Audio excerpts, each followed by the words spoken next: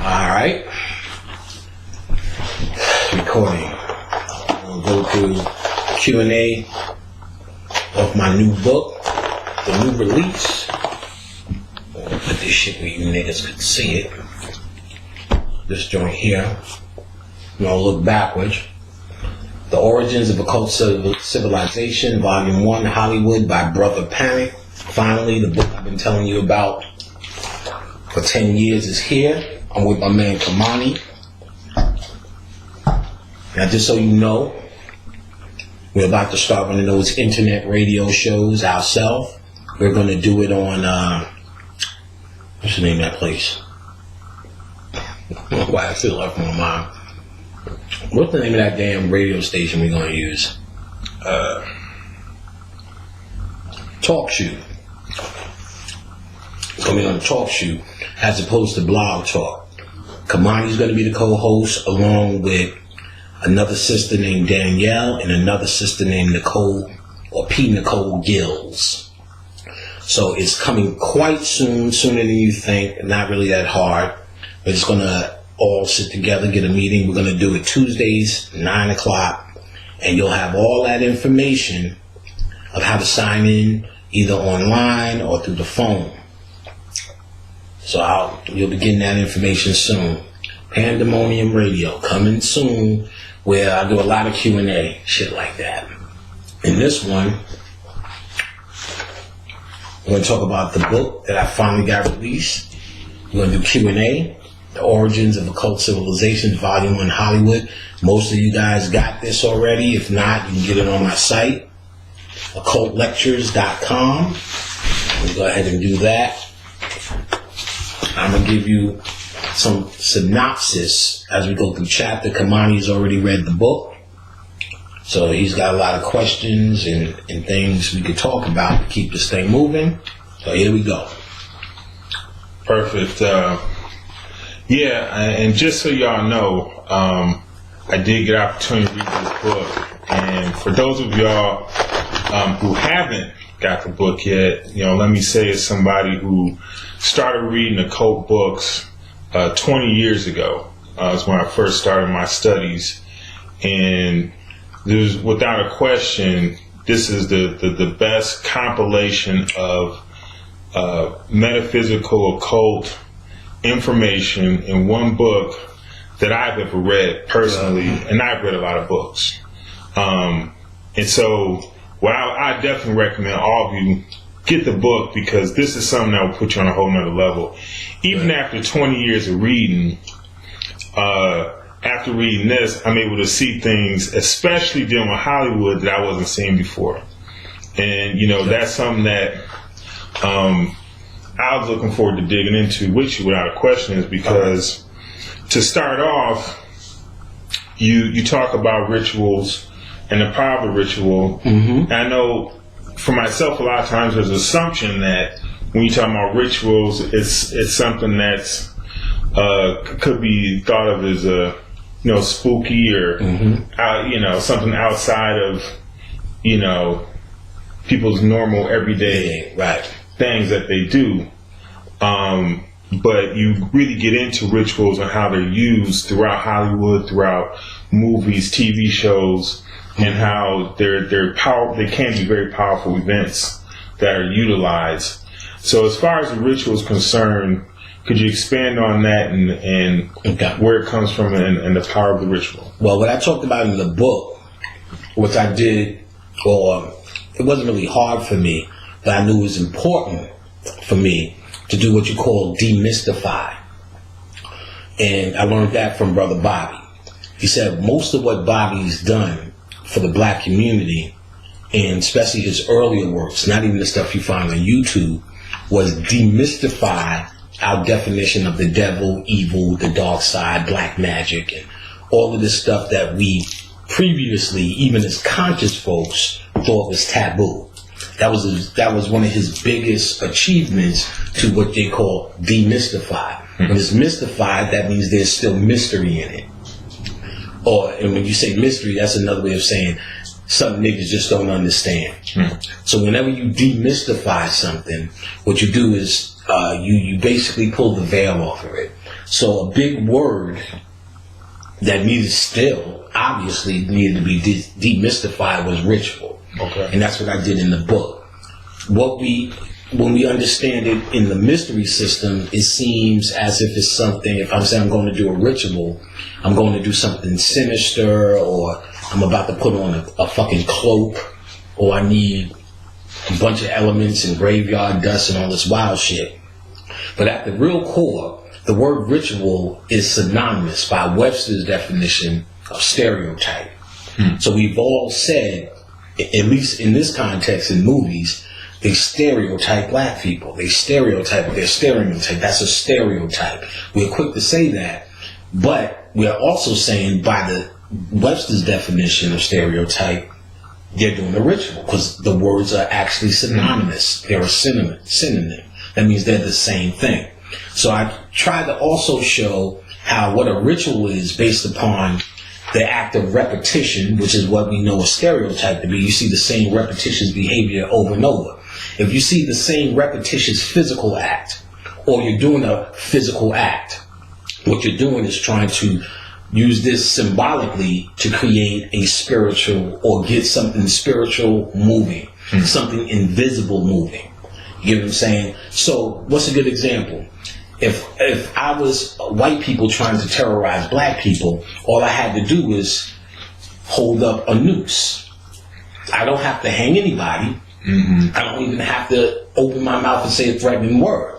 Just by holding up the noose, based upon black people's past and their thoughts and what we possibly could think about the future, or quite simply, if you wipe all of that away, quite simply, I'm making a statement symbolically that I'm gonna hang you niggas, or death to you niggas, death to you niggas by our old system.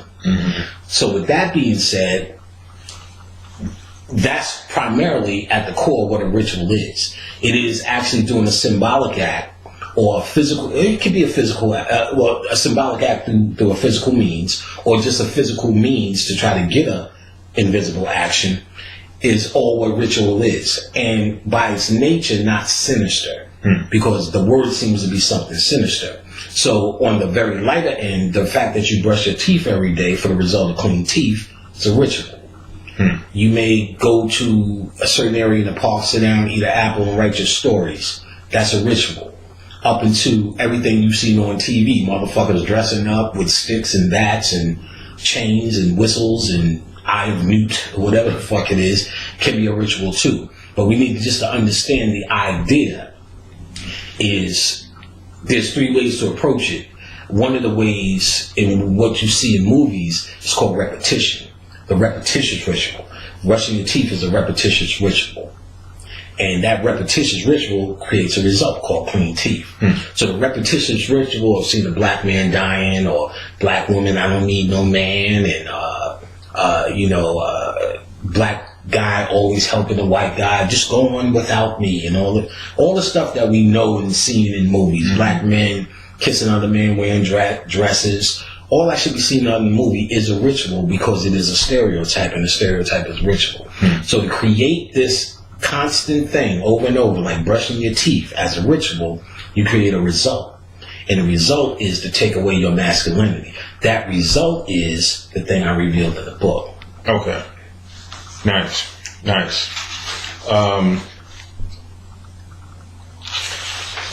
So, I mean, without a question, there's so many rituals that are in the movies that have to do with, black men and black women, without a question, that we see most of the time. Once you become conscious at all, the feeling is most of these movies are garbage in the sense of the reflection on us. Right. It's always a negative reflection. And you get into that in the book, and in a way that I really haven't seen done before, quite honestly, where you take something that was done during the times of slavery, which is you talk about the Willie Lynch letter. Right. And then with the Willie Lynch letter and how that was used to teach, the slave owners how to control the minds, which would then control the bodies of the slaves. Right. But then you found ways where they're utilizing this in Hollywood, right? Mm-hmm. Where Willie Lynch is being utilized in Hollywood, which I thought was fascinating. Could you get into that? Definitely. Well, so if you're because what I call myself is a decoder, which is another way of saying demystifying or taking the mystery out of this planet, what's going on.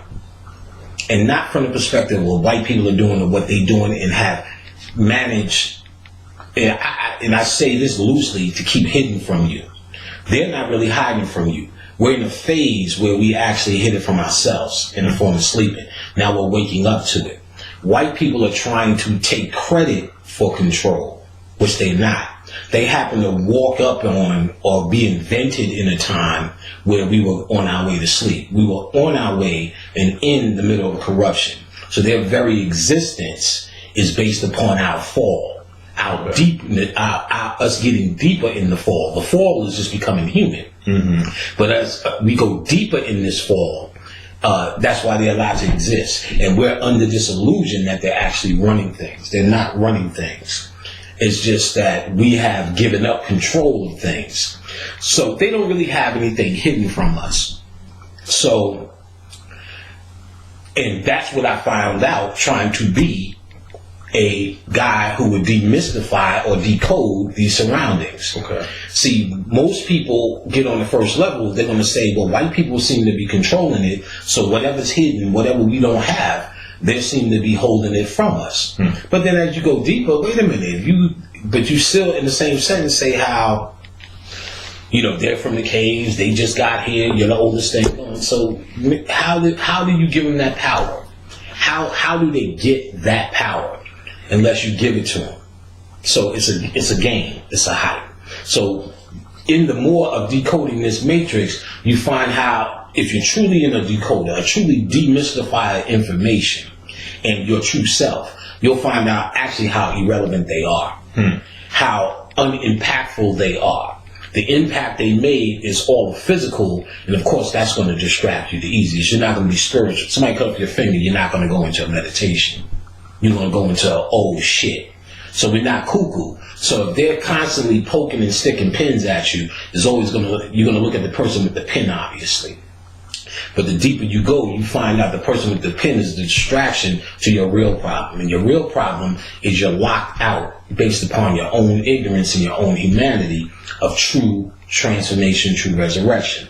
So that's as a demystifier. So now, once you get past and have that contentment, which is something you need to find yourself, something I can't convince anybody of, no matter how deep I pretend to be. You have to, it's something you convince yourself of because your mind is running this. Your mind is the all. Your mind is everything. The universe is mental, which means to control your mind is to control the entire cosmos.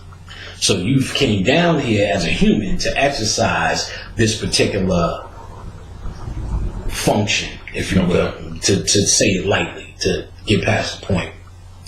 So once you understand your real problem is with you, then you can start thinking differently or in a bigger picture than the obvious that's in front of you. The guy that's poking you with the pin. You could think, how did he get there? Wait a minute, he's not the bad guy. The bad guy is me because I'm sitting here allowing him to do it. When I'm the God of all that is and all that ever will be. So he's not really the bad guy. He's doing what he's supposed to do. He was born to pick you with that pin. So if he's not picking you with that fucking pin, then you have a problem. He's doing what he's supposed to. You're not doing what you're supposed to. Right, he's doing what he's supposed to do. You're not doing what you're supposed to do. And that's really using your weapon, which is your own mind. We're trying to match them or fight their fight. We're trying to, they'll tell you, you're in a boxing ring, you're a brawler, you box a brawler. You're a boxer, or if you're a brawler, and they try to tell you, just don't let them box you, get them in the slugfest, kid. Because that's where you're going to win. That's your fight. So the white man can't fight your fight, but you decide not to fight your fight. So when you get past this and understand your fight, once you get over this hump of this distraction, not to say it's invisible, not to say you should ignore it, you just need to address it differently because the way you're addressing it clearly is not working. works for me as an individual.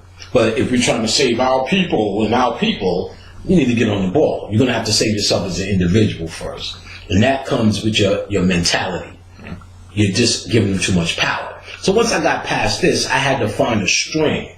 Because if they are doing stereotypes and they are doing rituals, as an occultist, I'm looking for the occult science. Most people are looking for the everyday, see they embarrass you in that movie, see what they're doing. You said occultist right there, and you said you don't want to, if you're a brawler, you want to bring the brawl to the boxer, and if you're a boxer, you bring the boxing to the brawler, right? Mm-hmm. So, and then you went into the occultist. So are you saying that our fight, if you were to use that, black people, mm-hmm. right, that our fight is being occultist?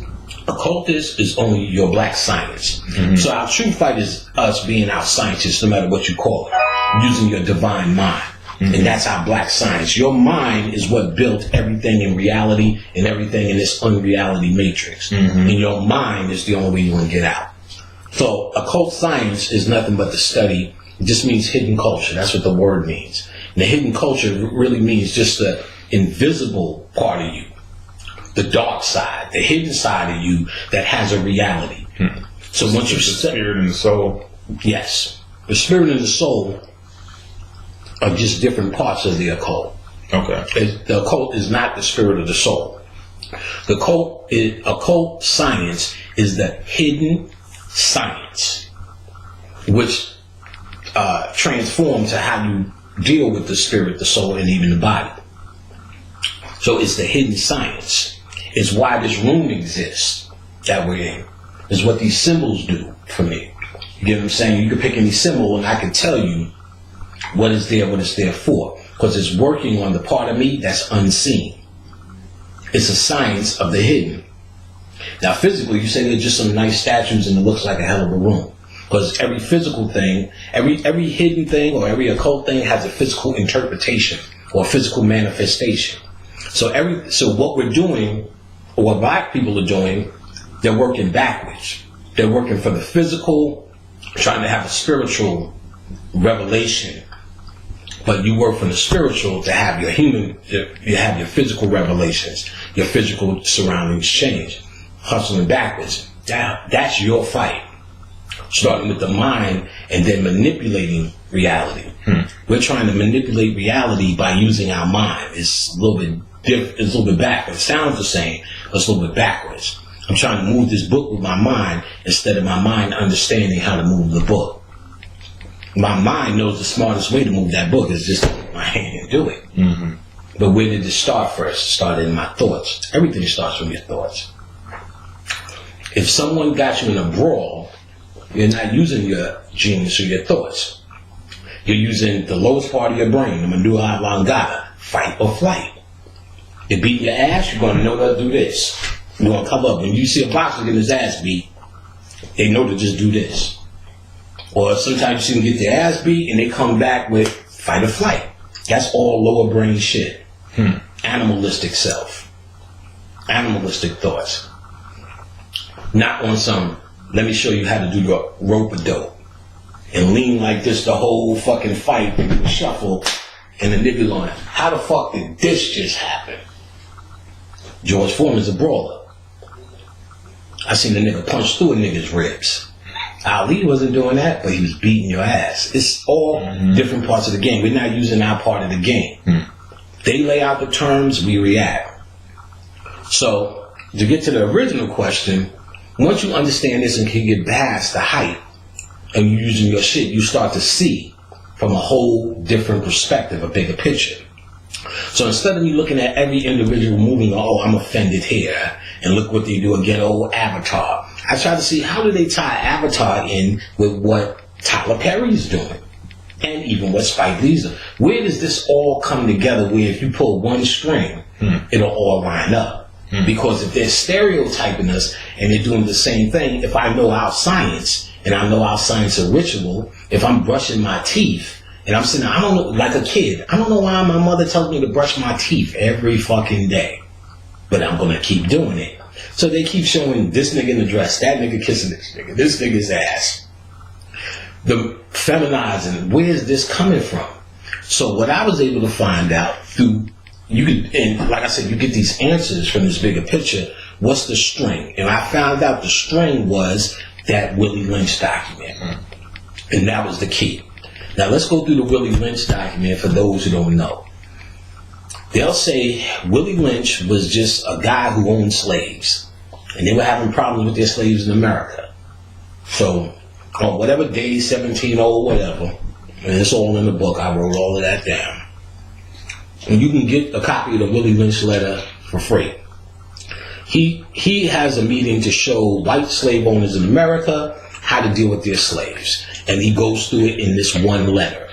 And in this letter, it's action-packed with information. Now, they say, no, Willie Lynch, that wasn't the real guy. Somebody made this letter up. It isn't real. And there was a movie that they discussed this Willie Lynch letter. They discussed it in The Great Debaters. Denzel said a scene from it, which was damn near breathtaking. Okay. You know what I mean? And there was a movie with Ving Rhames, and I think it was Ja Rule. I don't know. But Ving Rhames, I think it was Animal. I think that's the name of it. Where they dealt. And know who was in it? Yeah, I think it was Animal. The first Animals. They did 1 and 2. Jim Brown. Okay. And Jim Brown was in jail or getting out of jail, helping Ving Rhames get out of jail. He was an animal. His son was going the same path. He's telling him all about the Willie Lynch letter. The whole movie's about it. And they said, it's not true. And Jim Brown said these lines, doesn't matter if it's not true. Is the shit real? Is it happening? So when people say, well, it's not true and it's this and that, I'm like, it doesn't matter. The shit is real. And in it, they have how to make a Negro. That's what it's called. The Willie Lynch letter, the making of a Negro, some shit like that.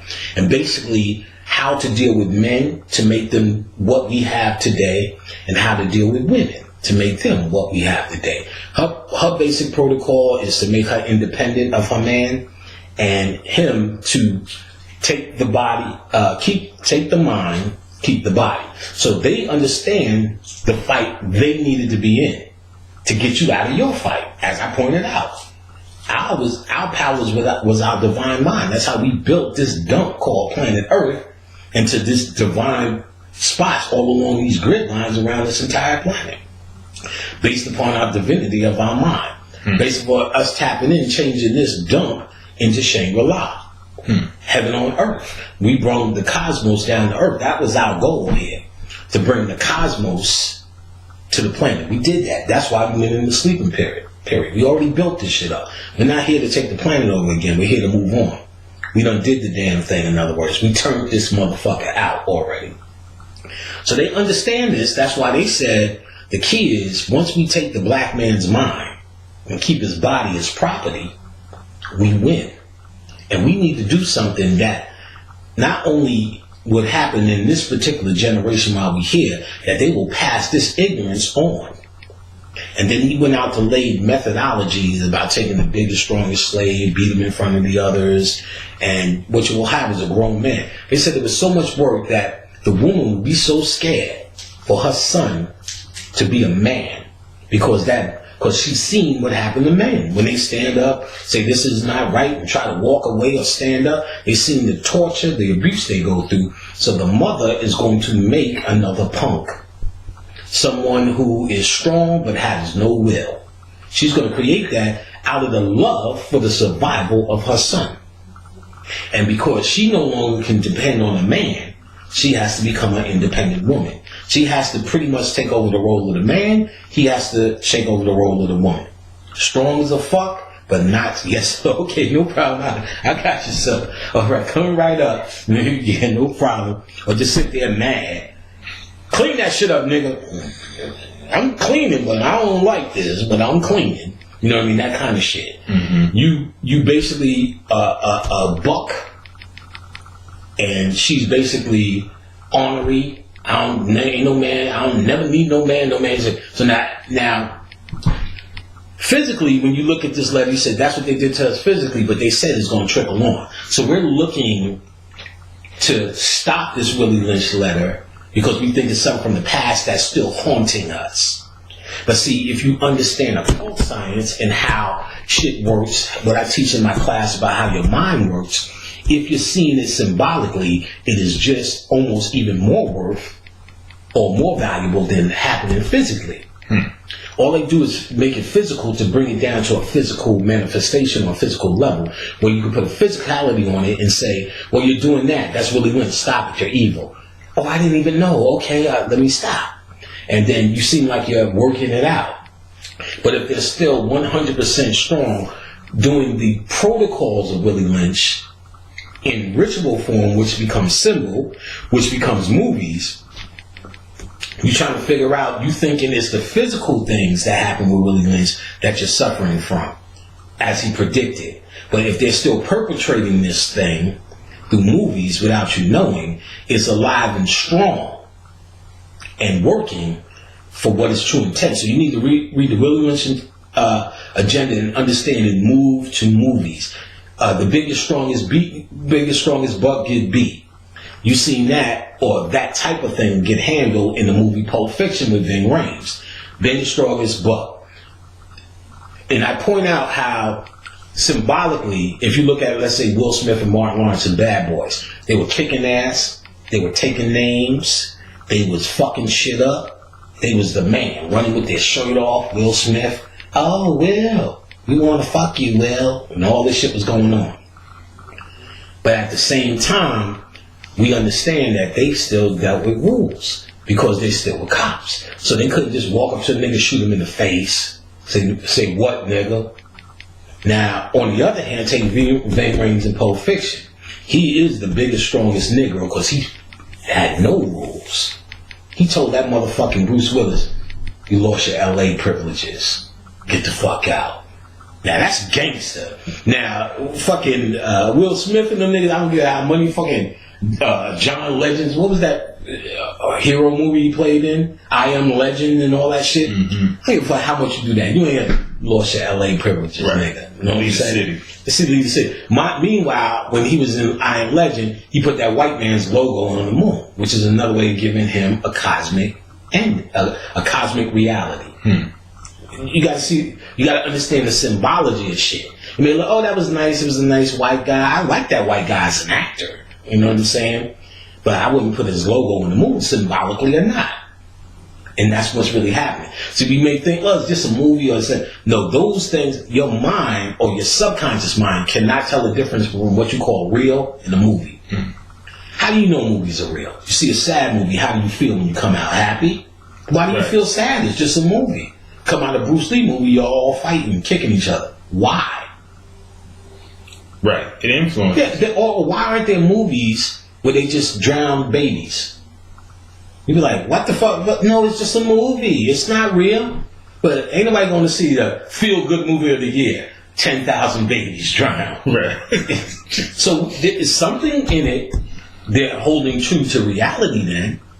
Because, you know, throwing kittens off the roof, coming to a theater near you. Why you don't see that? You don't see that because we know nobody's going to go and see that even though it's just a movie. So this just a movie idea is a fantasy. You can get that off your mind. That's somebody who's just either real dumb or trying to hide something. Tell it's just a movie. Well, they're making a statement in every movie, hands down. And they're trying to create an emotional response in every movie. And why does it work? Because your subconscious mind can't tell the difference between the two.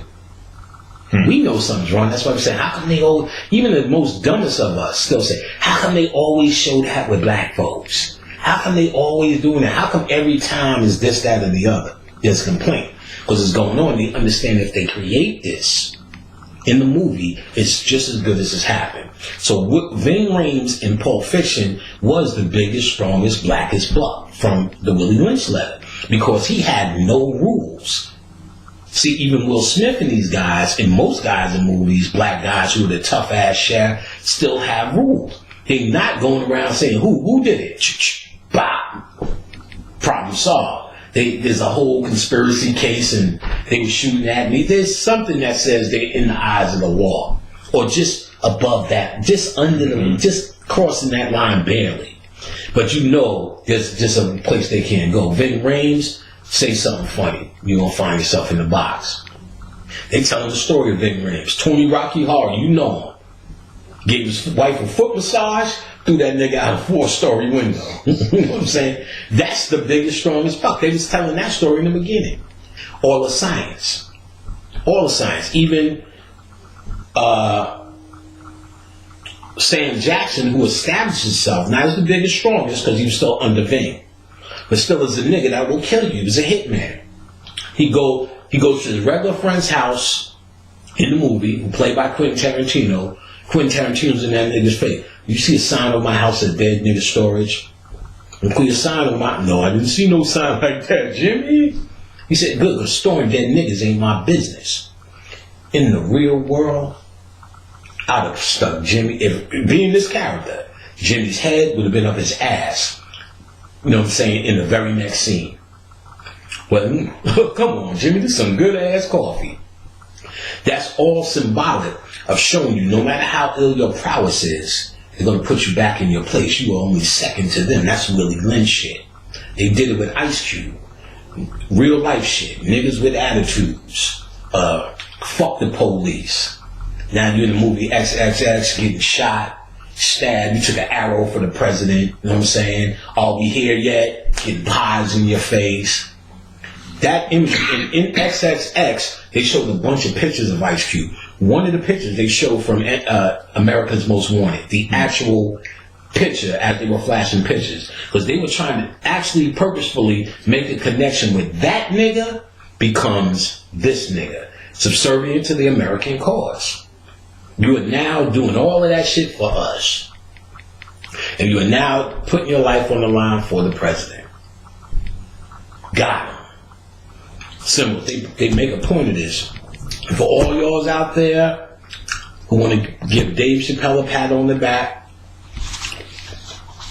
he wore a dress in the movie Robin Hood Men in Tights. It was his first movie. He played a character named Atchu. I've been put this in my book years ago. I remember he wore a dress way before I knew it was wrong for niggas to wear dresses in movies. That's how old this fucking movie is. I'll give him credit for stopping it.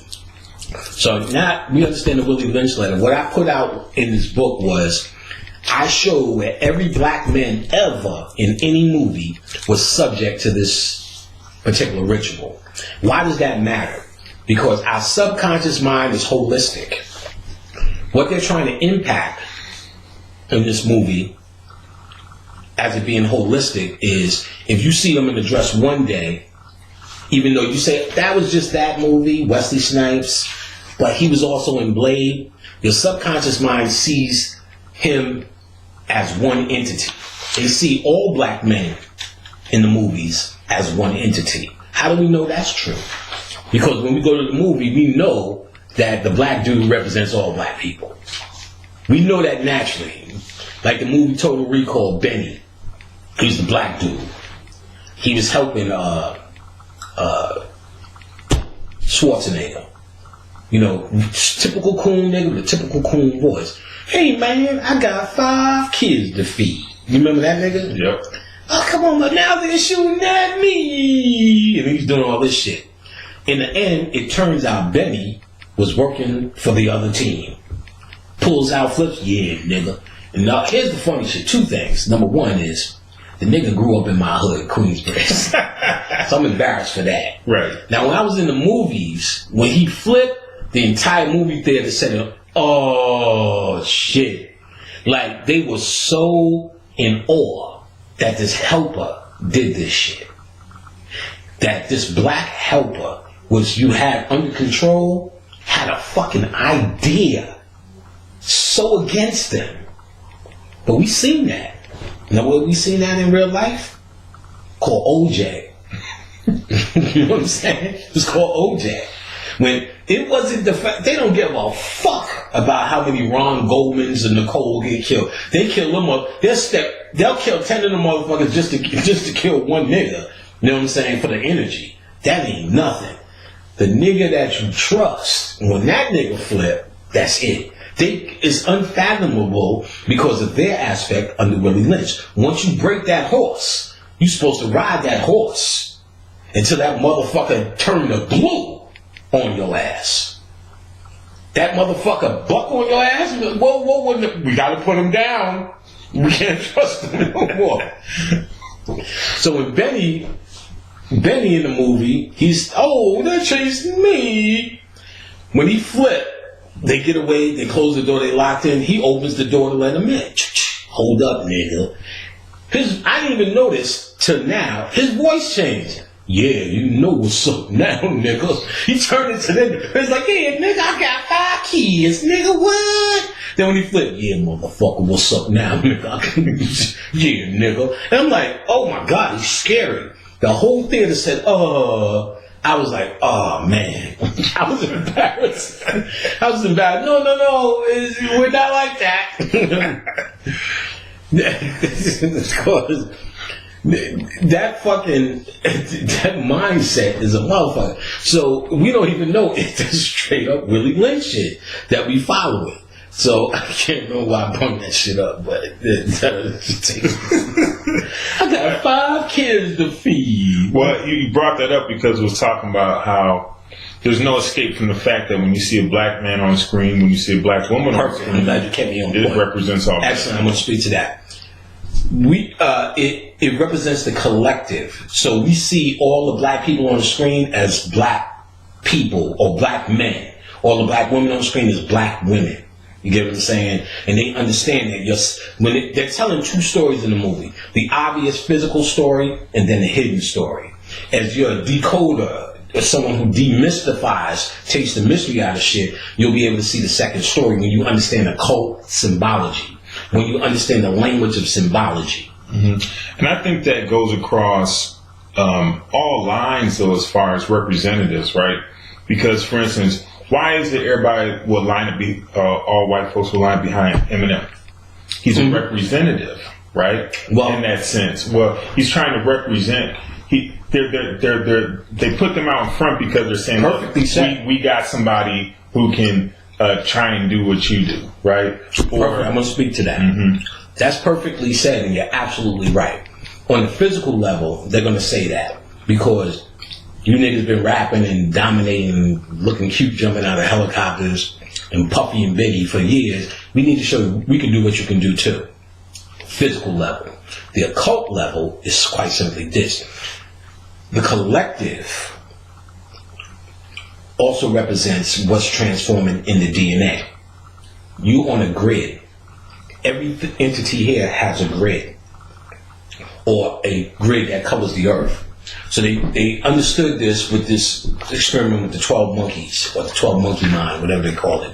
Where basically they started doing with the one thing with one group of monkeys, another group of monkeys disconnected from the other group was doing the same thing. Mm-hmm. And what they figured out is there's an actual consciousness grid, also called the unconscious collective. Okay. So when I saw that or studied that, it was called morphological fields. That's exactly it. Mm-hmm. The fields. They call it these fields. In fact, the Earth has one. That's why they put all of these particular ancient spots all over the Earth on this particular morphic field or this grid or grid lines. Now, and then they'll say the consciousness is based upon what's in the grid. Basically, what's in the pot. Mm-hmm. So all of our thinking comes to one pot. Them understanding that unconscious or hidden or occult form of consciousness, they're able to speak to that in certain ways in movies. So while we're wrapped up in this physical rendition, which is not to say you should ignore it, but it should not be leading your consciousness or leading your science or leading your work or leading how you conduct yourself. I know it's hard to make that jump, but that's what this work is. If it was easy, you know what I'm saying? So in that grid and in that consciousness or that collective, if they can insert and interfere or interplay with that collective, then they could massively control black people's thinking. Because if they raise up Medea, Tyler Perry, I don't give a fuck how conscious or how much you don't say you why. Just for niggas to say, I don't watch that shit, you know it exists. And you know it exists to a level you don't want to watch it. So it's there, you get what I'm saying? And it does affect you whether you know it or not. Just because you physically don't partake in it, good, just don't watch the show. But you know that motherfucker's there. You know you don't like it because you know they got niggas, but you know it exists. It's in that collective. So they know they can still impact by doing that. So when you have Benny, that's putting something in the consciousness grid. You get what I'm saying? Why do you think they're rehashing OJ? OJ, 10 years to the exact date of his acquittal for the murders, he gets arrested on the shit he's in there for now. To the exact day. And just to expand a little bit on the impact of collective, I'm not sure if everybody out there understands the impact of the collective. When I was studying doing morphological fields, what they did was they took some sheep. Mm-hmm. And all these sheep were trained not to go, sheep never cross over these metal barriers. Mm-hmm. So you need to put a fence up. If you just cut off the grass and put this about a 3-foot metal plank, right, the sheep wouldn't cross over it, mm-hmm, right? They wouldn't do it. So they can have all the sheep in this particular area, right, not do nothing. Mm-hmm. So one day, one of the sheep crossed over the plank. One sheep crossed and started eating grass on the other side. Another sheep saw that one and was like, well, that looked kind of good over there. Let me cross too. So then more and more sheep had the courage, once those did it, mm-hmm, to cross over that barrier. Right. But what they saw happen was that all over the nation, those same type of sheep began crossing the barriers too, which meant that information wasn't being just communicated from like a sheep seeing it, right, but it was from some field.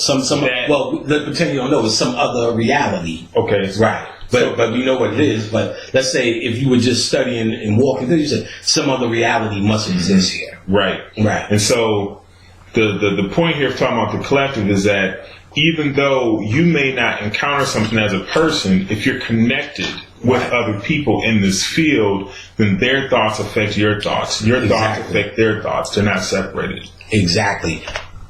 With mice, this shit was ill. Gotta be a New York City nigga. I had a little mouse in my room. Put down little sticky traps. Word is born. They said, no, mice know how to walk around that shit now. Even born. They're born into it. They don't. They don't have to say, "Oh, I fucked up." That shit don't work no more.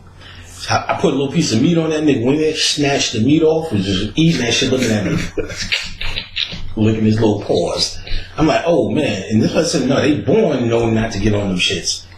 It's in their consciousness now. That's Akasha. That's DNA. That's how this shit is actually done. So when they get one guy named Eminem that finally figured some shit out, by putting them out in front of you in everything, it will actually change your morphic field. Did it work? Listen to rap music now. It must have helped do something. And for them, it puts these, even if it's just him, we can do what they can do. We can do it. And see, y'all don't even know the ritual. He did a whole Jesus thing. He had a whole fucking crew called D12. The 12 disciples. He was presenting himself as Jesus. I did a whole breakdown. I show you in all his pictures where he's in pyramids doing this shit, doing shit, pointy hoods. His whole shit is straight up in pyramids. So he ain't and then after he did that D12, went motherfucking crazy. That's when he was going for them years. On them fucking M&M pills, whatever he was on. Crazy. Too much power playing with the wrong shit. Trying to step out your morphic field, nigga. Right. You know what I'm saying? But they want to put out these firsts there because what they're really trying to do is take your identity. The end. Hence all the movies that portray them in history. They're trying to cosmically line up with an energy. Mm-hmm. See, the energy that's natural for us, that's going to get us out of here, is your natural state of being as the hero. And so and first of all, every story, about 89 to about 85% of movies are metaphysical by nature, even if they're not trying to be. Because the templates from stories on this planet come from mythology. You cannot tell a story without the certain elements there. A hero, a bad guy, and a reason. In 3 parts. As you pointed out another time, there's usually a love story. Well, that's usually the reason. And then if it's just a love story, not an action story, then the bad guy becomes whatever they start arguing about, why they can't get it together until they get it together in the movie. The interest becomes the interest of her or love or whatever they're fighting for in their love. So in this 3 stories, beginning, middle, and end, you know what I'm saying? And it's got to be a problem. Every love story, they meet each other, they're going along, the old boyfriend comes back, problem, or he has a heart condition he's not telling her about. He don't want to get with her because he don't want her to get with him because of his bad heart problem. So it's a problem. Then she finally says, he never meant nothing to me, or he kicks his ass and they move that together. So whatever story it is that same basic format. And all of that comes out of mythology. So so most of these white writers understand that concept. So they go right to mythology, which is public domain, meaning no one owns the copyright to it. So they can steal from these stories all day and then just rehash them. They're playing the same characters. Shakespeare stole all this shit from mythology and nigga shit anyway. And half the niggas say he was a Moor or a nigga anyway. So they're getting it. That's what they study to become writers. The classic scenario. Well, we know, if we're going to tell this story, we know we need this element, that. Who's playing this? Whether the protagonist or whatever, which is set. Horace. You know what I'm saying? All day. So by nature, there's always a hidden story in it. And even if the hidden story is not that deep, I'm going to be able to say, well, they're still stealing that from that. But that's where that's come from. That's from that mythology. And they're using that as a template. So there's always 2 stories. The hidden and all of that straight out of mythology, where the average Hollywood writer is doing it. Also, I don't know if I brought it up in the book. I think I did. Because people say, well, how could there be a mass conspiracy? Because that's where it sounds crazy. They don't sit around saying we're going to exploit black people. No, what you need to watch is a movie called The Player. With, what's the white boy? The white boy goes with Susan Sarandon. She's not in it. The Player, Whoopi Goldberg's, a lot of people are in it. Tim Robbins, he's leading it up. A lot of motherfuckers in this Tim Robbins movie, and it's a movie about Hollywood. And he's a guy who takes pitches for scripts. And they show you how this is really done. They'll say the movie, like the Paramount says, we're going to do 6 movies this year. And they'll say, Kamani Panic, go find me scripts. But this is what I want. I want a movie where it's a love story from another planet. So then I say, all the people who hand me their scripts, the dead people and the big people, the Spielbergs, whatever camps, this is what we're looking for. Any one of y'all got a script? Because remember, our boss, he's the Illuminati, the secret society, the conspiracy guy. He knows he wants a particular script, or that's the order of the day. So but it gives you a vague thing. We wanted another planet, and a love story, and a savior story, right? Does anybody have anything like that? James Cameron, you went to Spielberg, John Favreau, Spike Lee, you went to everybody. James Cameron said, yeah, that's something called Avatar. Hand me the script. So they do the script. The big boss knows we need to make this white guy the savior of this planet, because that's what we're going to do this year, let's just say. And I'm keeping it simple. So the guy is black. The guy who's up and knows the conspiracy, he ain't going to tell us. He's going to say, look, I like the script, but I think we need to make Jake Scully a white guy. So we don't know that he has an agenda or he's actually taking us someplace. We'll just say, look, James, you want to make him a white guy? I think I can get a go on this. He don't want to get the script done. He want the money. So he's going to say, okay. Then the guy can tell you 10 other things from the top that he doesn't like about the script, but he's really trying to lead you to whatever the agenda. So he's on the conspiracy at the top. You're just thinking you're doing your job. So everybody on it, me and you ain't even in on it. That's why you'll see a movie like Core and Armageddon and Deep Impact, which are pretty much the same movie in the same fucking year. My boy Tef and Roswell did a whole thing of all these movies that were coming out. It was pretty much the same movie. Deep Impact was an asteroid going to hit the Earth, so it was Armageddon. Same fucking year. You know what I'm saying? Same destruction movie. Because they'll get a green light on types of movie they're going to do, and you'll see 3 of them in the same fucking year. And they had plenty of examples of that. That's one I remember. Plenty of examples like that. They'll show you unrelated fucking trilogies. Like in the book, I show you Sam Jackson was a trilogy: Freedom Land, Snakes on the Plane, Black Snake's Moan. And I put it together in the book as a trilogy. Yeah. Because I show you the unofficial trilogy that you won't know trilogies, but they're putting them together, and your mind, which is holistics, see all 3 movies and see one goddamn point. Mm-hmm. Sinister with it. And see, that insight right there is really important because I've definitely heard people say that, oh, what do you think, this is some huge conspiracy? Everybody makes movies and trying to say that. Right. What they don't understand is there's a business, a big business element to every movie that you see. Right. That's coming from people who are usually sitting up top with billions of dollars. Right. And they're the ones who are, Right, because at the end of the day, perfectly said, the heads of the studio make the final decision. So let's say only the heads, which only could be a number of 2 or 3 or even 1, who gets his instructions from somebody of whatever secret society he's in. So all he has to know is the agenda they're looking for. We want this, that, the other. And all he has to direct it to his subordinates. You the guy, and like I said, watch that movie, The Player. Whoopi Goldberg, Tim Robbins, and it was an all-star cast. And they'll show you how movie making is done. That is pretty much only one person given the green light. And that one person, he could be in on the conspiracy, but he could just trickle down orders that his subordinates have no idea what the agenda is, but they could say, that while you could do, and you know how could this change? Because you always do script rewrites. So I would have the basic story that I need. You may submit that, but by the time we get to the end, what you hear all these writers say all the time, they done massacred my script so much. They done did this to my script so much. They done changed this to my script so much. Mm-hmm. Why are they doing that? Because they understand. They don't put out, we see maybe 100 movies come out a year. But they're only 5 and 6 coming out per studio. Mm-hmm. So they don't have all this money to do whatever. They got their A-list and their B-list movies, lower budget movies.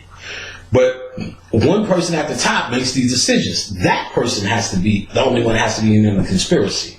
And when... there's one more thing. Yeah. What it would trickle down to writers and directors and the subordinates is, we need to make these type of movies because that's what's going to get the green light from Hollywood. So they, or even without telling them or changing anything, it automatically knows they kind of know where it's supposed to go. Mm-hmm. Some of them may be hip and say, okay, I know what's going on, and write something like that. Or somebody not know and say, I'm just writing like this because I know they're not going to accept my other thing. So I'm going to I'm going to color within the lines. Like right now, I may not like nothing to rap, but if I make rap, I got to rap like 2 Chainz. So let's say the conspiracy came out the top to make rap like it is now. You don't have to tell me to make rap like it is now. To survive, I'm going to make rap like it is now. Mm-hmm. You know what I'm saying? Nigga wanna come with it. I'm going to be doing all that dumb shit no matter if I hate it or love it. Right. Because I know I can't make it without it. So now these writers understand they can't make it without it. Put a nigga in the dress. That's why Dave Chappelle said, they wrote a script for me in the dress. I said, no, they already had one rating. Because they already know. Put you in the dress. On Saturday Night Live, when them niggas wear dresses religiously, they did a skit. And on the news skit, the dude wore a dress. He said, why? He said, I'm wearing a dress. He said, because I wouldn't have been on the show without it. And everybody laughed. He was making a joke about that he wouldn't have got on it. Mm-hmm. Without it. And he wouldn't, because you know that they tell you on Saturday Night Live, they fight every week to get their skits on the show. It's not like you're going to be guaranteed on it. You got to fight every weeks and weeks. So everybody's doing whatever to try to see who makes the cut. Okay. He said, I wouldn't even been on the show if I didn't wear this dress. So they saying it. Crazy. That dude, Lauren, whatever his name is, from Saturday Night Live, the creator of Saturday Night Live, that nigga loved to see black niggas in dresses. Every nigga that go through that shit had a dress on that show. Remember, and half the niggas I labeled from them shows on that book, I just put the list of characters they played as girls. Damn near pages long. You know what I'm saying? It's crazy. And along those lines, I mean, of course, it'll make, my mind would go to say, well, shit, we need to make our own movies, things along those lines. But the last time that I saw somebody that was in a position where he would have been able to, have movies made on that level, it was Reginald Lewis. Which one is Reginald Lewis? Reginald Lewis, in the 80s, he was definitely the wealthiest black man on the planet. So he was the one who first did the first person to have a TLC. Beatrice was the first corporation. But here's the point. His plan was to buy Paramount Studios. All of a sudden, he got a brain tumor and was dead. Oh, they killed him. You know what I'm saying? I remember that. They killed him. So that's what I'm saying. Like, as soon as there is somebody who's trying to do something, no, they're not trying to. Bill Cosby, they showed you that shit with NBC. Bill Cosby tried to buy that shit. They killed his son. See, we need to understand. It ain't about money. It ain't about what we could do. See, because that's a physical response. So I keep trying to tell everyone. Your physical response is not going to save you. You're still fighting their fight. How do you buy Paramount and NBC from them? It's theirs. It's theirs. Then how do you mimic that shit as a counter? We need to stop participating in all of this shit. I know it's easier said than done. Oh, man, what we going to do? What are we going to do? But we need to understand, we're not going to build a better system that they created. No matter how much money you got. And they will kill you because they understand it ain't about no power or money or corporate take. I don't give a fuck about it. They build this shit and tell you it's valuable. And we say, okay, I guess it is. Don't go stepping on that shit. No, don't go around there. It's valuable. Because they told you it's valuable. So we're not going to win on their terms. Not going to win on their terms. Mm-hmm. Or you need to play their game. Or if you're going to fight their fight, that better be your fight.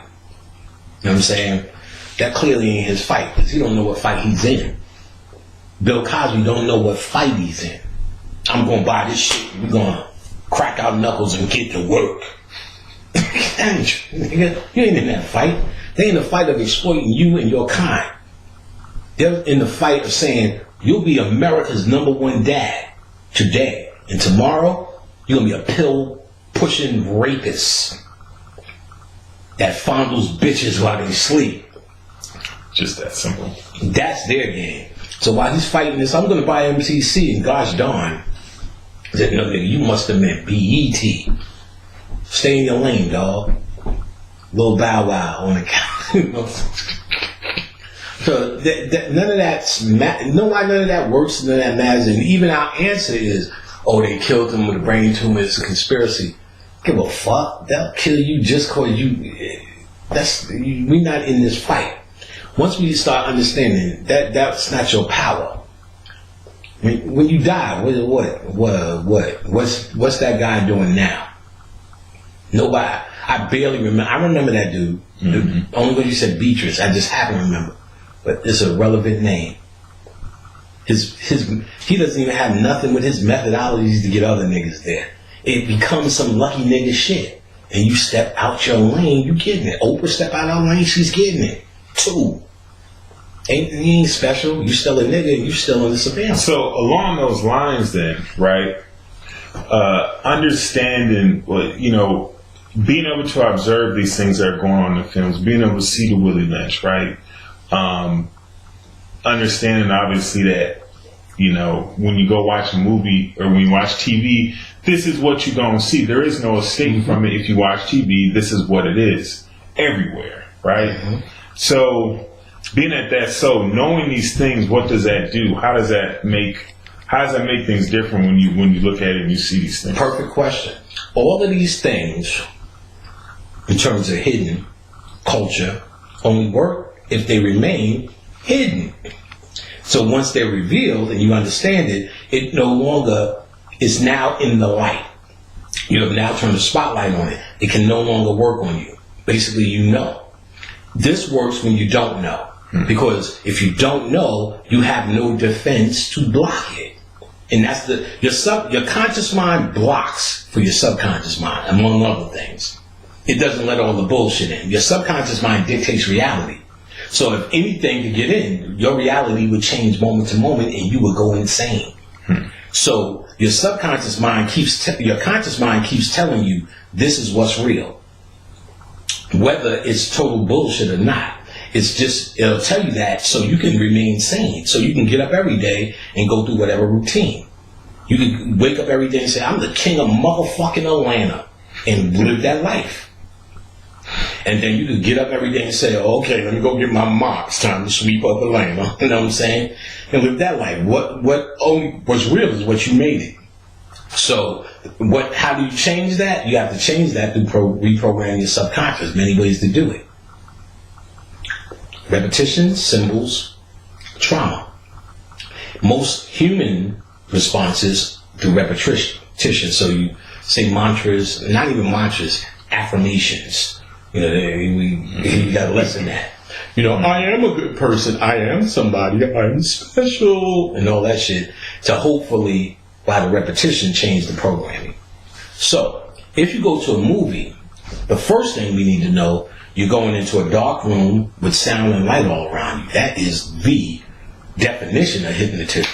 Not only that, you're going in with the intention to lose yourself in the movie. Or they call it suspension of disbelief. What you would normally disbelieve, you suspend. I want to see Superman fly. I want to see Batman fucking shoot something in the air and be on the fucking roof. Hence why when you go to a horror movie, people are screaming and shit. Yeah, they want the emotion. Mm-hmm. So you shut down your conscious mind. Because your conscious mind says, niggas can't fly. Ain't no nigga gonna put on a blue suit and go to the Fortress of Solitude. Man, see, because you're conscious now. If I said, yo, Kamani, in the north, I got a Fortress of Solitude. I talked to Jor-El. You're like, all right, my nigga, so this nigga, is it medicine? You know what I mean? So, I'll say, yo, you got to see the Fortress of Solitude. You're like, oh, yeah, nigga. What's real, man? What's real? What are we saying then? Well, I know if you ask me logically, I know it's not real. It's a movie. But if I told you about this movie and you wanted to go see it, you're not going there to say, I know it's not real as a movie. You're going there to say, dazzle me, nigga. Mm-hmm. So you open up your subconscious mind already. So if they understand this is the prime place for programming. That's why you niggas ain't buying NBC or Paramount. They don't want them goddamn different world shows on. As dumb as those shows are, it still made a whole bunch of niggas go to college. Even though that ain't shit. But it still shows you the power of it. A whole bunch of niggas go get miseducated or get prepared for jobs. So imagine he fuck around and let somebody who knows something while he's running NBC programming do something that tells niggas to do something beyond just go to Morehouse or whatever. Dangerous shit. We can't let you play with that. We cannot let you play with that. You stepped out of your lane. Mm-hmm. You OJing right now. So we need to get you back in your lane. Murdered Johnny Cochran too. He was the fucking genius. Murdered him. And nigga, fuck OJ. Your ass was a spectacle. And the nigga started saying, we wasn't yelling for no OJ, we was yelling for Johnny, nigga. Okay, let me show you how that go. Right. Bye, Johnny. No, you playing the wrong game. See, we losing at that because we sit there and do some shit and be like, now what you gonna say? Black power, black progress. Scored another one. I said, oh really? Right. He said, we're not playing you. We're not dealing with your rules. You're still trying to deal with moralism. That's something we made up for you. So we're not playing their game. We need to understand occult science. We need to understand how they're moving in silence, because the move in silence is how it affects. So if you're aware of it, that's why we write a book like this. If you become aware of what's going on, now, like you said, now every time you see the movie, you can see that shit for what it's worth. That's the idea of what an occultist is. And like I said, we demystify or decode something.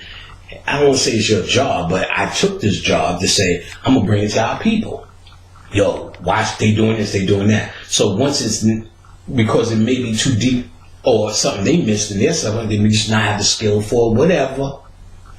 You hear, now that they know, you can't pull it, the ritual is defunct. Yep. And that's the point, to defunct ritual, defunct what they're doing. In fact, I know this was the case. Nobody caught this shit. I decoded the Avatar movie to what was going on in Haiti at the time.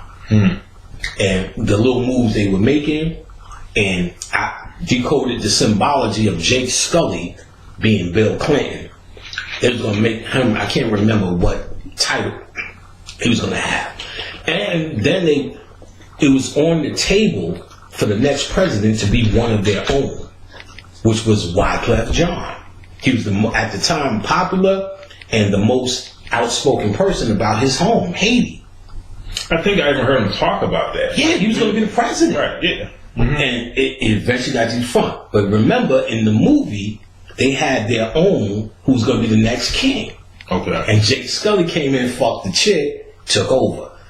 Bill Clinton was playing the role of Jake Scully. Wyclef Jean was playing the role of that dude. I will fly with you, that dude. All symbolic, playing with home tree. And it was the earthquake in Haiti, decoded all of that shit.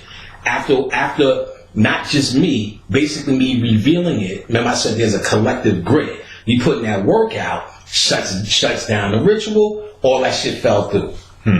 Clinton was dead, all that shit was done out there. That's how we work. We reveal these shits, and when we reveal it, put it out there on that ether. Put it out there where black people are now vibrating on this energy. So I dedicate myself to go into the deep mysteries, bring them out. Let's just say I have a talent for it. Let's just say that. I think everyone could do it, but let's just say I do. Then I'm bringing it out to people. Once the people understand this, once the people get a whiff of it, whatever they're doing, that's how we shut them down. That's how we win. That's how we fight our fight. And really, it's sad because we only decoding their shit. That's why I give you a healthy dose of our shit, because I'm not going to waste my time just decoding their work. It's about our work. Decoding their work is actually a side effect, for real. I'm not going to dedicate my life to saying this is what they doing. No, what we doing. So this book is what we doing. Nice. So, in the process of decoding, I guess, then, and going into decoding our work, which is what you just led into, real nice. In the book, you talk about, as you just said, once we understand it, we see the effect it has on us. We see what it's doing to us. We see how it's affecting our emotions. And in the book, you talk about how our emotions are primarily controlled by our chakra system. Before we go into the chakras, let me just finish out being clear on what I did in this book. So there's 3 sections. So the first section, I'm going through the table of contents. I did chapter 1, 2, and 3 in the first section, Hollywood, the slave plantation. And that's where I go through what is ritual in the first place. That's when we dealt with. And then the second one, I dealt with the Willie Lynch letter, making of an actor. And then the third, which we didn't get to before we get to the chakras, was I went through every single black actor. This took a lot of research. And if they're not in there, that's because they're not significant enough. You went through every black male actor. Every black male actor. If I'd have did the women's actor, y'all would have had a fucking encyclopedia in your hands. Maybe I'll do it in a future time. But every black actor, and I gave them a rating system, just my interpretation, from 1 to 5. 5 if they wore a dress ever in the movie, and 1 through 4 for any other thing. And I gave everything from the Willie Lynch letter plus a little bit more. So they act like an animal, a sidekick, subordinate to white supremacy. Showing your ass is another form. Getting shot in your ass. All of these things I brought up. So every single black actor, I go through in a little synopsis. I give you the movie, give you a rating, the year they was in the movie, and go through a little synopsis of where they were used in the Willie Lynch ritual. And that took 109 pages. Every nigga is in there. Yep. They're all here. They're all here. Yep. Yeah, Tyler Perry got a 10 though. For obvious reasons. Right. Okay, so, and when I read through this, I thought it was real eye-opening myself, because what I would do is, before I read through what you wrote about it, I would, in my own head, say, okay, where do I remember this person being exploited? And the majority of the time, the exploitation that you would point out wasn't available to my conscious mind, which was some of the most shocking things. Right, because it became so normal. Remember, your conscious mind is fighting in survival mode. So when you see it over and over, you begin to normalize it. Because if it's something out of order, it represents either trauma. And that trauma is going to change your subconscious mind. So to protect yourself from trauma, seeing niggas always kissing on there, this shit is traumatizing a nigga. Mm-hmm. And if you're not into that lifestyle, you know what I'm saying? This shit is like, wait a minute, you don't want to see all of that. You know what I'm saying? We do it all the time. Right. So we got normal, or we normalize it with our conscious mind. So a lot of it becomes hidden again because we're just not seeing it. Because when you see something so much, it becomes normal. I point this out, like, you ever go when you were young, or maybe you'll bring your kids to some of your friends' house. And these are one of the friends that argue all the time. And your kids are sitting there traumatized, not knowing what's going on. But you look at their kids who hear these people yell all the time as they communicate. He's sitting down there playing normal. Ain't nothing changed. They still laughing and giggling. Like, your kids is like, they thinking they're about to fight. Because these are just these loud people. You know what I'm saying? And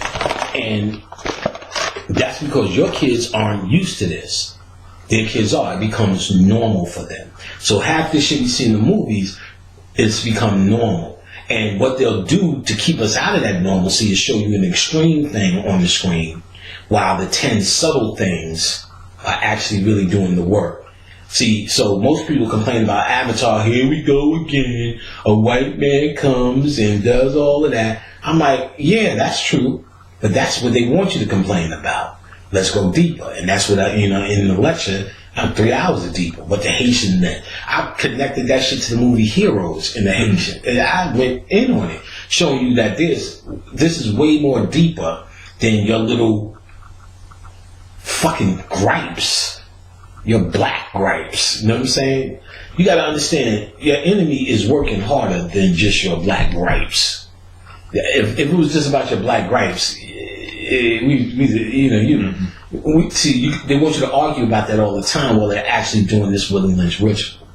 And see, like I said, even more than understanding their shit, when you understand your shit, you can see how actually pathetic their shit is if you have an answer. But it's real effective if you ain't got no answer. And you think your answer is answering them with this obvious physical intelligence, which they hope you go for. Mm-hmm. You just went for, they just keep throwing the left out there. You get hit in the gut. Oh! And speaking of that, one of the ones when I was reading through that, I tried to go through myself and kind of debunk all their shit before, I read through what you had. It was Chris Rock. Right. So when I thought of Chris Rock, I thought when I first saw this nigga, which was on New Jack City, right? So I'm like, okay, obviously he's playing a crackhead. Okay, right. We can let that go. Okay. Right. But then you went on to break down how in his comedy shows, he was actually doing something that was much more slick. And much more effective. Right, and much more effective than what was available to the conscious mind. Right. Could you get into that? See, excellent. See, because people would say, well, he exploited us, a crackhead. But actually, that's not effective to us, because you know what? Every nigga seen a crackhead. That's not even traumatic. We laughed at Pookie in that movie. It's not even traumatic. You know what I'm saying? What was interesting is when he did that whole routine about niggas versus blacks. That's where the magic is. That's where they were. And after that, that's when he started getting $20 million a movie. He was rewarded for that. You know what I'm saying? And just to draw this distinction, even niggas start saying the niggas in black when your enemy sees no different. You know what I'm saying? So that's straight out of Willie Lynch. You separate the old from the young, the light skin from the dark skin, the rich from the poor. Even rap people doing all of this shit. I got blank, I got this. It was about your status on the plantation. All you're saying is, I got this nigga Gucci man not Gucci Man, the other little nigga had a Gucci sign tattooed in his forehead. How much more fucking degrading the nigga, the Superman them hoes. That dude, I won't get that nigga's name right. Soldier Boy. Soldier Boy. Mm-hmm. Had a fucking Gucci sign tattooed in his head. What kind of slave? That's a slave. You are fucking advertising. Niggas became advertising. I got 2 Rolexes. I got this. You know what I'm saying? Blame this and that. Y'all niggas, that is straight out of Willie Lynch. It will benefit the economy for years to come. You know what I'm saying? You got Gucci tattooed in your forehead, nigga. It's crazy. Now, when he makes the difference between blacks and that's a class system. And that same class system is what they've been pushing on for Willie Lynch. So without him knowing it, and I knew Chris Rock, he was as conscious as any of these niggas out here saying hotel. When I first met him in New York. They had a special. This was before niggas was anything. Eddie Murphy was maybe trading places. They did this ABC special of comedy. Black people, Arsenio Hall. And from that, Arsenio Hall went on to do Solid Gold. It was before Arsenio Hall show, way before rap was anything. This was 1986, 87. And Chris Rock was on the show, Jerry Curls. He was doing funny shit. He was like, when the white people see a baby and a carrot, they say, oh, that's a cute little niglet. He was doing all this kind of shit. Funny. I just happened to catch this shit. And I was at Latin Quarters, it was a New York club, and Chris Rock. I was like, yo, that's the nigga on the show I was telling y'all niggas about. Yo, you need to come on stage with us, kid. Came on stage with us. Paradise and Lamumba Carson, who's Professor X from X Clan. Okay. They used to promote shows. They used to bring all the acts in. I was like, yo, put this nigga on the stage. Got on. He did that whole routine. Yo, get some pussy. You be smelling your finger. Did all this shit. Niggas is dying. Like, this nigga's a funny nigga. So he used to always be at the clubs. And I just, yo, what up, what up, what up? Now, I used to work 12 midnight to 8 in this pharmacy on Broadway. Side note. And don't let me forget about Chris Rock. I used to work on 68th and Broadway. It's called the Love Store. It was a drugstore. Why is the Love Store? Don't know. I used to come in 12 midnight to 8. Mad Heads used to be. Danny Glover used to come in, but I never watched Color Purple, so I ain't give a fuck. I used to talk to motherfucking what's Nile Rodgers from Chic. I was just trying to get in the music. Nile Rodgers is the man. First of all, the group Chic, and at the time he still was working because he did the soundtrack for Coming to America. Okay. He did all the Africans, but no, he's a certified nigga. Mm-hmm. Nile Rodgers, old G's to know him. This Chic, nigga, Good Times. Okay. Shit. I used to talk to him every night. I didn't know who he was. He just, yo, young bug, you need to do that. I didn't know who he was. Yo, man, please listen to my demos. And now, we work at midnight. Work with a white boy from Idaho named Ray, a homo nigga, a couple other motherfuckers. Eddie Murphy comes in the store, right? Eddie Murphy used to hang out at the China Club. Remember when his brother, Charlie Murphy, was going with Rick James at the China Club to join? Mm-hmm. They used to really hang out. China Club was on Broadway. So China Club was the spot. So everybody from the China Club used to come in and out of the store at night. Eddie Murphy comes in. The white boy Ray goes crazy. Oh shit, Eddie Murphy. No, we still like Eddie Murphy was big back then. Mm-hmm. So the faggot goes, yo, that's a transvestite in the car. What? It's a transvestite in the car. Nah, nigga, that's Eddie Murphy. Come on, nigga, cut it out. 3 months later, we moved now to 77th and Broadway. Another Love Store. Be the white boy Ray. Now, we was next door to a hotel with some real transient motherfuckers in there. So they was coming in all night. The creatures of the night. The children of the night. They was coming in and out. Transvestites, we knew them all. We be in there chilling.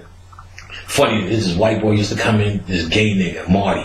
Hey, Ray. This shit was wild. He used to talk to the white boy. He's a faggot, but he was wild. Hey, Ray. So what you doing? I went to see my friend. He has a piano. It's just weird. And I used to be just in there wilding. You know what I'm saying? Like, niggas be selling shit. I was wild. I didn't know you got a water gun? Fill it with water. Does it work? She be squirting in the face. The white dude was doing this. Ray's like, stop. Ray was like the moral majority. He's from Idaho. Stop, niggas. You know, he's the manager. White dude. Stop, niggers. Niggers, stop. I was like, even the wild story on that. You see the opening scene to Shaft. Shaft is walking up the street. There's a white boy selling him some shit, like a vendor. It was that dude. He's a real vendor. And he was in here selling some shit, and he was getting shot with the water gun. I could go on side stories forever with wild shit. So now, Eddie Murphy comes in again with a transvestite who we knew from next door. We laid for about 4 months. Ray went right to, I seen you was dating Eddie Murphy. You always there? See, yeah, Eddie dates all the girls, which are really boys. Eddie dates all the girls. He pays us $1,000. He likes to suck and he likes to get fucked. Damn. Then years later, working Public Enemy, Hank Shockley grew up with him, the Bomb Squad. They're the producers of Public Enemy. He's like, yo, these faggot niggas, I hear Rush is a faggot. He said, I heard something about my boy Eddie, because they grew up with him. They used to rank. These was niggas. Flav. And I would say something about Flav while we here, too, talking about this side shit. Motherfucker's a genius. And we're going to bring that up. I know Flav's a genius. Straight genius. Yeah. From personal experience. I heard he could play like every instrument. No, he plays those terrible. I wouldn't even, but he can touch every instrument, but you wouldn't be like, yeah, Flav. He's like, he's good, but it's not like, that's why you don't hear the all Flav instrumental album yet. Mm-hmm. But no, I would say that work towards his genius. I'll tell you what I see, which I know speaks out more as true genius to me. Now, but before that, so he said, yeah, he dates all the girls. He likes to get fucked, he likes to suck. So I'm talking about, and Hank and them, I'm like, yo, so I heard something about my Eddie Berg. I said, well, let me tell you. I told him the story. They on that level. Right. Like years later, Eddie gets caught with that transvestite. Transvestite ends up dead. You know what I'm saying? You heard about that? No. Oh my God. He get caught in the car with a transvestite by police. He said, well, I'm a nice guy. I seen the person needed a ride, so I was trying to give him a ride. You know what I'm saying? Come on now. Y'all got me all wrong. I'm Eddie, baby. And then, like, I heard the transvestite was going to do a tell-off. Dead. I can't remember the circumstance, but dead. Like, oh no, Eddie Murphy got that motherfucker whacked. He was going to tell him about his dick-sucking adventures. There's another transvestite on... Where the fuck I put my phone at? It must be right there. Oh yeah, I put it here. Other motherfucker on Facebook right now said he was about to do a tell-all with the Inquirer about LL. He said, took a lie detector test, all this other bullshit, passed it off to Inquirer, and he said, we about to run this. So LL gave him $1 million not to run this shit. Damn. Then that motherfucker's on YouTube talking. Or 14th Street, they used to call it Chicks with Dicks Lane. Eddie Murphy, he's known for it. They said Mr. C comes down there in the Hot 97 truck. She dropped a few other niggas. She said, let me tell you about L. She said, no, I swung an episode. You can tell this motherfucker's telling the truth. So now I only did it once with L. He came through, I did this, he did that. He likes to get fucked. Just some crazy shit. Damn. He said, yeah, his driver drove him. Rush, all these niggas. So that homo agenda shit in rap is in any of that shit. You know what I'm saying? Some real shit. I think people are making too much of it. Is it for rituals, for this and that? No, I think they niggas just weird, freak ass niggas. You know what I'm saying? Well, in Latin Quarters, the same place I told you about, for rap, they had these dances. And they were, all them niggas got recruited to all like Salt and Pepper's dances. Anybody who had them dances, Kane, Scoob and Scrap was in it. And all them niggas, any of them dances usually was in what they call the IOU dances.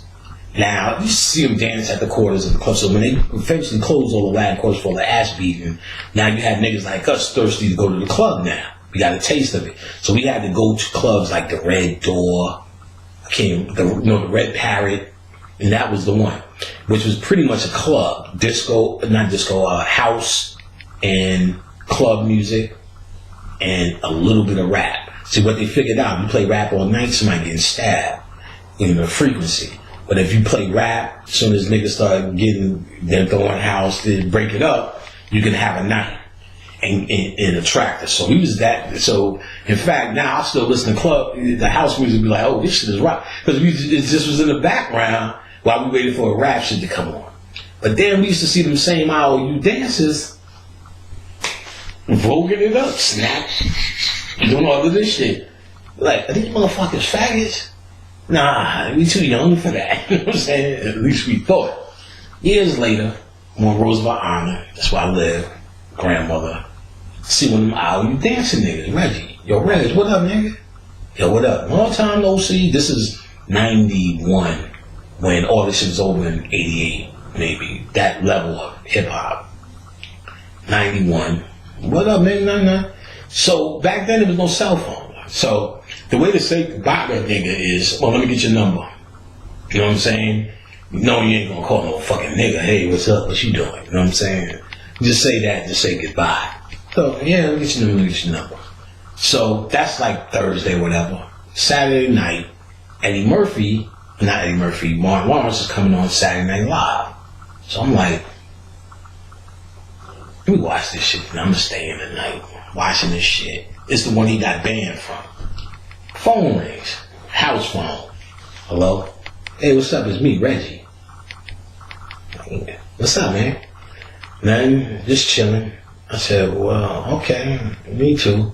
What you doing tonight? I'm like, no, I'm just chilling. So, you know, yeah, I'm just chilling too. I said, okay. Yeah, man. I ain't doing nothing. I'm like, alright, me neither. Yeah, I'm just chilling. It took me a moment to realize this nigga's getting at me. Oh, what, nigga? Look, motherfucker, he just hung up. Yo, I felt so dirty. I was like, oh, no. Because I'm thinking since Thursday, this nigga thought, right, this was a get with. So maybe about a year later, I'm in Jersey City. I said, yeah, I seen Reggie. He said, yeah, old gay ass Reggie. He said, nigga, now. You know what I'm saying? So this shit is just fucking funny. I don't know why I told about that bullshit.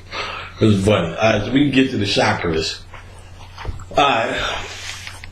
So when I dealt with the chakras, the name of the chapter is Chakras, the 7 major chakras and emotional control. So I dealt with it from the concept of dealing with your chakras to get your emotions under your control. Because I think people got the wrong idea about that shit as well. Most people think, they constantly should be working on their chakras. I feel let me go home and work on my chakras. When your chakras are balanced, what your chakras are a ladder. And there's nobody putting a ladder at the side of their house going, wow, that's a wonderful ladder, let me work on it. You climb that ladder to get somewhere, to film a deed or a chore. So you got to understand there's 3 places your chakra could be in: overstimulated, unstimulated, or balanced. And you're really trying to balance your chakra, or balance or maintain or control your emotions, so you can deal with some upper shit. Let's just say you can deal with the roof. Let's just say that. If you can't get to the roof because you have emotional blocks based upon your humanity being so devastating to you, for whatever reason you create, because that's all that matters, or whatever stimuli that happens that you accept as your demise, then you're not even going to do spiritual work. So I go through a whole mapping of any possible emotion that ever exists, and we have the balance, imbalance, or overstimulation in the chakras. It exists, and things you can do to get that under balance. Because once you got this ladder fixed, then you can deal with spiritual aspects. Because they understand why you think it's about a poor black boy that's losing his life. They understand they can get you emotional over that poor black boy named Trayvon. It's much more valuable than anything you can create as a counterbalance in terms of Black Lives Matter, or in terms of whatever fucking new law you get on the books. So if that's what you're going for, or whatever you're trying to do is only second to if they can get you emotional. If they get you emotional enough to do something, whether effective or ineffective, they won because they got you emotional about it. Not to say you shouldn't have compassion for it. A young black boy that's killed and so on and so forth. But if you feel that you need to put up pictures, put up signs, not saying you shouldn't. If that's what you're about, knock yourself silly. I'm talking to occultists and people who are trying to obtain more than their human experience. If you're all about the human experience, then you don't even have to answer me. You just should move on. Because there's no debate here. You made a choice. It's a line in the sand. You're either about humanity or you're about your spirituality, and you let your spirituality dictate your humanity. So you're not divorcing yourself from humanity. It's impossible until you're dead. But you let your spirit, you're running on spiritual technology as opposed to human technology, which is just moralism and emotion. And moralism isn't real. Your morals only conducive to your social situation. It may not be moral to play your music 4 a.m. here, but in Queensbridge Project, I guarantee at 4 a.m. somebody's banging something somewhere. But you come through here, oh, what the fuck? The whole neighborhood be up there. It's not morally correct, not socially acceptable. All of that's an invention depending on who you are, where you live, and what's it about. Not socially acceptable to marry a 15-year-old. Go to Hindu or India. That's my wife. Little Melina. And it's socially acceptable. And nobody's even batting a fucking eye. So none of that's real. All that's an invention based upon what you say is cool. And it's mixed in with balance. Certain things we know ain't right. This is not moral. If I'm smacking you for no reason, even though we can say it's not moral, we know that creates an imbalance. You know what I'm saying? That's where you judge your right or wrong from. What's in the heart? What I want someone to do that to me. You know, all of these things we say but don't really understand that that's actually all you really need to do to guide and control yourself. Everything else is just socially made on and add-on. It's all an invention. You know what I'm saying? It's all an invention. But that to say that you don't want to be relying on that. You need to understand that technology because you may need to use those principles some way to survive. If I'm in Walmart, and even though I don't subscribe to all these human behaviors, let's just say, I still know to survive there or in any other social situation, I need to understand what other motherfuckers is dealing with and working with and operate accordingly. So you're not ignorant to it. You're not ignoring it. It's just not what runs my life. It's not what I go home when I'm by myself and make my decisions based on. Make it upon spirituality. That's this technology. So to do that, you must understand how you divide and what controls your emotions should be you and not social situations or situations that are presented to you. What Trump said. Got niggas out here who's conscious talking about what Trump said.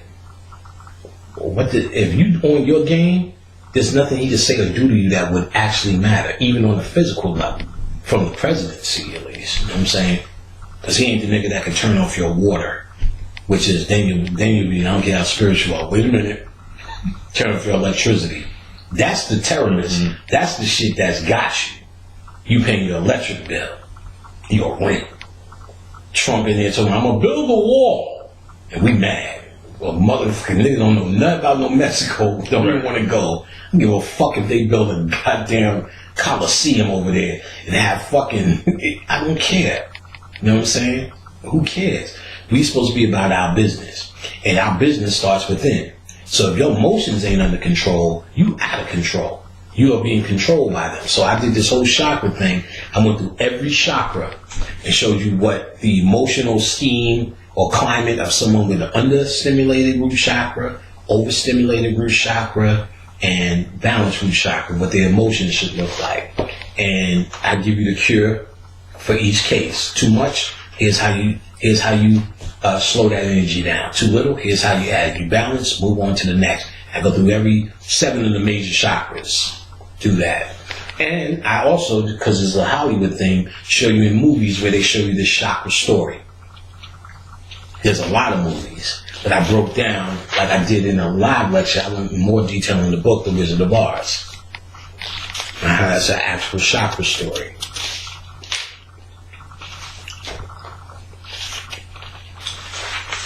So,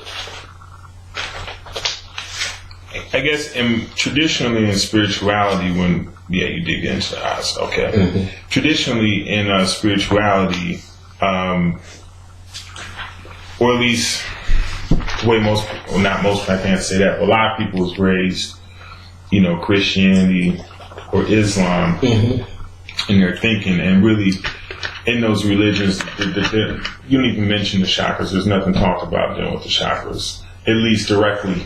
It all have to be symbolically. I guess my point here is to say, how important is it to, exercise your chakras or do things to make sure that your chakras are in balance? Spiritually, does it could a person see some sort of dramatic transformation, through their chakras? Well, it's what the chakras are in the context I'm speaking about, because they can be described in many fancy ways. But at the end, where it manifests into your physical reality, let's just say, is through your emotional system. Each emotion can be manipulated if it's out of balance. Because the day-to-day thing is going to change your emotion. You know what I'm saying? Your thought is how you handle that day-to-day thing. See, because all you're really talking about at the end of the day are lower frequency emotions and higher frequency emotions. You want to stay in the high. Laughter makes you feel good and crying makes you feel sad. That's how you determine what's going on. You don't have to do nothing deep. If I feel sad when I hit, or I feel generally sad, or each time I look at a new situation, it makes me down or whatever, that means there's something that's imbalanced. You have to find, well, what feeling am I feeling? Oh, that means I don't have enough energy in my root chakra. Then they'll tell you things where this first was developed, let's just say. Well, when I was a baby, I may feel a lack of energy there because things like the crib that I had, did I have my own room? Was I breastfed? When I cried, did someone pick me up? Was I hugged enough? Was I held enough? Was my house warm enough? Was I made to feel warm? Did I hear yelling all around me? All these type of things may create a deficiency that you may have your whole entire life and not even know. So you have to at least face these things. Now the idea is these types of things, or the lower things, which I separate in the book, are created in the lower three chakras. Then there's the heart chakra, which is the middle path, which can go either way. Your heart can work for your lower nature, or it can work for your higher self, depending on if you become pure of heart, which I teach you how to do. I think I teach it in the book as well. I teach it in class. You talk about it. I did talk about it. You have to become pure of heart. Therefore, when you basically leave your humanity behind, which are the lower three chakras, when you leave your humanity behind, when you start dealing with creativity, spiritual communication, and transcendence, which are these three chakras, you do it without bringing your human agenda, which is down here. If you're paranoid, it starts in the solar chakra, you're going to bring that paranoia up here. So now you're talking to something spiritually, and something's out to get me. They're telling me this. I don't trust it because you never really let this go here. So these three lower chakras are built every 7 years. So when you're 21, you go into the heart chakra. Now you're supposed to actually have compassion and forgiveness for your lower self. This is the Christ. So Christ is forgiveness, or he dies and becomes resurrected here. His body dies here, and he resurrects here. Or when he's on this mountain, the devil says, I can give you all the riches of the world. Talking about all the shit in the lower chakras. What do you want? It's all down here. No, I'm about my Father's business. I'm sitting at the throne of heaven. So the Christ energy in the heart chakra is basically saying, I'm here. The choices in the heart, I already said, that's when you meet the devil at the crossroads, your heart is the crossroad.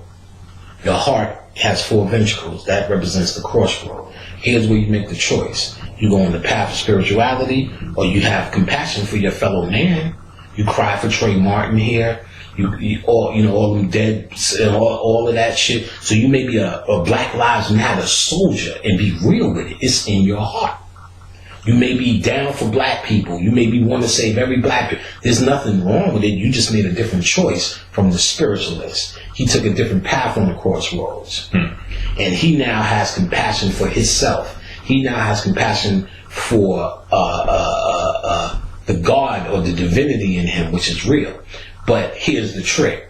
You therefore still care for others because you recognize they have the same divinity in them as you. You recognize they're the same thing as you. In fact, you recognize that we all operate off a grid from that frequency. And once you're in that frequency, I have more respect for you than I did as a human. Because as a human, if you say, fuck Trayvon Martin, I don't like you now. That's how limited that is. If you say, well, I don't feel like fighting for black causes, when I do, I'm like, what the fuck is wrong with you? I'm out here every day. I'm ready to go to war for black people. What's wrong with you? He's like, no, I like black people. I don't want to do that. Then I don't like you. So that's limiting because it's a human idea of love, not unconditional. See, when I know there's a divinity in you, because I'm taking the spiritual path, I understand the unconditional love I have for you. That's what all that shit means that people be saying. Namaste. That means I see the God in you. That means I recognize what's in you is in me. We are the same. I'm going to respect you not because it's something I have to do. It's something I can't avoid doing if I'm dealing with myself and I raise myself up. What in me is different from what's in you? Just your awareness may be different, but that's a human thing. If I'm not looking at the humanity in you. So that humanity is built up in the lower chakras. The heart chakra is also called the place of the wounded child. This is where you actually, so all the attributes of Christ is actually what you're supposed to turn on yourself. See, most people's problems in their chakra system is everything about their parents. What their moms didn't do, what their moms did do too much of, but not enough of. Still blame them. So the first thing I had to do was find a path of forgiveness. That's the Christ energy. That's what happens when you become really supposed to happen. When you know anything about Jesus, it's the Christ in you. And those attributes that they gave that man are the attributes you're supposed to be giving humanity. So how do I say I had to let my mother off the hook? First of all, she had me when she's 18. My son is 20 and he's not that bright. My father's 23 when he had me. My other son, stepson, 23. Oh no.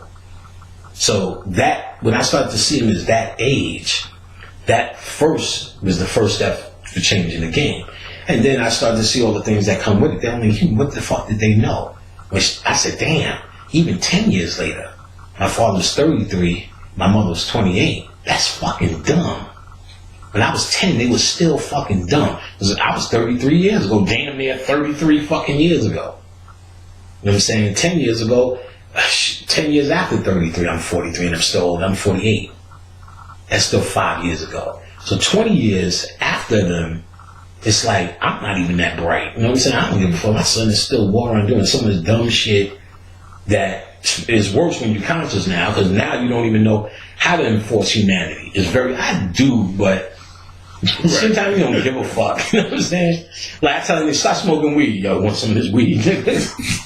Like, stop smoking weed here. Smoke. You know what I'm saying? It'd be like that. Like, stop smoking weed. Here's an edible cookie, nigga. Right. Don't eat the whole thing. Or even worse, I gave him an edible cookie. Like the girl Danielle, she does the edibles. Oh, nice. Okay. Yeah, and she's gonna be on the show with her. Right. So she gave me some edible shit. So I said, let me get them on to my son. Don't smoke weed. Here's some weed. I said, eat the whole thing, nigga. Then she said, nigga, do not eat the whole fucking thing. This nigga came in the next day and said, how was that cookie shit? I was on the next level. He said, yo, I went skating. He said, I was so fucking high. He said, I felt I could do all the tricks. He said, in my mind, I was skating doing the tricks. He said, the shit wasn't happening. His friend said, all he was high with one eye closed. You know you still high with one eye closed, you don't know? You be talking, yeah, nigga, because word is born, so I'm feeling good right now. One eye, he fucking closed. He said he was one eye closed high.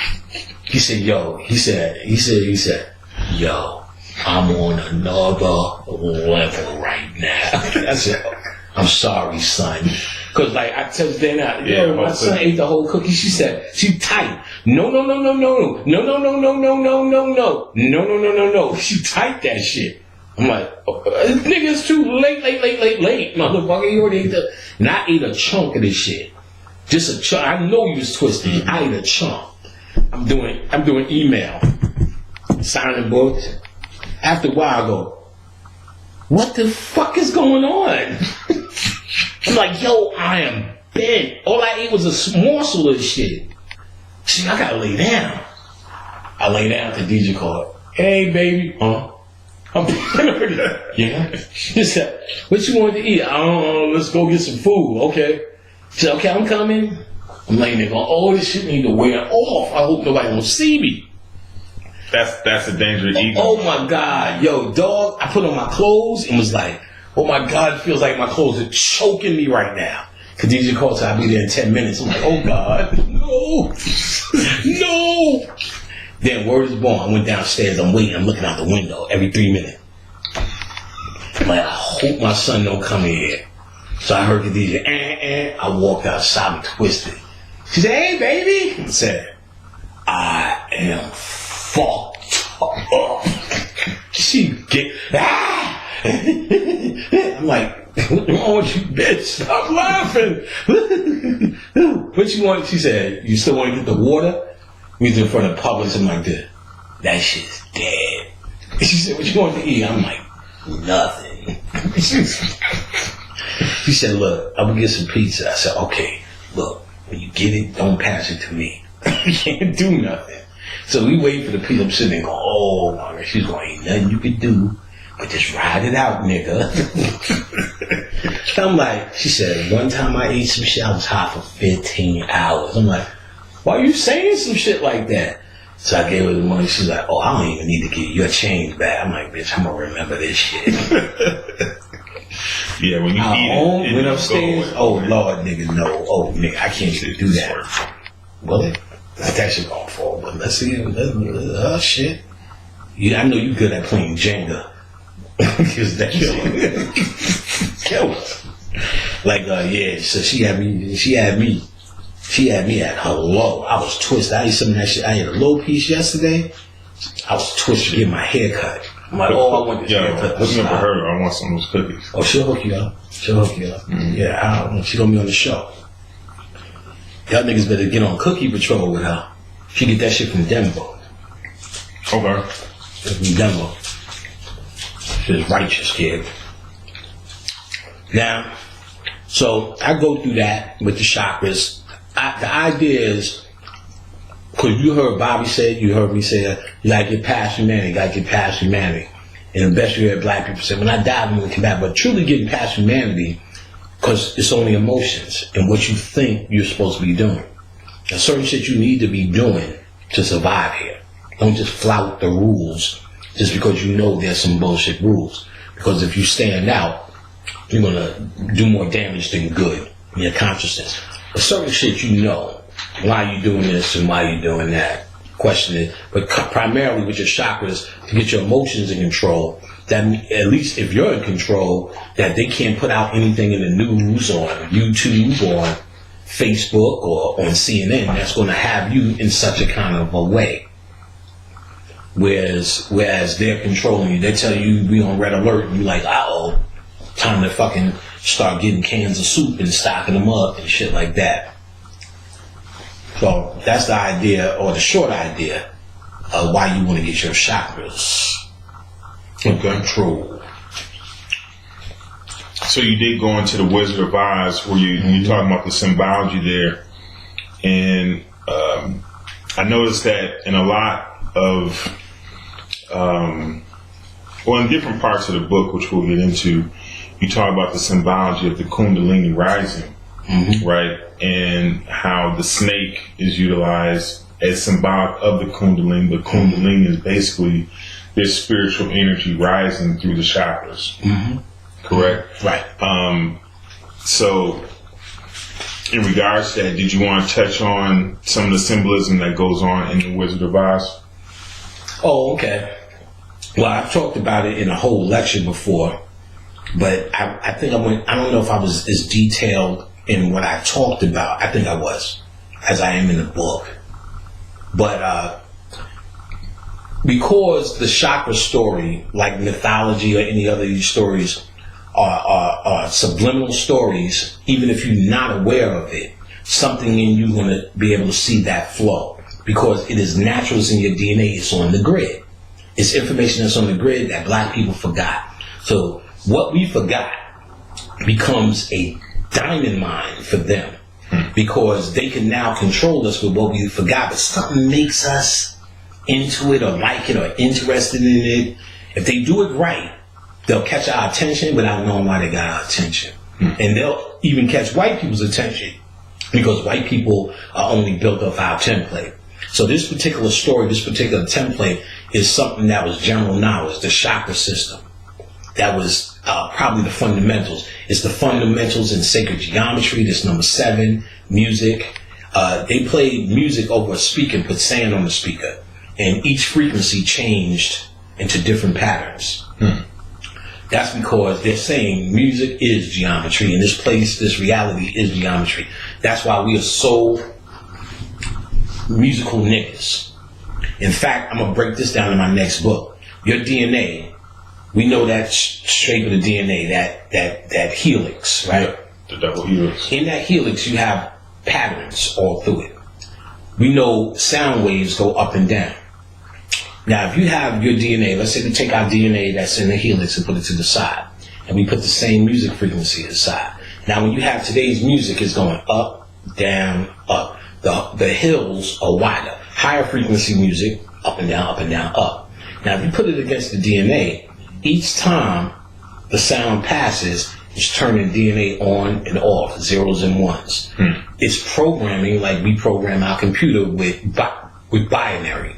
Wow. That music is binary. So the higher frequency, the more DNA activation. Why do you think the niggas talk about jazz so much? One of the most high frequency, I don't listen to it. I'm not a jazz guy, so I'm not promoting it.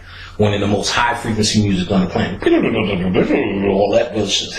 You're activating more DNA.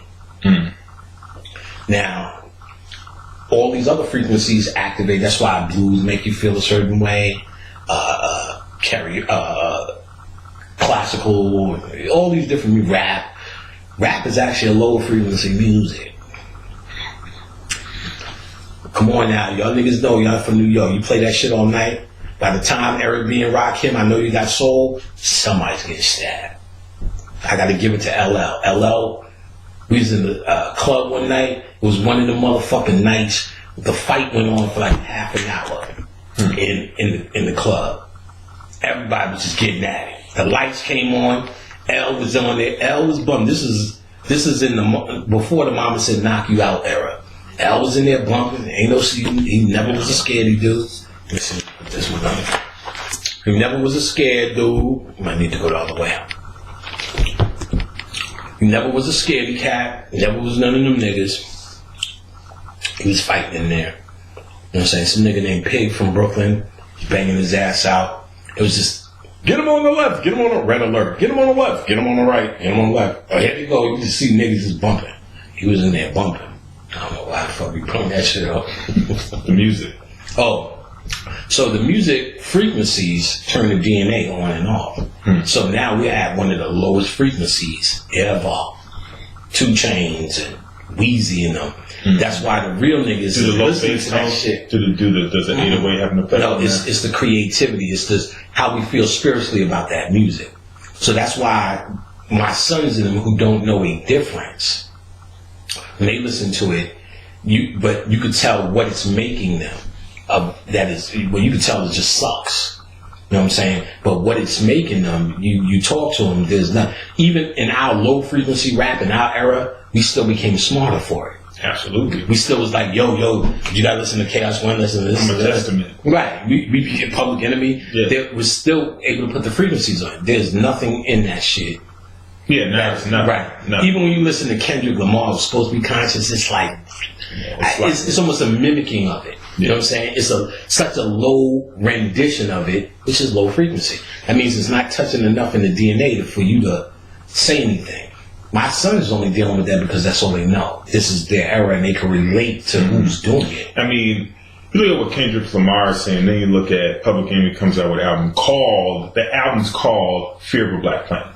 Right. I mean, it's just a whole nother, you know, concept in it. It's a whole nother, how would you say, just the intention, you know what I'm saying? It's just a whole nother intention in making a point. You know what I mean? It's just a whole nother. Yeah. You can tell Kendrick Lamar, when I hear him, I get the feeling he's doing it because nobody else is doing it. Nobody else is saying nothing conscious. So to be that is actually just to be different at this point. And to be different and to say some half shit. And he's really saying nothing nobody can really argue with, or it's not really controversial. It's just, it makes you walk away and go, whoa, he's the smart guy. And that's how we, in records, I'm saying, oh, that's how we can justify it. We could show you 10 dumb niggas and just put Kendrick Lamar, who's hot on the bill. And then you can say, well, y'all saw all that dumb shit. No, we got Kendrick Lamar. He's talking about black people need to eat less chicken or more chicken or whatever the fuck he's saying. And it becomes a rendition of genius. But no one is listening to that for education. My sons in the mic. So it's a higher frequency than what they used to listen to. Because they listen to it and they're like, oh yeah, he's deep. No, he's not. Actually, you know, you should listen to it, kind of. He's deep. Like, there's nothing a 23-year-old kid's going to say that's going to be so fucking profound. I'd rather watch Ants and find there's nothing he's going to say to me. I probably can observe him and find more profound shit than anything that can come out of his fucking mouth. Unless he's going to tell me the prices of Roscoe's chicken and waffles, how much the waffles cost. Oh, that was enlightening. But come on now. There's nothing he's going to say in the rap presentation, I would say, that's going to be so profound. And not because I'm so deep and metaphysical, just because, motherfucker, I'm from the era of X-Clan. Even Kane and them niggas was saying some shit that was like, at least stimulating, you know what I'm saying? And it's not my social grouping, you know what I'm saying? So now the music frequency, or any frequency, even when you talking knowledge, the frequency is more. When you talking dumb shit, I'm gonna kill you, nigga, and all that shit, the frequency is lower, you know what I'm saying? And if you buy into it, then many say, well, don't sing to his level. That's what they mean. If I'm sending out a low frequency, and you're a high frequency, and I'm like, fuck you, motherfucker, and you go, I can't even hear that. And you're like, wow, that's honorable shit, but it is honorable. I remember one debater was edging on another debater, or another potential debater, and that potential debater at the conference said, well, son, he said, the best thing I've ever did was not debate you. I didn't really like the nigga. Or, I don't want to say I didn't really like the nigga. I really didn't. It didn't matter either way about this dude. I still called him and said, congratulations on that shit. He said, my greatest moment was not debating you. The nigga, like, maybe you did read something. And basically, he said, I'm not going to allow myself to be dragged down to this low frequency shit. We can masquerade this shit as science. But what it is really arguing. I'm better than you. No, you're better than me. We can masquerade it, but it is what it is. All these are low frequency things, so the higher frequency is actually not answering. You know what I'm saying? Or you may answer with some higher intelligence shit. And this is because we're all giving out frequencies. And these are these waves. These waves actually hit the DNA at spots, ons, off. Just like you're programming in binary, a computer. This music is programming you binary. So we need to know. If we don't know the hidden weed, we're not even touching. And I that's real interesting because along those same lines, when my daughter was in the womb, I was advised by a good friend's mom to play classical music. Right. And I like Mozart, so I played a lot of Mozart. And she was like, she's like basically the way, the notes and the tones of the music cause for the different parts of the brain start connecting in the womb versus when they get out. So it kind of just means the child's comprehension. Don't think what do they call it? Not the amniotic fluid. What's the afterbirth? What do they call that? People eat that shit. The placenta? Placenta. So the placenta is a whole different entity in there. He said the placenta actually changes color. It's actually what they're looking at. It's programming them. So your mom's changes with her chakra system. So as the mom is listening, first of all, classical music is music for the chakras. Moors created that. That's why you'll hear the same piece in the key of A, B, C. First of all, the chakra systems is C, D, E, F, G, A, B. Then the eighth chakra is C again. Do, re, mi, fa, sol, la, ti. Then the do again. Okay. And that 7 represents the 7 chakras of the 7 chakra system. And so, what the fuck are we talking about? The effect of classical music. Okay, so that's why they'll have the same piece in the key of A and the key of C, depending on what chakra programming. So when the mother's listening to that, the chakra is actually radiating. So the child is actually getting their chakras programmed. So their disposition they come out a certain way. We don't have to keep this shit up. I think we got that point right there. Like she comes out a certain way. So they're actually programming the child for this particular balance, this emotional balance, what they're getting in the chakra system, this emotional balance. So it is probably one of the most important things you could do. Tom Cruise had Katie Holmes doing that with their first, they had a baby, because he's an occultist. He got getting shit from Scientology, but Scientology got their shit from Aleister Crowley. L. Ron Hubbard was in the OTO. Okay. Crowley's society. And so was the other dude, Jack Pearson, was his partner, which was a rocket scientist. So L. Ron Hubbard eventually wrote Dianetics and Scientology. He just made a cult and pumped it up. But some of their principles, of course, of occult, and he had Katie Holmes listening to certain frequencies. They went past classical music, and he was putting straight frequencies in there for the baby. Making what they call the scarlet child, scarlet indigo baby. No, scarlet baby. The indigo child is already passed. No, it's still happening. The crystal child and the indigo child and the rainbow child. All of these are what they're saying is that grid. The frequency of that grid is being raised by basically our conscious work now. Because it's not just us saying it, by just us saying it, not just who sees this, by just us putting it out, we're raising that grid. Any conscious, you always talk conscious shit wherever you go. Raises the grid. They tell you in the chakra system, there's a blue light. When people talk conscious, a blue sword actually appears above them from the throat chakra. The throat chakra is blue. So when you're raising consciousness, they said a blue sword of protection comes over you when you're doing it. So there is this invisible energy just by talking light. This light is now you're encoding light on sound. You know what I'm saying? So that light on sound enters your body as waves and turns you on and off. That's why don't panic when I hear you, this and that. See, when I listen to myself, I don't think I'm saying nothing spectacular. I could have said that better. I could have said that, but then when people are reacting, that shit you said changed my life. Because it's not really the intellect that's really I'm projecting. It's trying to project light. My intention is to send light out. And that light travels through sound. And that sound waves that come through wherever they're listening to is actually reprogramming the DNA.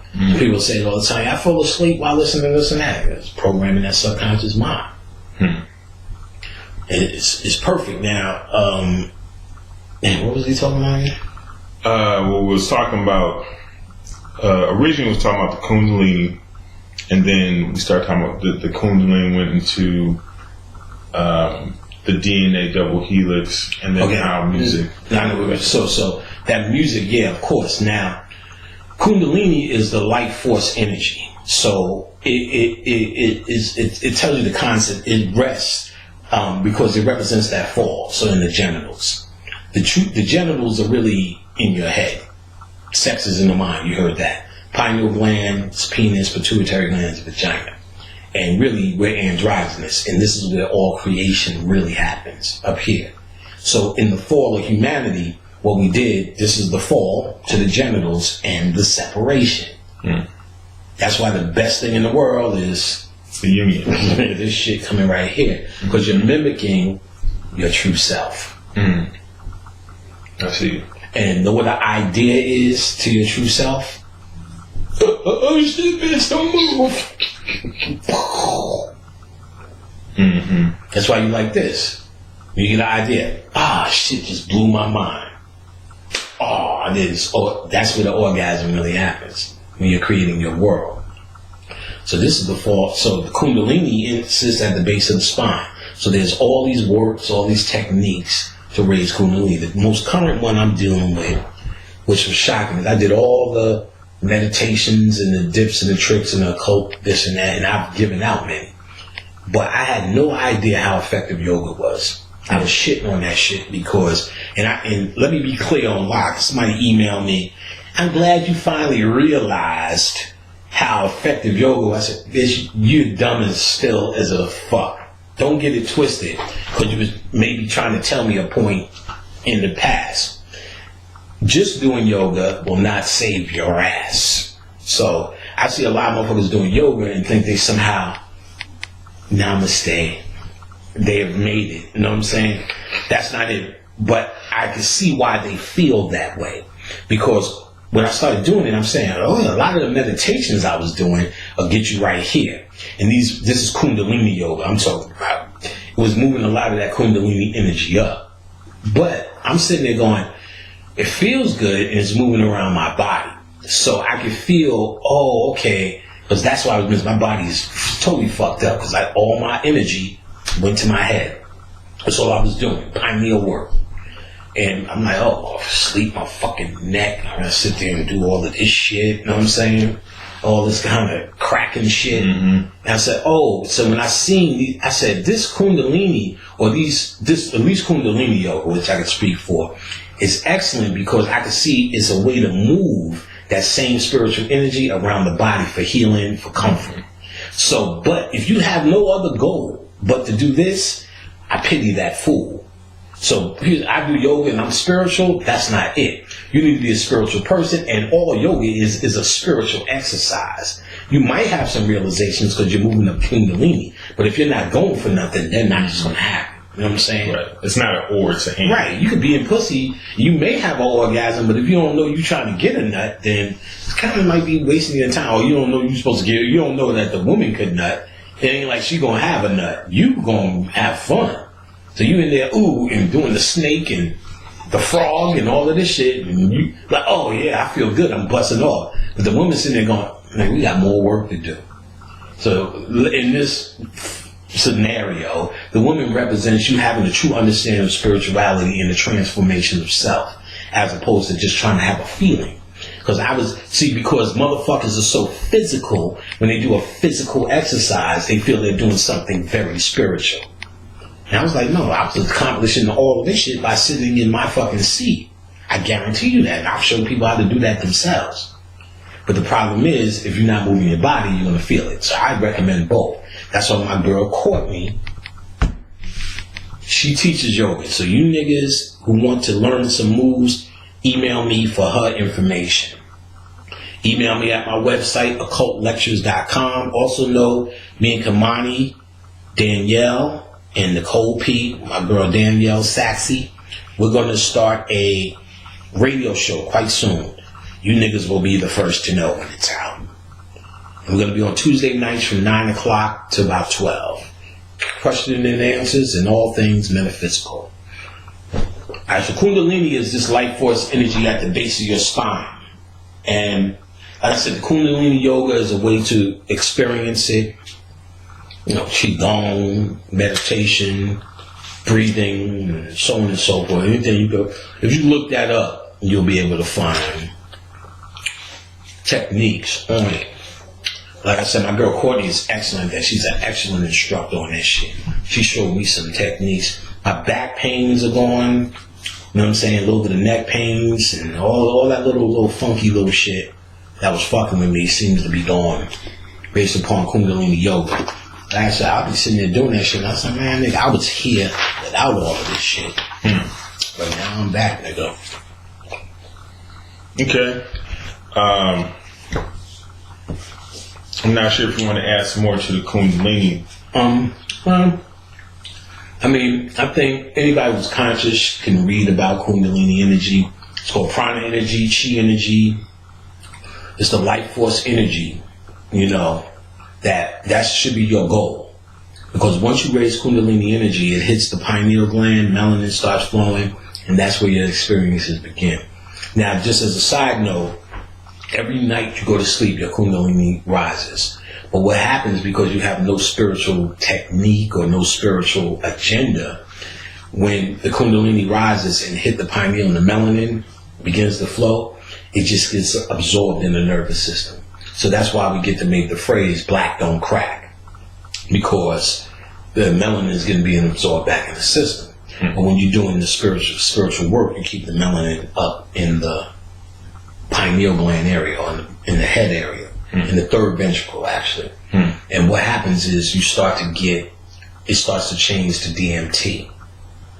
And very little, not to the point of where you're going to have, which you can, because it's done that for me, the experience like you had ayahuasca or peyote or something like that. Not that profound, but enough to get you out of this world for realization. Only if you know how to direct those. How do you direct it? You direct it with your thoughts. So most of our thoughts ain't there. You have to go through the whole book lesson thing to get the intellect not in order, not up to a certain level, but more precisely under control. Remember, I told you, your conscious mind, which represents your intellect and your reasoning, is always trying to keep your ass where you at.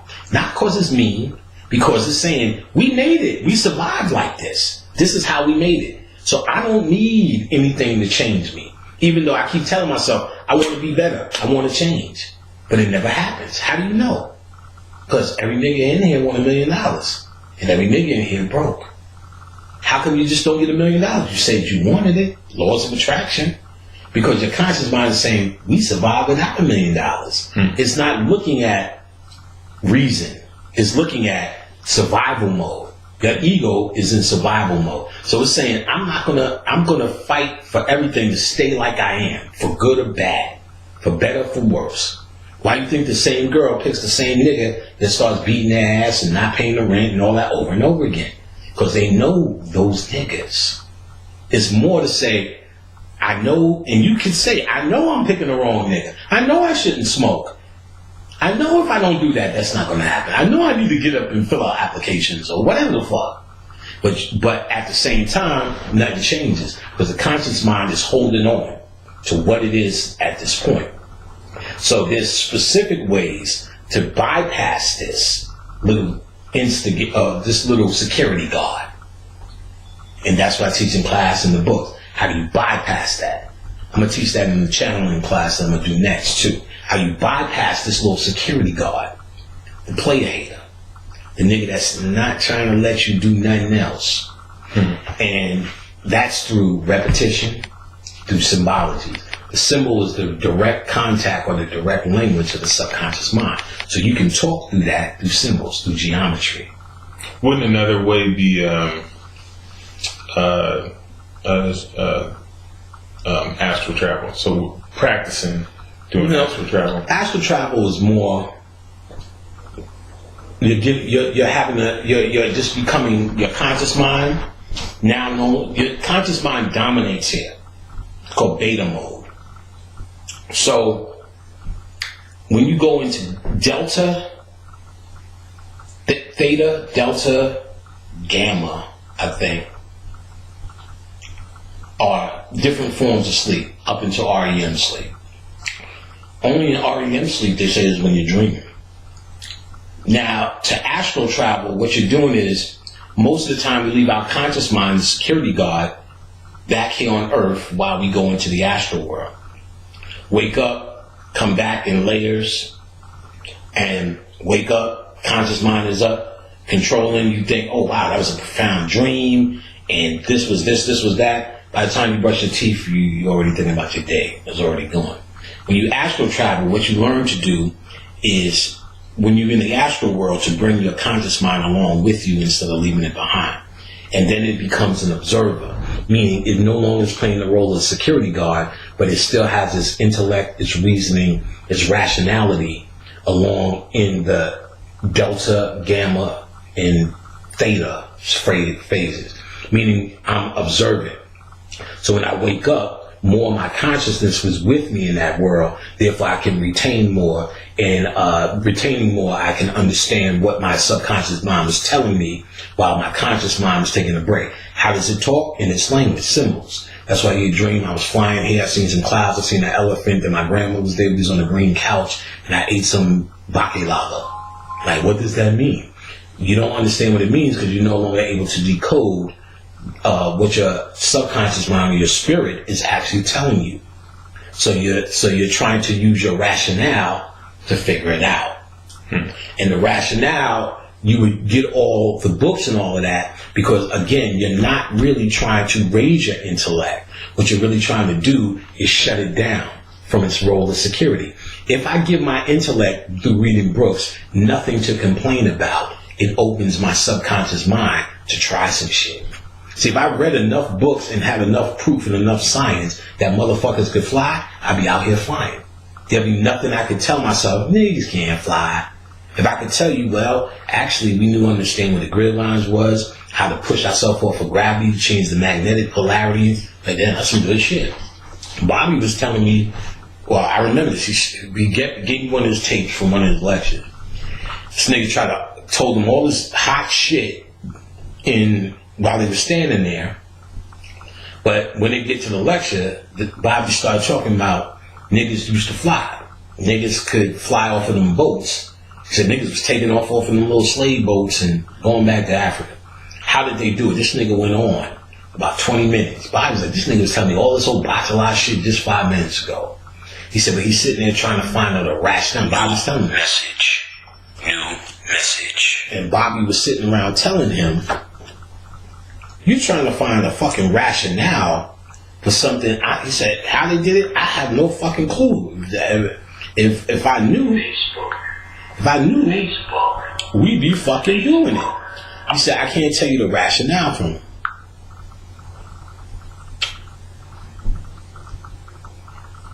Alright, when Tone told me coming through. Like if he was saying, I don't fucking know. If I knew, I'd be doing it. But the dude just would not stop. He needed a rationale.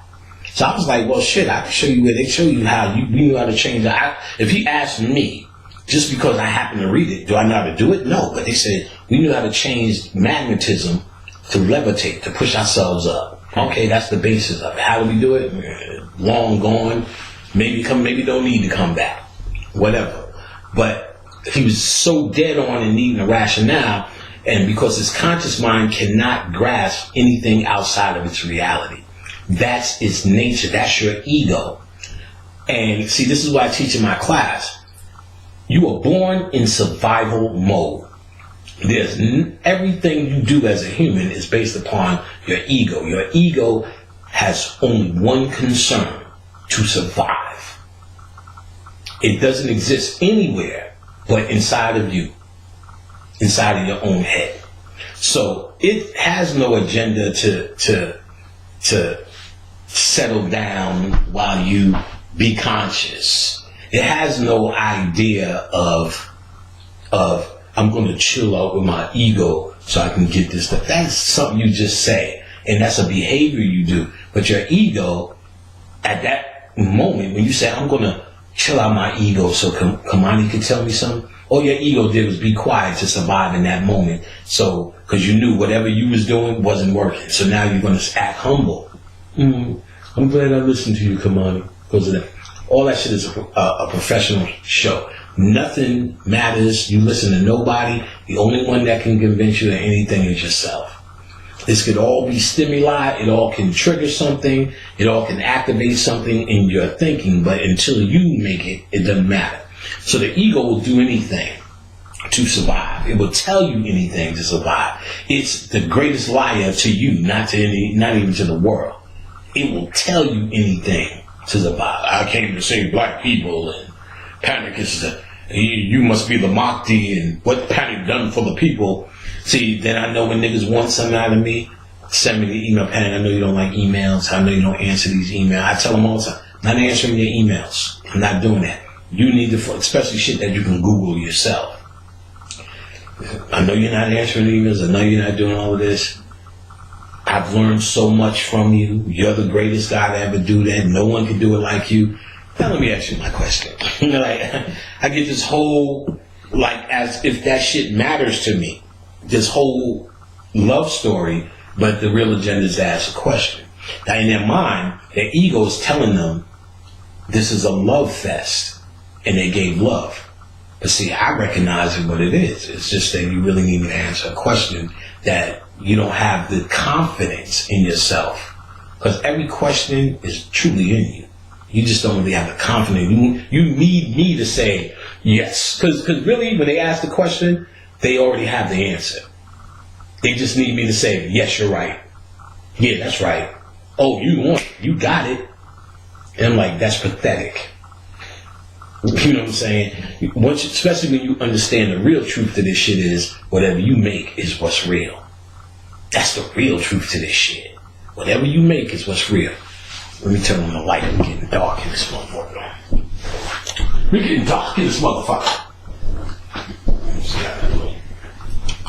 Yeah, look a little bit right. All right.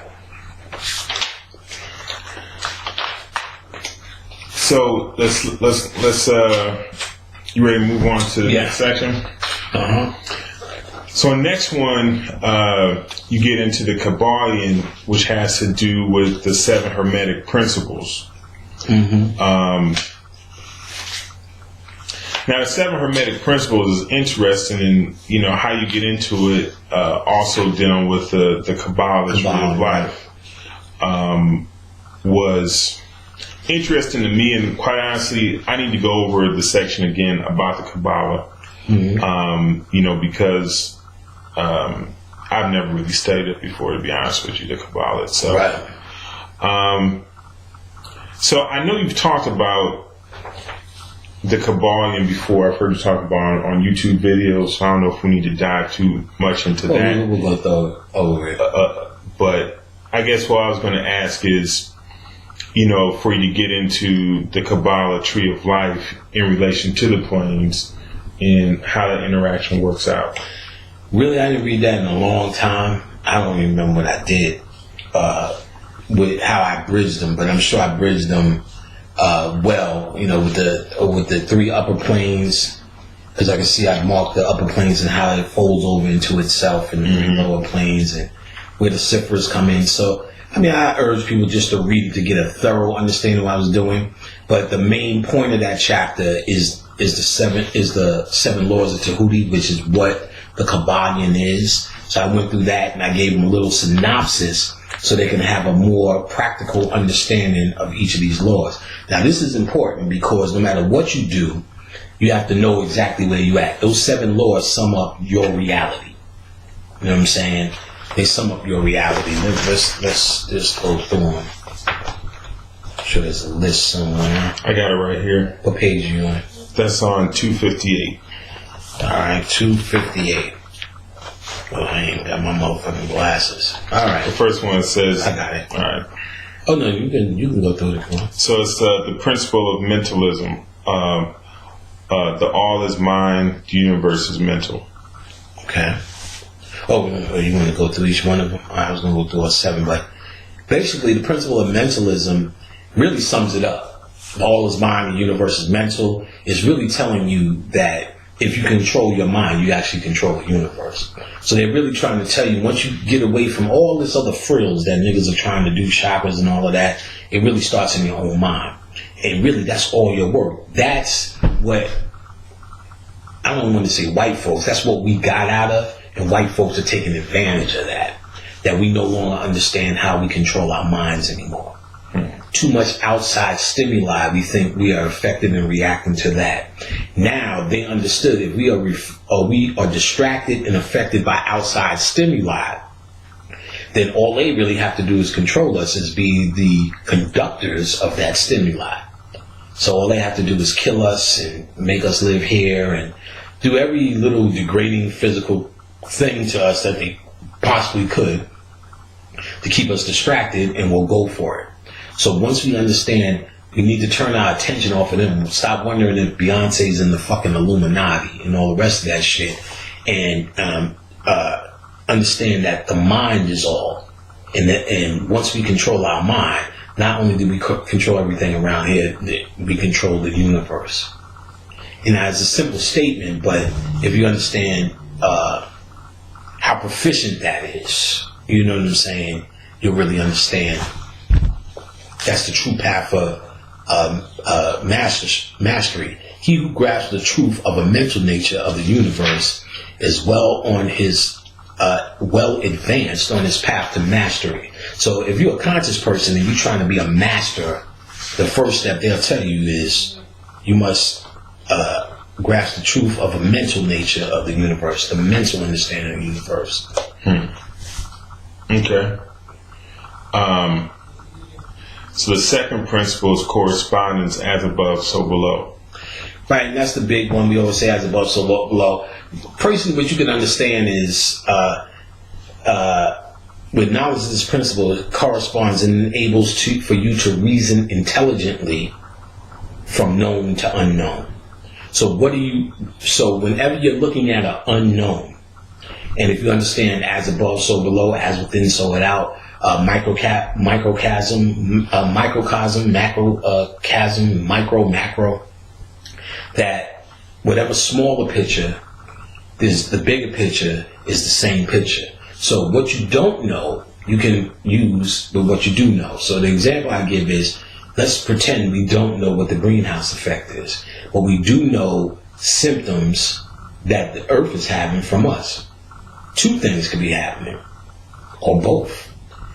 We know when we heat up, Kundalini energy. That Kundalini that we talked about is represented as Kundalini fire. They're called, it's a fire element. Or we know when we're sick, we get a fever to cure ourselves. So we know that about us, and we know the earth is doing the same thing as us. And we know the earth is doing the same thing as us. We can say, if we don't know what the greenhouse effect is, what we don't know based upon what we do know. And we also do know from 5th grade that if anything heats up, that's energy or friction. So that means it's something energetic happening. So we could then say this has to be a good thing based upon it's either healing itself, it's either Kundalini, or some energy which is Kundalini, or healing itself. So what we don't know, we do know based upon correspondence. So anything we go, that's a big mystery, we could then look at the human body or the earth and say, well, this is what we do know. And we can do the correspondence. So big things become small things when we correspond. All right.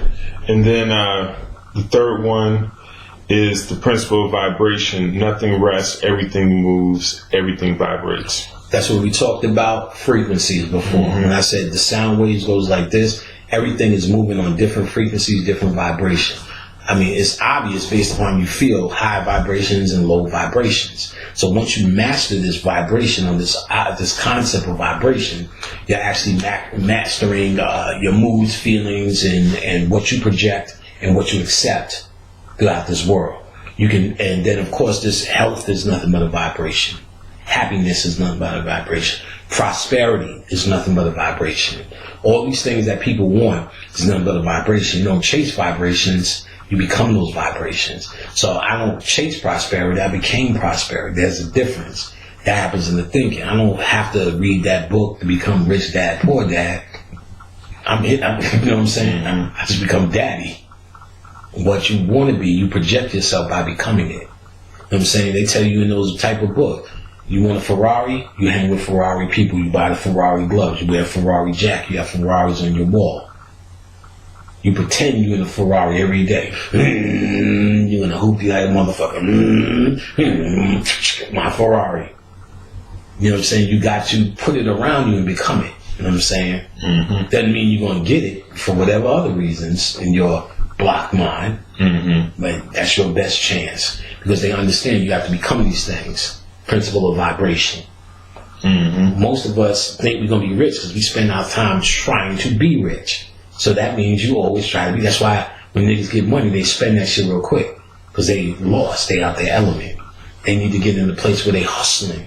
Where they grinding. Because they spend all their time vibrating on that frequency. I'm in the hustle. Then, oh shit, I got some money. What do I do?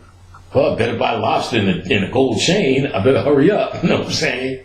And then you broke again, like, yeah, but you feel comfortable back in that grind. That's why when white people who are rich, you be like, look at that nigga's sneakers. Remember we used to do that? He got some dirty sneakers, but they be filthy rich because he's born from that frequency. You don't need to put on Nikes and be dressing up. You know what I'm saying? Mm-hmm. I'm 2 chains, nigga. 2 chains. You gotta do all that shit. Them fucking dances. Do all that shit. Prove you balling. Because they are from it. So really, and that's a big part of magic. We need to know how to put ourselves in that moment. That's what the power of the now is. Getting in the vibration of what it is that's happening right now. All that ties into the laws of attraction. But that's the laws of attraction, which is in this principle of cause and effect, is why it didn't work, because they don't know the rest of these fucking laws. Simple as that. So vibration, love is a vibration. Actually, love, I have it measured at 500 hertz. And fear at 150 to 200 hertz. That's measurable. That's in David R. Hawkins' book, The Power of Force. Wayne Chandler told me about this book. And where they're able to measure fear at 150 to 200 and unconditional love at 500. And then they tell you the things that happen in the DNA. That I just told you. Frequencies. Listen to this. When compared to unconditional love vibrates at 500 hertz, the Institute of Heart Math did research on fear-based emotions and found that when fear is present, the strands of the DNA tighten, shrivel, and become rigid and inflexible. On the other hand, when the vibration of unconditional love or the presence of happiness, love, and gratitude, they unwind, lengthen, and become more like a sponge for positive energy coursing through the human body. So there you have it. They already did where the frequencies change your DNA. That's what I just got finished telling you. The DNA was like this. You got low frequency music. Fuck you, nigga. I'ma kill you, bitch. Fuck you, nigga. You's a whole little bitch. Drugs, nigga. We got drugs, nigga. Hannah Montana. Hannah Montana. Hannah Montana. Come on, nigga. That shit is love. Nigga telling you gonna kill you on the record all day? Ain't nobody till somebody kills you. Well, you want to tell me that's high frequency? Right. Can't be. Right, can't be. Just by its definition. Right. It's the spread of fear. You sit there, go, wow, that was a real ghetto story. But actually, that's exactly what it was, a real ghetto story. And it puts you in a place where you go, that nigga's a deep poet, Biggie, but at the same, or Tupac, but that nigga shoot him up. You know what I'm saying? Versus this, Dear Mama. You know what I'm saying? Yeah, he came through. He's a former Ma'at. That's why he was on both sides of the coin. But see, when you say Dear Mama, we sit there and we like that just as much too. That's why it had the potential. Don't you know we love you, sweet lady, and all that shit. We like, yeah, Sally had a baby and all this shit. So we know it has the potential to give you more unconditional and make you think that way. It activates more the DNA. You see, your shit shuts down with fear. So why do you think they're showing you get killed in every movie? Shit, how about everything that they show for every, black teen or young black adult that gets killed? By putting that on constantly, that's causing vibration. Loving hip hop, you know what I'm saying? They make you think there's no hope. You watch that shit, you know what I'm saying? Love all that shit, yeah, and the constant fear, like you said, of teenagers. It's endless because, again, they know this vibratory frequency of fear, because there's only really two emotions. There are fear-based emotions and love-based emotions. And they know this shit just, the DNA shrivels, becomes rigid, tightens, and when it becomes a sponge for information when it's open. That's big. Yeah, it is. That's big right there. Okay.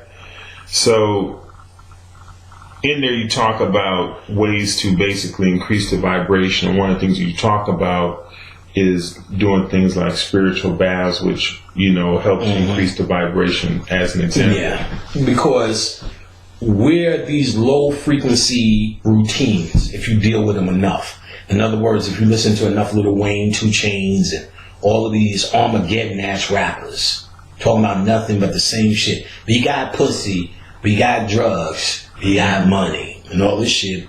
What starts to happen is, based upon this repetition, you start programming yourself for that. I can get a little bit deeper. You also create deities. There's a book called Creating Magical Entities. I think about Michael Cunningham or David Cunningham, one of them. Creating Magical Entities. In it, he tells you all the methods of creating different type of entities. You can actually create what all the shit you see, these gods and goddesses, were created from someone's mind. So your creation happens in the mind. Mm-hmm. We're serving these gods, but we created these gods to serve us. That's what was real. Now, but on a smaller day, we do it all, they're called thought forms. Based upon your thoughts, eventually take formation. And it lives within inside your aura. Your aura is projected by your 7 chakras. There's 7 layers. In 3D, your chakras are your aura. And based upon your emotions within each aura, you actually create what we call our physical reality. So, the guy was saying, I'm always clumsy. It never happens to me. I never get the girl. Oh, I knew it was always going to happen to me. Or the guy says, I always get bitches. Watch. Wow. Shit goes by. Whatever. You actually created an entity that is serving you, that lives in your aura, based upon your thought or your thought formation. So to correct or clean your spirit, that's what spiritual baths are for. That's what all that smudging is for, to clean out the thought forms in your home. The thought forms of low energy gets attracted to corners in your house. So in fact, that's why when you were little and you had a lot of energy, your parents say, go stand in the corner. You were standing in the corner, your energy would show down, because that's where energy settles down. So all the bullshit of the day, this bitch at Walmart cut me off, my boss acting like an asshole, you bring it at the end of the day, all that shit resides in the corners in your house. So when you're smudging, you clean out the corners, salt in the corners, the salt crystals absorb low frequency energy. So you may feel certain, so you go to certain people's house, be like, oh my God, I gotta get out of here. You go to certain people's house, like, it feels good in here. Because the high vibration is in the house. So the spiritual bath does that for your aura. But if you think the same, you're going to rehash those entities. Message. So you're going to have to. Message. So you're going to have to do things to make sure your thinking is now changed from whatever it is you previously were thinking. If you think you broke before, you take a spiritual bath. If you still think you're going to be broke, you'll be broke. You at least know you're going to have to address that. Why? The mind is all, and the universe is mental. So even though this thing will give you a physical boost, you'll be right back there if you think the same way. And because we're talking about vibrations and what we create and how our minds create all these things, certain things that we may have been born into, right, that have an effect on us, which you were talking about your parents before and forgiving, but let's go more directly to the vibrational point, which is your name, right? Now, some people, well, all of us were given a name, and then of course over time we can, evolve, and names are given to us, or we're made aware of another name. Right. So as far as names are concerned and how they can have an effect on people and their vibrations. It can have an effect, but if your mind is... only this stuff has effect if you apply your mind to any of it. You know what I'm saying? There was this girl, and she gonna know what I'm talking about. She's like, I named my son Asar, which is Osiris. So I was having a phone conversation with her, and she's like, Asar, get the fuck out the toilet. You know what I'm saying? So just naming him Asar with a vibration doesn't mean he's not playing with poo in the toilet. You know what I'm saying? So we know just naming yourself something is not enough. The vibration may mean something once you make it mean something. See, my name was Panic ever since I was 13. When I became conscious, I said, oh, that's Pan. And then I was able to look back and say, oh, now that I understand the energy of Pan, it does mean something. But if I wasn't aware of it, niggas still be going, yo, where did my man Panic? And I'd be like, yeah, what's up, nigga? I'm going to the post office to work right now. It wouldn't mean nothing. So just having a name alone, because I've been hard on names for years. Just having a name alone is not saving us. People give me these names when they addressing me with all this fucking dignity. I'm like, bitch, I like you better as Stephanie. You know what I'm saying? Sharon. You know what I mean? Kimberly. You're more effective as that. You know what I'm saying? Then a second, Ashuna Asari, Atanasia Omarion, El Malik Mahaj, Shabazz El Bey Yeminya. And then, bitch, make me some eggs. Get that shit out, make me some eggs, bitch. And it's almost like just saying that is supposed to make them ultra conscious. Mm-hmm. And see, what I do know about consciousness, when you're not really having a spiritual transformation, then you force that transformation to become physical. So you dress better, your name is better, your hair is better, you use different cocoa butters, you know, you don't use Vaseline no more. You on the shea butter now. Mm-hmm. And it seems to be something about that, or you do yoga, and that seems to be enough. And that's really the mask or masquerade around here, as opposed to some. When I notice the people who have interchange, and that interchange not by my definition, but by their own definition of I was that and now I'm this. Now I was that and now I feel better because I call myself this, or I feel better because I talk like this, and I say Hotep and I dress you as beloved. You know what I mean? When you see people who when you look at them and you can say, God damn, I noticed something different. And then they could define their change. Like, oh, okay, thank you for telling me, because not by my definition, by you know something's different. Like, you don't see all that superficial shit going on. They almost, because really you do this shit to understand what you already are. See, most people think you're supposed to do this and become something. But I'm the same nigga I was. Now I understand why I did all the dumb shit I was doing, and why this never happened, and why I always would do this, and why. So I understand myself. It's called know thyself, not know how to become Amara Oshun El Babalao Ada Umare El Ogun El Bay. It's not called know how to become that. It's called know how to know thyself. So what is myself? What was I before? And what does that mean? Why was I doing that? Why did I react like that? Why did I didn't take that? Why wouldn't I accept that? And why would I always accept this? Knowing myself. Oh, okay. Why was I panicked? See, I didn't say I like Pan, let me become Panic. Why is Pan Panic? And why does that, how does that relate to me? And why did, and in fact, the way the name was picked was even magical. To have a friend that we knew each other since he was 2 years old. His mother and my mother were pregnant at the same time. They were friends in elementary school. Born the same time, 2 months apart. April, May, June, him. Yeah, June, him. And we was 13 at the time. And I'm like, yo, breakdancing's over. I can't use the name Kid Curve anymore.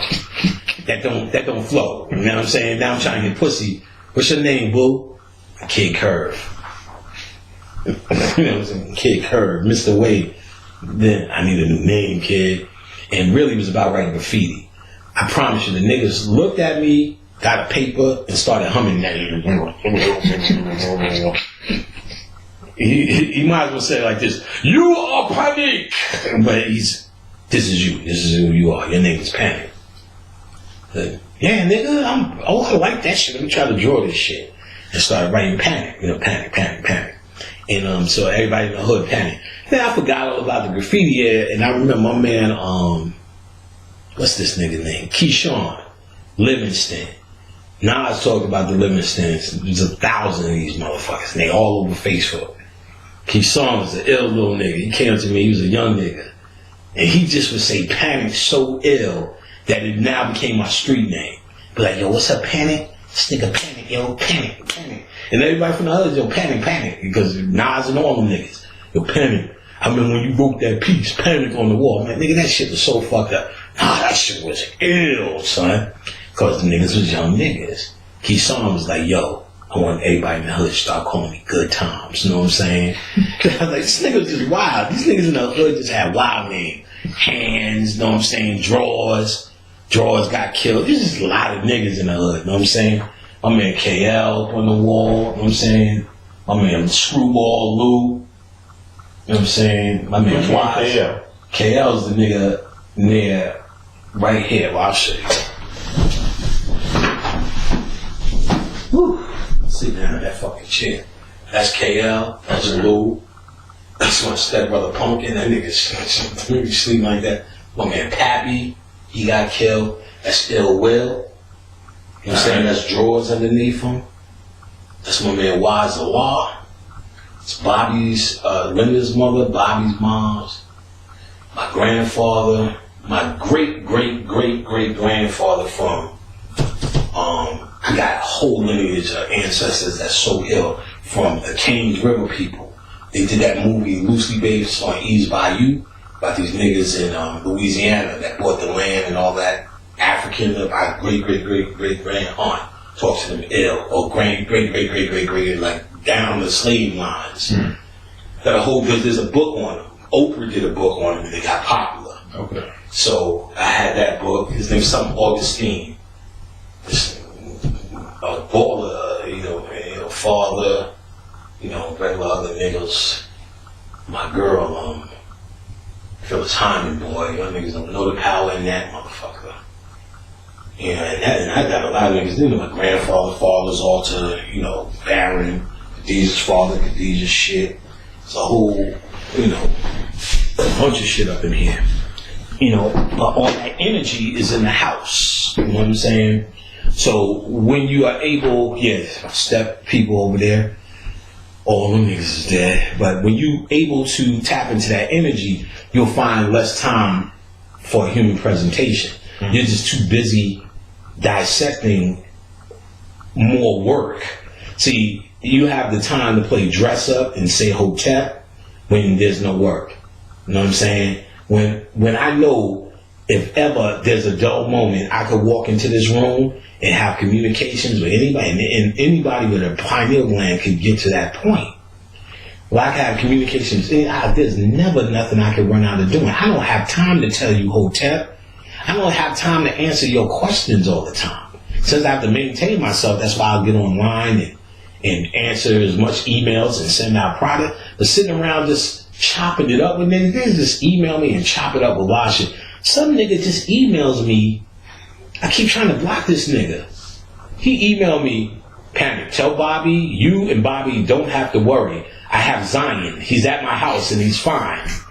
Like, what the fuck are you talking about? Nigga say, yo, I think I'm Ja, but I'm not sure. What do you think? Like, if I just went through, I could do a whole show just reading emails niggas sent. It's crazy as the day is long. And I just learned to just not even answer them shits, not even play with them motherfuckers no more. I did play with that dude, Zion dude, today. I said, wow, because me and Bobby was worried about Zion. I'm so glad he's with you. It's like, if I just went through his emails alone, you know what I'm saying?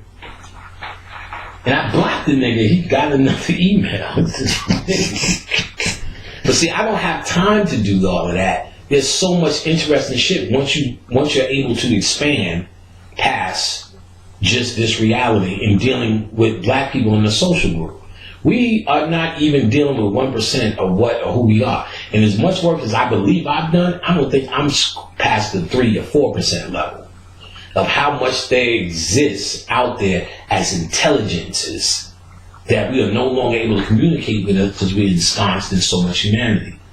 Your real work, as you pointed out earlier, is actually, because we talked about that, not really consciousness, because once you're consciousness, you're at the door. Your real work is enlightenment. You get what I'm saying? So it's about, that's where the real path comes in, and the real anchor is not the white man. The anchor is your humanity. The white man is a byproduct of your humanity. So while we're fighting the white man, we're actually fighting the byproduct. We need to get to the real core, which is your very own human ego that is there to block you.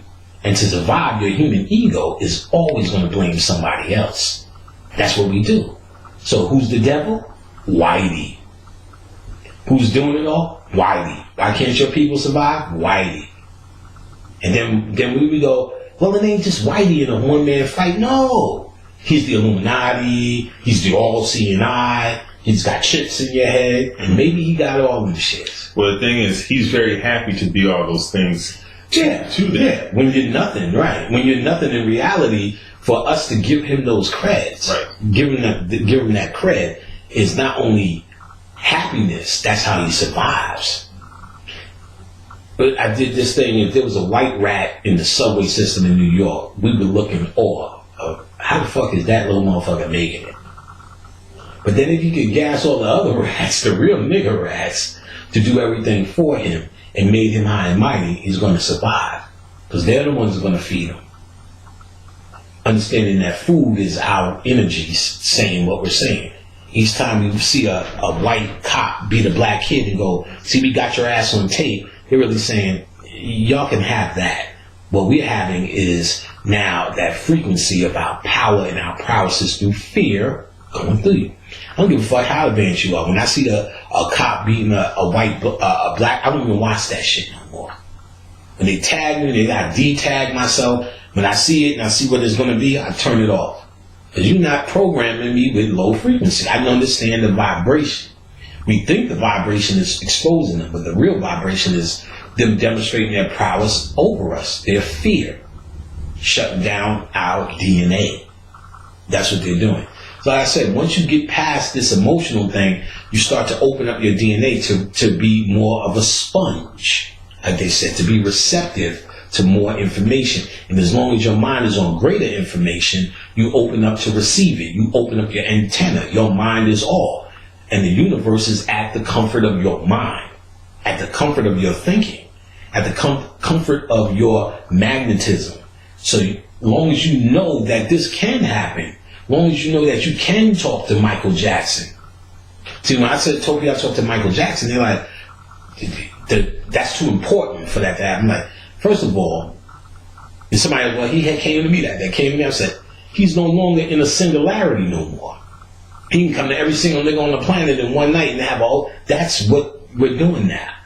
You think he just came to my house like, hey, what's up, nigga? Yeah, I'm dead now, but you're so special, Panic. No, everyone based upon your consciousness is going to have a different intermingling with the energy. Mm-hmm.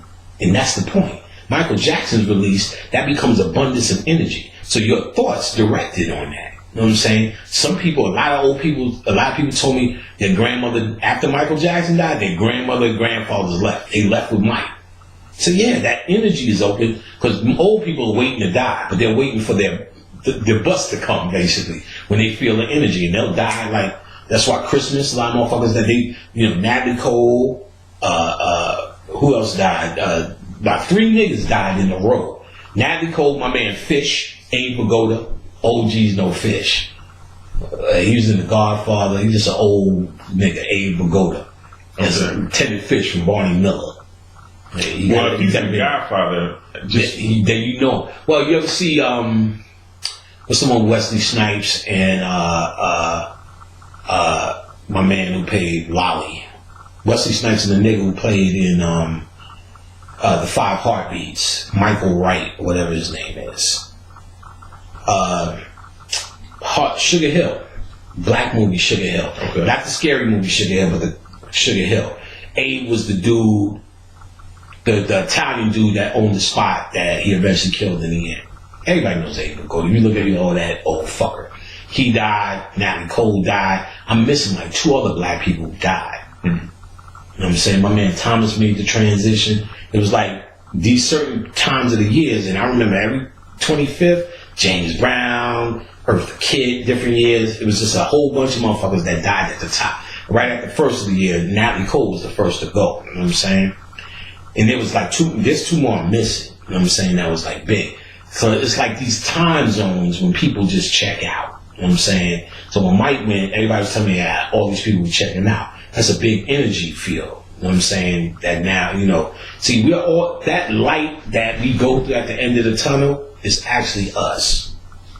We're all these lights trapped inside the body. So when a big light like Mike leaves, that's like a big guy. You know what I'm saying? Because he's a big light that got captured in the body. So when it manifests his talent. You know what I'm saying?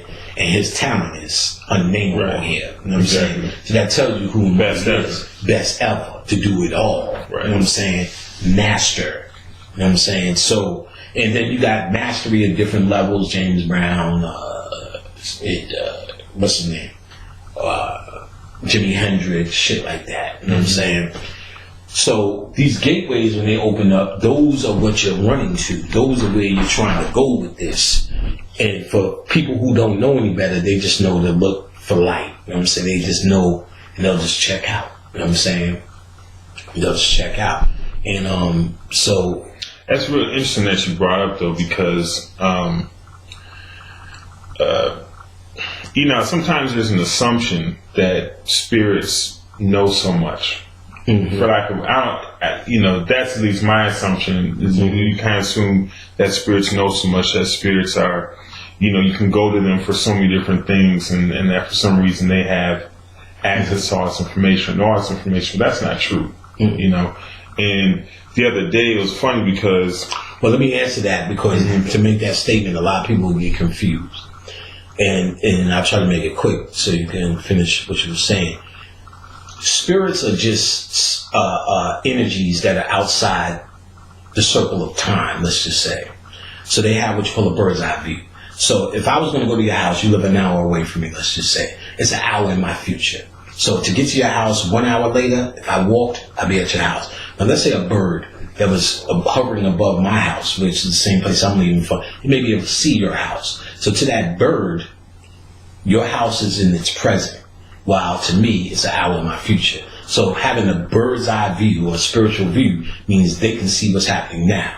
So while you're saying, should I take this job, or should I do this, and I need spiritual guidance for this, they just are in a different, unique perspective. It doesn't mean that it's an intelligence, because they're not trapped in a human body. But the intelligence is not all owing or all seeing. It's a guidance system for you. It's supposed to guide you based upon you trusting in what has a bird's eye view. So if you know how to hone in on a certain spirit, then you understand if that's been guiding you and doing you right, stay with that energy. Or you may be able to count on more things, what you've been calling the higher self. The higher self is just yourself. See, spirit guides are for white people. If they have anything about them, they'll have a spirit guide. They don't have a spirit double.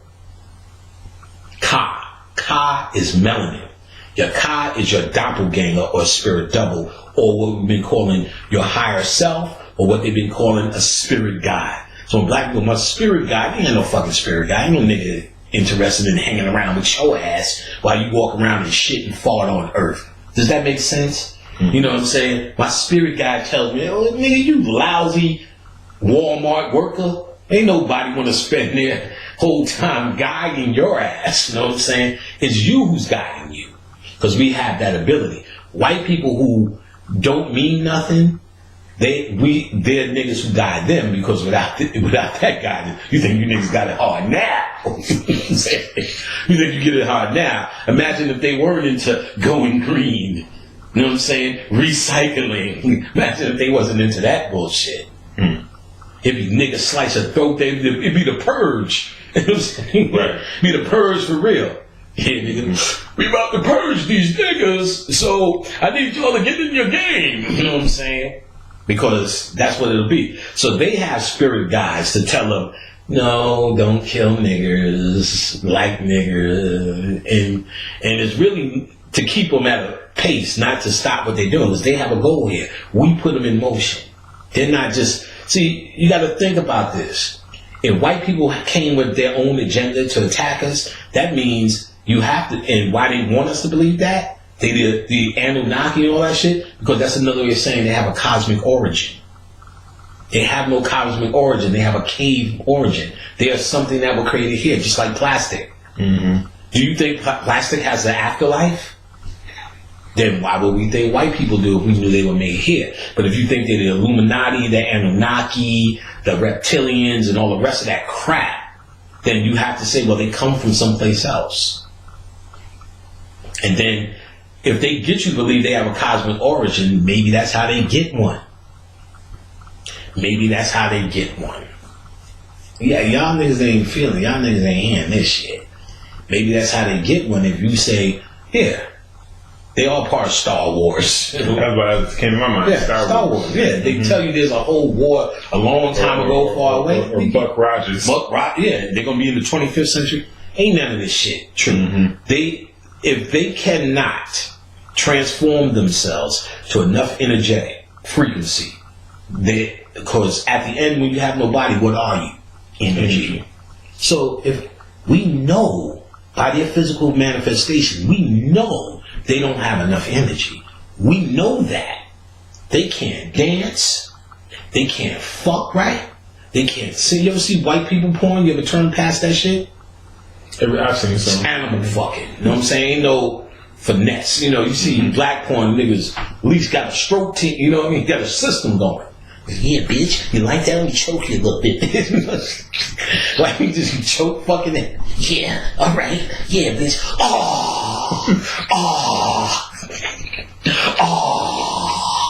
Oh my God. And, you know, niggas be yelling. You know, niggas just, then he fuck it, then he jerk off and bust. Yeah, alright. And she be, make me look pretty. Oh. And then the white people jerk off on the white girl's face. Gimme, oh God. And then she sit there. It was fun. Hey, oh, this is crazy. That shit's crazy. This is crazy. They don't do shit right. They ain't got enough power. They rap. It took them fucking 30 years to produce one Eminem. And he suck. That voice is disgusting. Every time I go in the popcorn cocaine. Dre don't know because they don't know what Dre gonna say. What gonna say? Like, shut the fuck up. You know what I'm saying? Shut the fuck up. Who the fuck cares? Can't ball. Can't nothing. They took him 30 years to make one Eminem. They ain't got no energy, no power. The best place they showed up, and they still copying us, is in pretty much blues, Eric Clapton, you know, their little Beatles and their little Cream and little rock and roll, which is still based upon Jimi Hendrix teaching them. Right. After you listen to Jimmy and Chuck, you see where it all you see, right. You see the fathers. We're still the fathers of the architect. They was able to do a good job, but them niggas came to give them that. See, when I talk to them niggas would say, no. We had to break them off some. Imagine if they didn't have that. Because that's what they keep telling me. I'm like, well, they doing it. I said, no, you need to imagine if they didn't have that. If they weren't on stage beating up a guitar, they'd be out there beating up niggas. Like, wow. I say, yeah, they didn't have that to stand on. And really, it's imitating if you didn't create that music, they would create nothing in terms of music. That's a fact. If we never made any music, they would have never been anywhere they are now, anywhere in their little bit of scratching the surface of music. Look at the pride in classical. What's that? Classical music. Oh, no, that's our shit. I know. I'm saying the Moors brought that up. Yeah, oh, yeah. I mean, before you even go, I'm talking about, because niggas can't grasp that concept. It's too far back for them. Mm-hmm. So let's grasp what they can see every day. Metallica, you know, and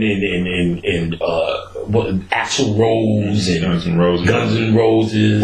What's hilarious to me is when I watched the documentary of Jimi Hendrix. Mm-hmm. It was pretty good too. Right, I'm sure. But when they showed him on stage smashing his guitar, I was like, he brought that shit too? Yeah. He brought it all. He was lighting the shit on fire. He brought all that shit. Yeah. So just look at it this way. Without our music, they would never create nothing. And they created some decent music. Some of that shit you could look, summer breeze makes me feel high. You'd be like, oh yeah.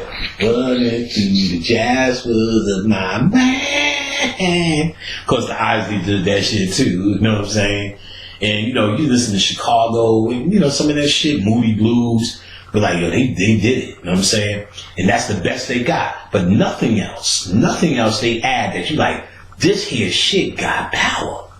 And any tradition or anything that you could possibly say, well, maybe they're doing that in Europe, which there's nothing out of that you really want to do or you really admire. But let's pretend there is. All that shit was taught to them by Moors.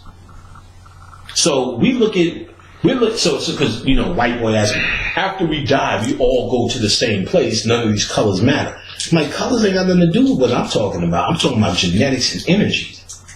What manifests in a black man, he's wearing the truth to what he is. Has nothing to do with race and color. That same shit you think you fighting. I'm not in that fight. I don't give a fuck about that. But I'm saying the black man and black woman are wearing the colors of who and what they are genetically and by their birthright. You don't wear those colors. You don't wear those colors. Even the brown man wears those colors. That's called melanin. And our mastery of melanin dictates where you go. Because without a body, what we're talking about is light. And you people have proved time and time again, you have none to very little of it. White people just starting to learn to fucking recycle. Fuck going green, they just learning to recycle. So with that being said, it's not about your race, it's about who and what you are and your grid. You are a different species from us. You don't share our grid. The same way horses don't share the grid with lamb or monkeys. Every individual species has its own grid. So it becomes, does white people have our grid? Hell no. They're not on that same morphic grid as us. Meaning our unconscious collective and all that shit, we move in different ways. And because they have nothing, they follow us. They just now starting to say chillaxing. And chillaxing is some shit we made up fucking 40 years after we made the word chill. I remember in 1978, the first time I heard a nigga in the 4th grade tell me, yo, chill out. And they just starting to say that shit. Yeah. You don't even realize, white people are known for saying this word, dude. Hey, dude. But do you realize that was ours? What up, my dude? Quincy Jones made a fucking album called The Dude. We were dudes. Now they dude. Come on, dude. We were dudes. That's our word. That's our slang. They got nothing. I'm pretty sure some nigga somewhere was awesome.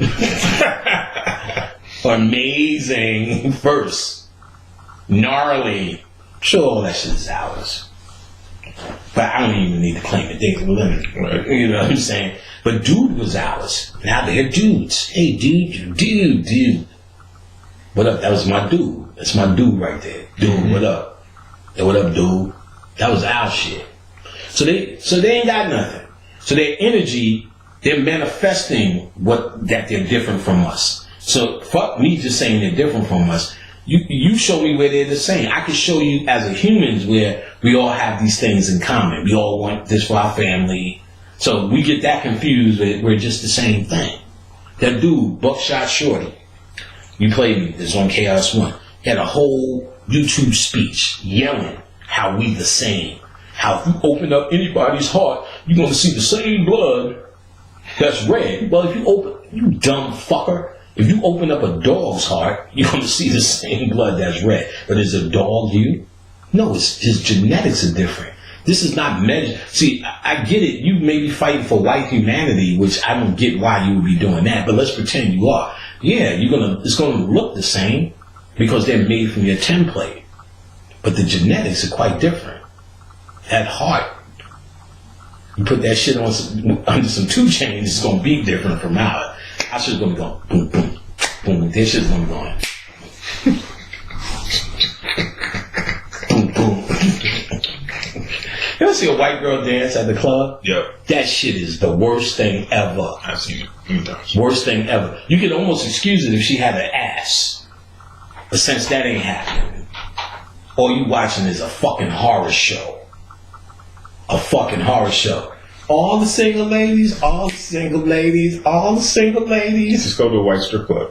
Oh, no, I couldn't do it. I don't know. I can imagine it. I'll just be like, you just fall out your chair and shit. Like, just the rhythm is so fucked up. I don't know why. Okay, Katie's coming to the stage. Here comes Katie. Let's give it to her. Katie. You know, and then what's that song? What's one of them white songs that they play all the time on the commercials? That I Could Do Anything song. What's that white shit they always playing? I can't remember. Did she come out to, woo, y'all ready? It's like we're doing it too much. Yeah, I'm gonna say that's too much rhythm already. Yeah, like they just bounce their tenors like there's just just kind of a swaying motion. I mean, now if you see me in a white club, you see me. You be prepared to see me on the news because I came to shoot that motherfucker up.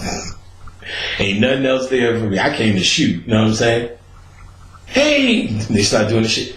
Oh, Nigger shot me. Hear me on the news. Why did you shoot all those white people in the club?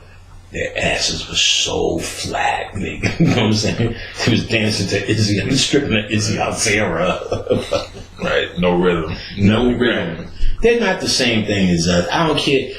Don't get confused with human rights. Because they're not the same thing with us. See, people tend to get defensive about that because then the next thing say, well, they all should be put to death or they all should be doing that. Because they're thinking with their silly human rationality, because the next step after that dialogue from I guess Hitler and the boys, and I've seen stuff where Hitler and them wasn't even all of that. What they made him out to be. He had reason. But besides the point, they think the next logical step is to start saying, well, we should kill them, they should be subordinates. I'm saying to this, I don't give a fuck about none of that. Doing this, doing that. I'm calling it as it is. We could tell half of what makes you black is based upon your genetics. That's a fact. And what makes them white, what we can see beyond the skin color, there is an absolute fucking difference in how they move, how they interpret shit. Like, we could put that same stimuli and they're going to see it a certain kind of way. You know what I'm saying? And they see it from this devastating fear point. What you got to do is watch the TV show, Last Man on Earth. It's a comedy. And the shit is about, there's a virus, he's the last man on Earth, but he's slowly but surely finding people. Finds a woman, a second woman, another dude, 2 women, then Boris Kodjoe comes on in and shuts him down. But the way they did it is funny because the first chick is ugly. So he says, you gotta fuck her. So she's like, I want to be married. So they get this marriage. And then this fine chick shows up. She's like, I was here before her, but you found her first. What do you know? Oh, you're married? I can't fuck with you. So then he calls Blazing where he's going to have a twosome. He does some bullshit. And then this another dude shows up. And so right before he's about to fuck the fine chick, the other dude shows up. Now, he's fat, sloppy, but she likes him, so he's fucking her. He's stuck with the first chick. And these 2 bitches show up. But he's doing, in his situation, everything a regular white person would do. He's devious by nature.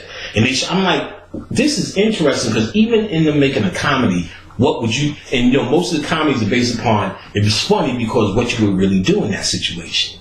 So they're showing you what the average white man would really do in this situation. If it's just him, because he's representing him on the planet. And you can see, it's funny, and they did a comedian, but you can see the deviousness and what would be his natural behavior. Devious. I'm like, why? But the way they lay it out, you would justify it in a devious thought, which is natural for them. So they show constantly they think differently than we do. Constantly. And that's what makes them different. Because at the end, when it's all, we're not going to the same place. It's the same place in the context, but you would have to say, without me going into detail, what you can if your mind is at a certain level, you're only experiencing, let's say, what we call the afterlife or heaven, based upon your mind. How do you know? Why would you come down here in the first place to expand your mind? Because that's what humanity is supposed to do, expand your mind. Because if you're God and the goddess of the universe, then you no longer have the right to say somebody put you down here. Somebody's playing the game with you and put you down here. You must have came on your own. And if you're here doing this and here dealing with this, then you have to understand, if you want to look at it, if you came down here, then there's only one rational thing. It's here for the experience, the path. It's not about the destination, it's the path. This is the path. You walk through life and you being challenged with problems. You would only choose this reality because of its problems, not because you're supposed to be a smooth motherfucker down here. You're supposed to choose this reality because of this situation, because of the chemtrails and the white man and the ignorance and the slavery and all that shit we complain about, police brutality, because it's supposed to put your mind into thinking for spiritual solutions, which is what you're really doing. Because none of these things are real. We know this is a fake place. So when you think of these solutions and these new terms and these new realities, your mind is now expanded. So if you had the consciousness of a golf ball, and you come down here through lifetimes and expand it to a bowling ball, when it's all said and done and you finish with this reality, now you build worlds in your existence with your own mind. You're a star, you're a sun, and you build realities. And now that you have an expanded consciousness, the realities you build are now greater. The worlds you build are now greater that you exist in based upon your own mind. It's not going to be based upon your body. It's not going to be based upon the collective thoughts of niggas, because we know that don't come together, right? It's not going to be based upon something that was already there. Then why would you leave it? You know what I'm saying? And why it couldn't be heaven or the afterlife if you were there and somebody put you in here. Then that means you're not in heaven. You know what I'm saying? The fact that they could take you out of it and you experience this. So the afterlife or heaven, it means it's a place you stay. This is a dream compared to us. And this body isn't real. It's never real. How do you know? Because you're definitely going to die. And when you die, all you have is your mind and what you expanded through life. That creates your reality. White people haven't been here long enough collectively to gain light. And that's why when Eminem does a rap, they put him in the forefront like we talked about earlier, because that's the progress they're really looking for. And once they get it in the grid, that morphic grid, they feel they all can benefit from it. So when a nigga rides up like Tupac, we all benefit from it. Physically, yeah, that was my nigga and I'm like Tupac. And then there's a cheap rendition of him as 50 Cent and a cheap rendition of him as Ja Rule. But that's not it. You know what I'm saying? What he did to the collective conscious and the subconscious brings up that morphic field. You get what I'm saying? And I'm just wild because I just seen that nigga look at me in that picture and I started talking about it. What he does is bring up that morphic field. You know what I'm saying? He brings up that energy. So that's his part. You know what I'm saying? Now, what you don't want to get confused with his humanity, because as a human, I thought he was a terrible human. I thought just to say dear mama one week and shoot him up the next week was fucking total chaos. I don't even know how he made it together. Definitely his human side.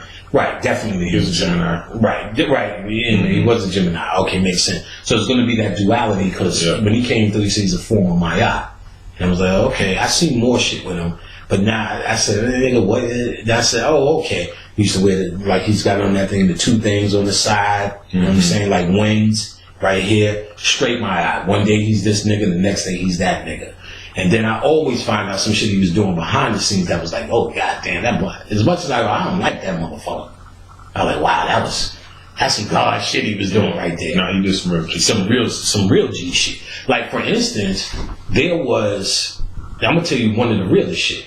He walked up on a cop, beating this little black kid up. He killed the cop. Went to jail because the cop was wrong. They dropped all the charges. I said, what fucking nigga on planet Earth, as much as these niggas talk, see a cop in the middle of doing that cop shit, step in and murder the cop. Yes. Or at least shot him. I don't know if he murdered him, maybe shot him. I think murdered though. But you can look up the story, and they eventually acquitted him because the cop was out of order on the kid. That's fucking amazing to me. Yeah. That has nothing to do with no Tupac or no rap career. That's a fucking amazing black man. Because I'm not doing that. Nigga, just breathe. Breathe, nigga.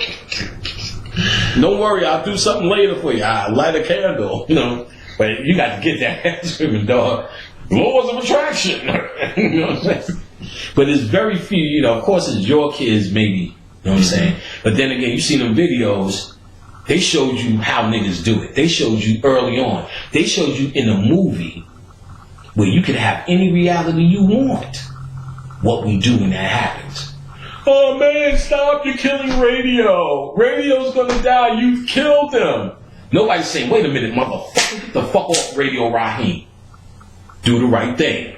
Mm-hmm. They just, oh, what are you doing? Let him go, he can't breathe. Niggas sitting there showing,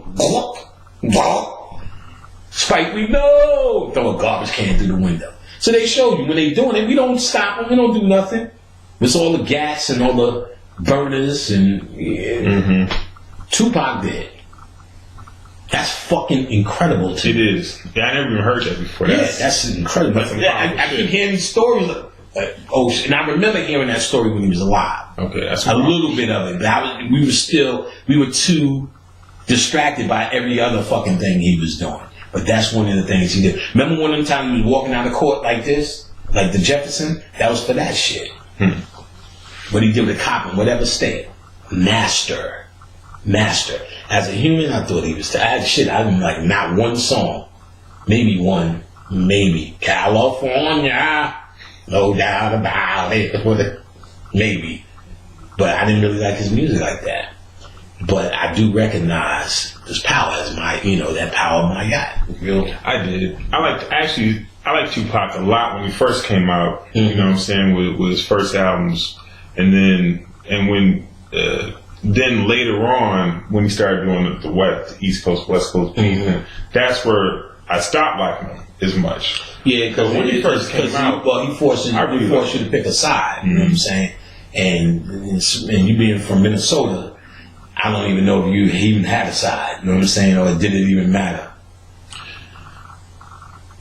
Well, I mean, I was always more of an East Coast nigga. Right. So that alone to do it. Yeah. So I didn't agree because I was always on the conscious side, and the East Coast was always more conscious. And when you went to the West and everything was talking about, I was like, you know what I'm saying? Like, obviously, you talking about killing niggas. It's like, you know what I'm saying? Is it like, how do we get here? You know what I'm saying? I totally get it. I just was never into that. It's a hear me, and you feel me, and you kneel me, nigga, feel me. Well, you wanna feel me? Like, well, some of his tracks, like he had, back in the day, he had like, Brenda Had a Baby. Yeah. It was alright. And then he had, I Get Around. I like that. That was alright. That, because all them other niggas was on, Shock G and them niggas. Right. So I Get Around. Then he had, Keep Your Head Up. Right.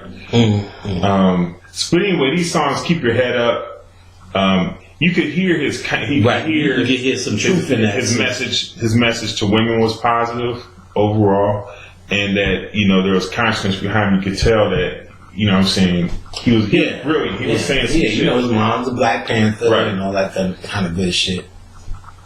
Yeah, like I said, it's not personal. I could still not like him as a fan and still understand his spiritual impact, because the two things are separate. And that's what we need to know how to do. Understand a human thing more and a spiritual thing. We try to merge those two worlds together a lot. And that's really where a lot of people are running the brick walls that they don't even know they're in, or they just not making any progress because they don't know. See, I know how to separate my humanity. I know what's a human plight. I know how to pay my bills well. I don't walk around just in the daze.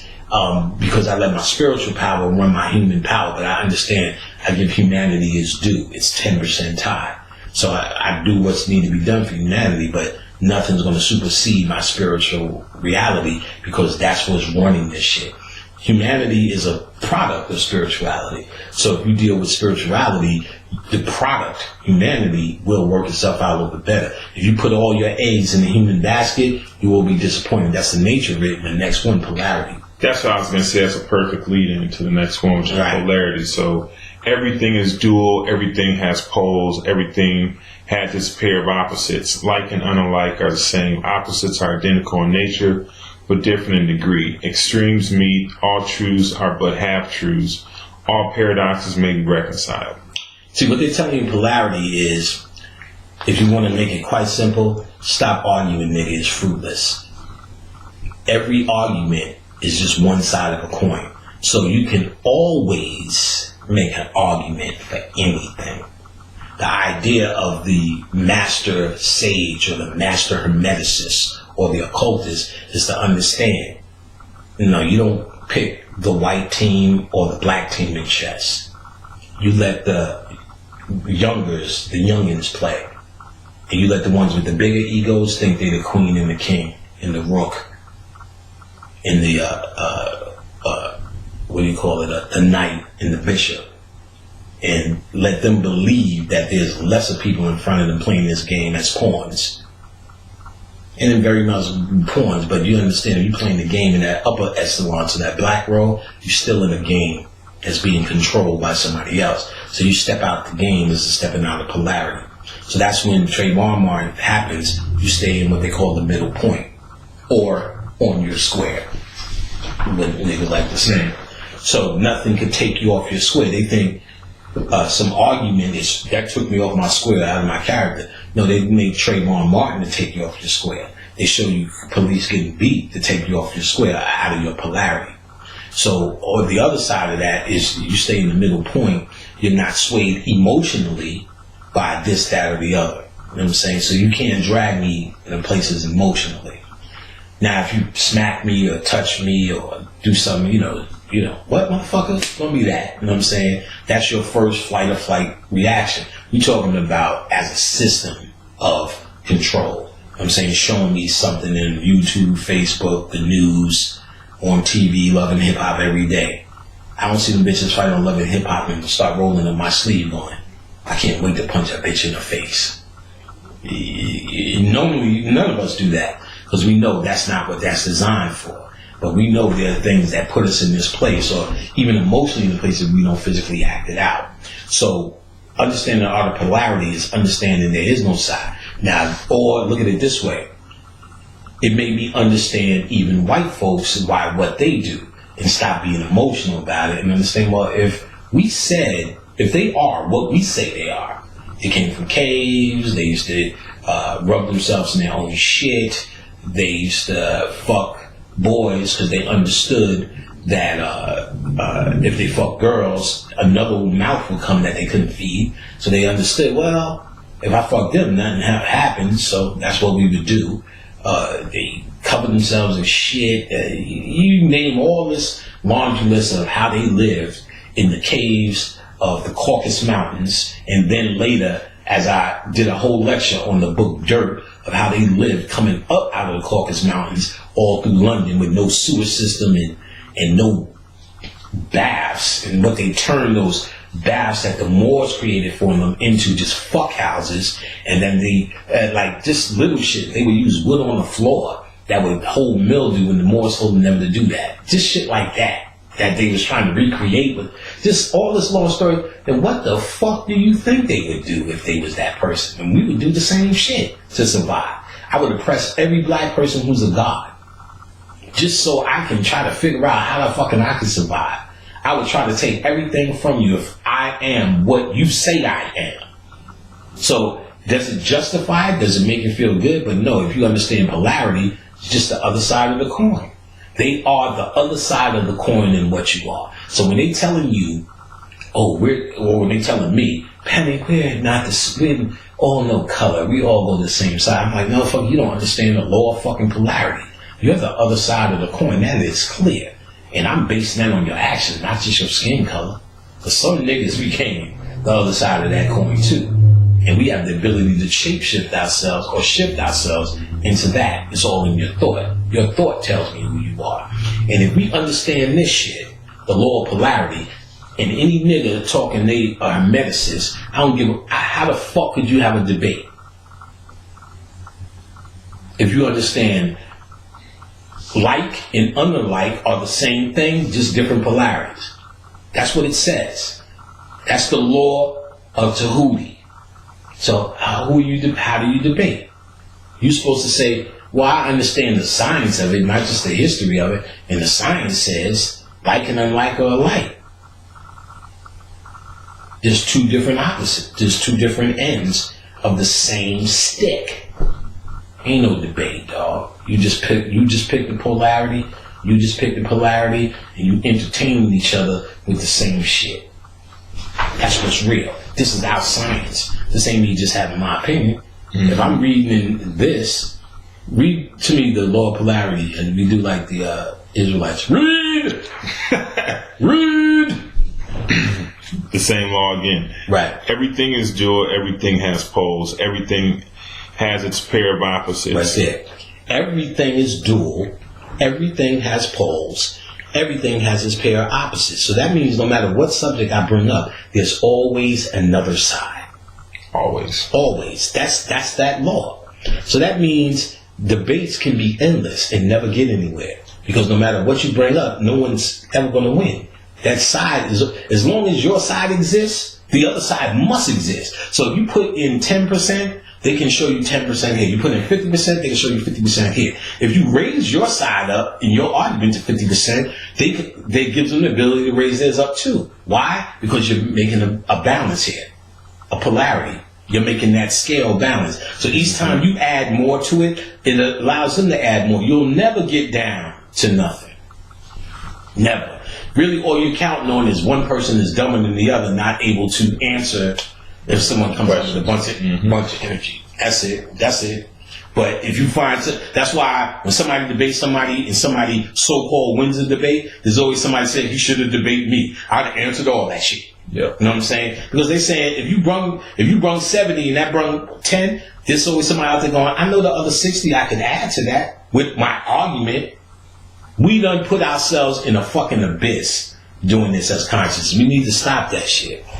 Well, finish reading polarity. And I'm gonna go through half of it. Like and unlike are the same. Opposites are identical in nature, but different in degree. Pause. Like and unlike are the same. That's it. Ain't no debate. Like and unlike are the same. That's our law. Like and unlike are the same.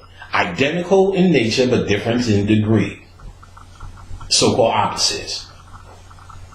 Ain't no debates. Just off of that. Or I know as a scientist, can you debate? Yeah. Will I debate? Fuck no. I ain't. Nigga, you. As soon as you open your mouth, wow, nigga, I'm saying the same shit. You know what I'm saying? Just a different degree. Okay. A different degree. Extremes meet. All truths are but half truths. All paradoxes may be reconciled.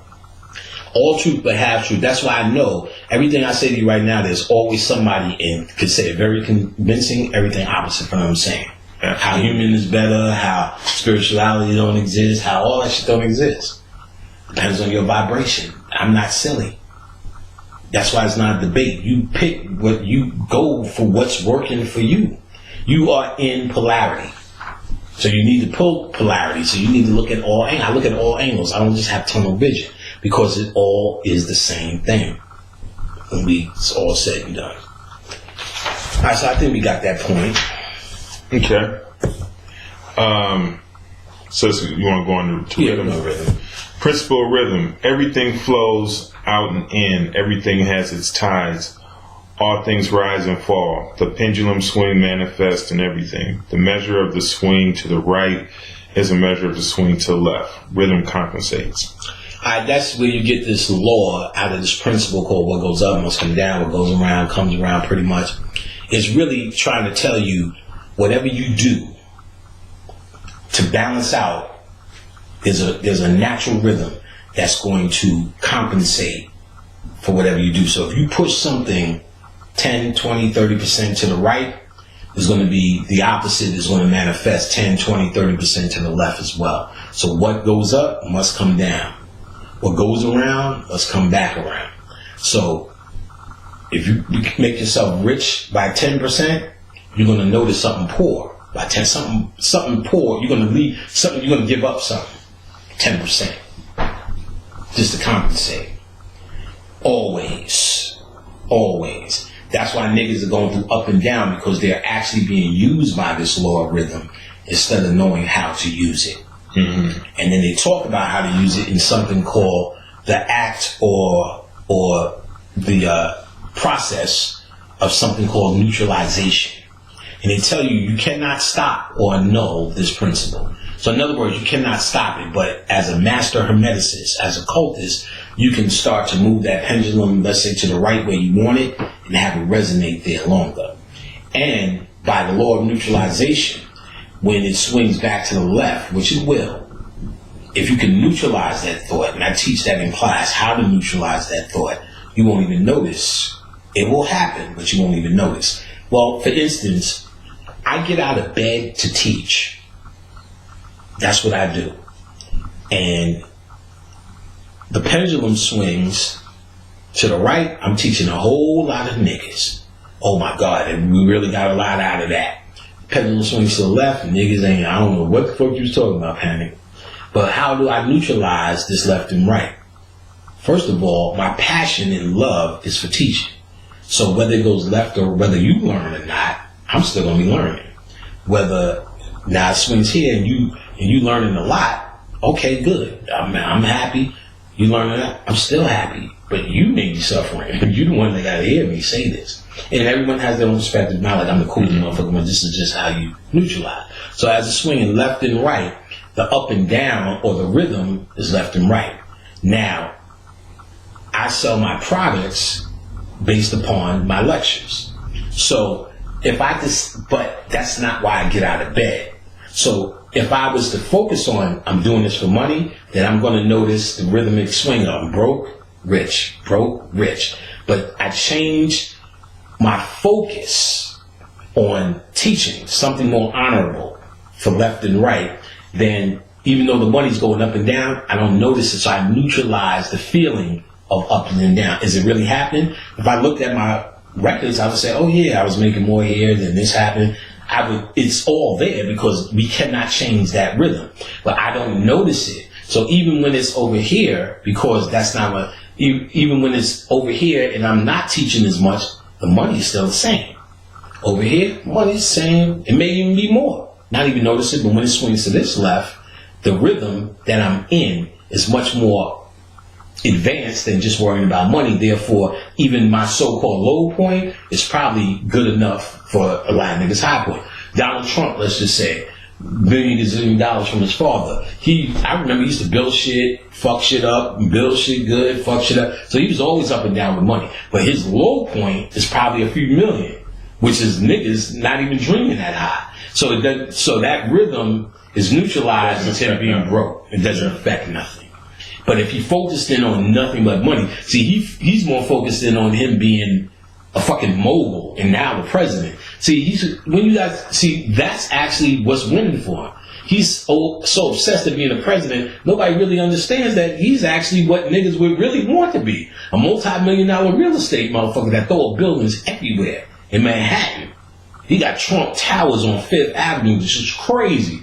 The prices for being in that motherfucker fucking phenomenal. And he's got them shits all over. So niggas ain't really know. That's what he is. But niggas don't even know his father put him in the game. He did nothing. So he could do whatever. His rhythm is his thinking system is different. I talked about Rob Derelict, the skateboarder who loves to skateboard. He's a millionaire from endorsements, but when you see him on his shows, he's all about the skateboard. Don't talk about money. When everybody around him started doing money shit, he'd do a whole episode of getting them back on their little humble shit. Because he's all about the skateboarding and finding a place to skateboard. They went to a broken water park and was skating down the slide. They was looking, if you would have fell over the slide, you dropping 6, 7 stories. They skating on this shit, going down this shit on the show. He said, yo, I just realized if we fall off this shit, we dead. It's like, fuck it, let's do it. You know what I'm saying? This wildin'. Cut his friend's hair like Mr. Burns from The Simpsons. Mm-hmm. Like that little shit. He had that suit on, he was skateboarding. Just wildin'. And these niggas is millionaires. But they not sitting around talking about watches and bling bling. But you know that's all I did. He bought his sister a house. She's crying. House for the baby. She said, I bought the way he did, he bought the house in his own neighborhood. Had his sister, moms, and all of them come over. He's like, yo, look, I made a hell of a nursery for the baby. He said, fuck it. Since I made the nursery, why don't y'all keep the house? Yee, Rob. It's like, you could tell in those moments, that's what gave him satisfaction. Not getting, like, nigga, I'm about to get this cake, you know what I'm saying? Get this check, you know what I'm saying? We about to get this money. He ain't fucking up your rhythm. That's why them niggas be up and down. All them deep niggas on Love and Hip Hop. About this cheese, about this cake, about this money. You on that show with you, bro. You know what I'm saying? Exploring yourself. Shit is over. You know what I'm saying? Little scrappy. You ain't got no fucking money no more. Because all they talked about was fucking money. You know what I'm saying? Not the art. Not the art, or not just the love for the art that they do. Right, that's what I'm saying. Like, whatever their art is, right, they not all about that. Yeah, right. Not even love for whatever it is they're doing. And once they do that, you actually, that's a secret to neutralization. Yeah. Alright, we got, what's next? Cause and effect. Cause and effect. Everything has cause. Every cause has its effect. Every effect has its cause. Everything happens according to the law. Chance is but a name for law not recognized. There are many planes of causation, but nothing escapes the law. Right. Well, cause and effect, they're trying to tell you for everything that can possibly happen, there is a root cause, an intelligence behind it. So that means nothing happens haphazardly. There's no such thing as a mistake. There are no accidents, and there is no such thing as coincidence. So that means for everything that's happening to you, you should be able to find why it's happening, and it's only generated from your mind, because the mind is all. So nobody can do nothing to you.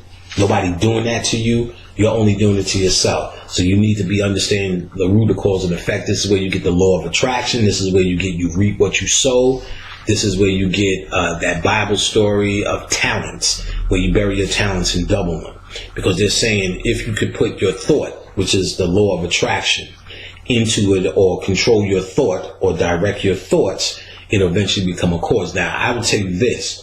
When people could say, my magic ain't working, didn't work for me, I'm going to tell you, based upon this Hermetic law, you're a fucking liar. Because if everything is cause and effect, then that means if you light a candle, that's a cause, just by its very nature. There must be an effect. There must be an effect. You do a ritual with a purpose, there must be an effect. The problem is you don't understand those effects, because you don't understand the language of spirituality. And that's where people get their problem, not understanding the language of the effect. Mm-hmm. Or they're looking for a specific effect, and when they don't see it, they think it didn't work. Or they think it's the movies. In the sense of, you're looking for something extremely dramatic. Right. Things like spiritual realm or something. Right. Exactly. They're looking like the movies, like you do some shit, you know what I'm saying? Are you in the room, Kathy? She's here. Right. You know what I'm saying? She's here. It ain't gonna be like that. You know what I'm saying? Right. There's gonna be a subtle thing. There's gonna be a subtle thing with your feeling, your mood change, or what you've been calling coincidence will happen. It's actually called synchronicity, meaning you start to synchronize what's in your mind with this reality, or the spirit or the energy is coming. So for instance, you do a whole Ganesha ritual, then you go home and your mother's or your wife is watching a show about elephants. That's enough to tell you it worked, because you're now attracting it. You know what I'm saying? Cause, and that's the effect. Your cause was trying to attract that energy, and now that you're seeing them, they're talking about it, or somebody's wearing an elephant pin or an elephant shirt or whatever. You know what I'm saying? You keep hearing somebody say elephants, and somebody, you go home and they start talking about elephants. That's where you know that's the effect. So you just know, or that's the indication that you're magnetizing the shit, meaning it's working, whatever you've done or doing, and to keep doing it. You have to have faith in what you're doing does have an effect. You don't need to just have blind faith. Use your laws. All these Egyptian niggas, use the law. Mm. This is what Tahuti said. This is what they left behind. This is the law. Cause and effect. So if every cause has an effect and every effect has a cause, that means whatever you do will work by this law. And then karma is cause and effect. All that shit is cause and effect. I don't know if you take a read in the book what I said about it. I won't go through it all. Okay. The next one is principle of gender. Yeah, I'll go through it quick just for the sake of moving on. We got, if we understand the principle of gender, the feminine energy and the masculine energy and the nature of feminine energy, right brain, left brain, then we're able to decode, I guess you could say spiritually and physically, how to deal, manifest, and where the energy comes from. You know what I'm saying? So if we understand the law of gender, that every female has a male part, every male has a male, we get rid of this battle of sexes, we get rid of this mentality of bitches be acting like this and niggas don't be acting like that. No, you understand that you're the same androgynous being. The power comes from your androgyny. So me as a guy to raise up my right brain and my feminine side is to bring balance. A woman to raise up her masculine side is to bring balance. And we're not talking about man and women. We're talking about principles. Mm-hmm. Masculine and feminine principles. One of the things Bobby said, I was like, yeah, this, that, the other about the feminine energy, this, that. He said, well, understand this. The feminine energy is different from just a chick in the street. This dealing with the feminine energy has nothing to do with being more gallant or chivalrous, pulling out chairs. He said that has nothing to do with it. That's not making you close to the feminine energy. Because, you see people doing all, like there was this girl saying some retarded shit on my Facebook page one time. And what you just saying, Queen, is like cocoa butter dripping off a mango. I'm like, this bitch sound retarded. You know what I'm saying? And when did you ever get so conscious you can't call this motherfucker crazy? That's when you know you're crazy. This bitch is crazy. You know what I'm saying? And I'm sure there's times when you look at me, oh, this nigga's crazy. Like this, oh, King, you're not thinking right. Like that makes you somehow better. Oh, Queen, perhaps you need to spend more time resonating on this information. Somehow makes you like more decent. You know what I'm saying? Bitch, you lost your mind. When the fuck you don't get to call me a god, and I don't know. I can't say, bitch, you lost your mind without being ostracized. When you know that's what you mean. Mm-hmm. And that bitch knew she lost her fucking mind when she said that shit. But just she knows she can say any crazy thing because everybody fronting, because they really fronting for one. Oh, he wants some pussy. Oh, your mango sweet kiss. You don't feel that way about no fucking body. Guarantee your fucking baby mama come on right now to tell a whole fucking different story. Nigga, you ain't buying no diapers. That's who you are. Mr. Mango dripping off the lips. I guarantee you that's what you hear. Mm-hmm. You know it. Yeah. See, when this pussy hustle first came on Facebook, niggas was saying so many hoteps. You know what I'm saying? I was, I just wish I had a nickel for every hotep I heard. Oh, Queen, then I'll get it first. All these little females emailing me, panic. Well, what happened? He hotepped his way into the pussy. You know what I'm saying? And you did the same shit. I could have met a nigga at the club with more respect. So yeah, nigga, it's a pussy hustle. A hotep hustler. You know what I'm saying?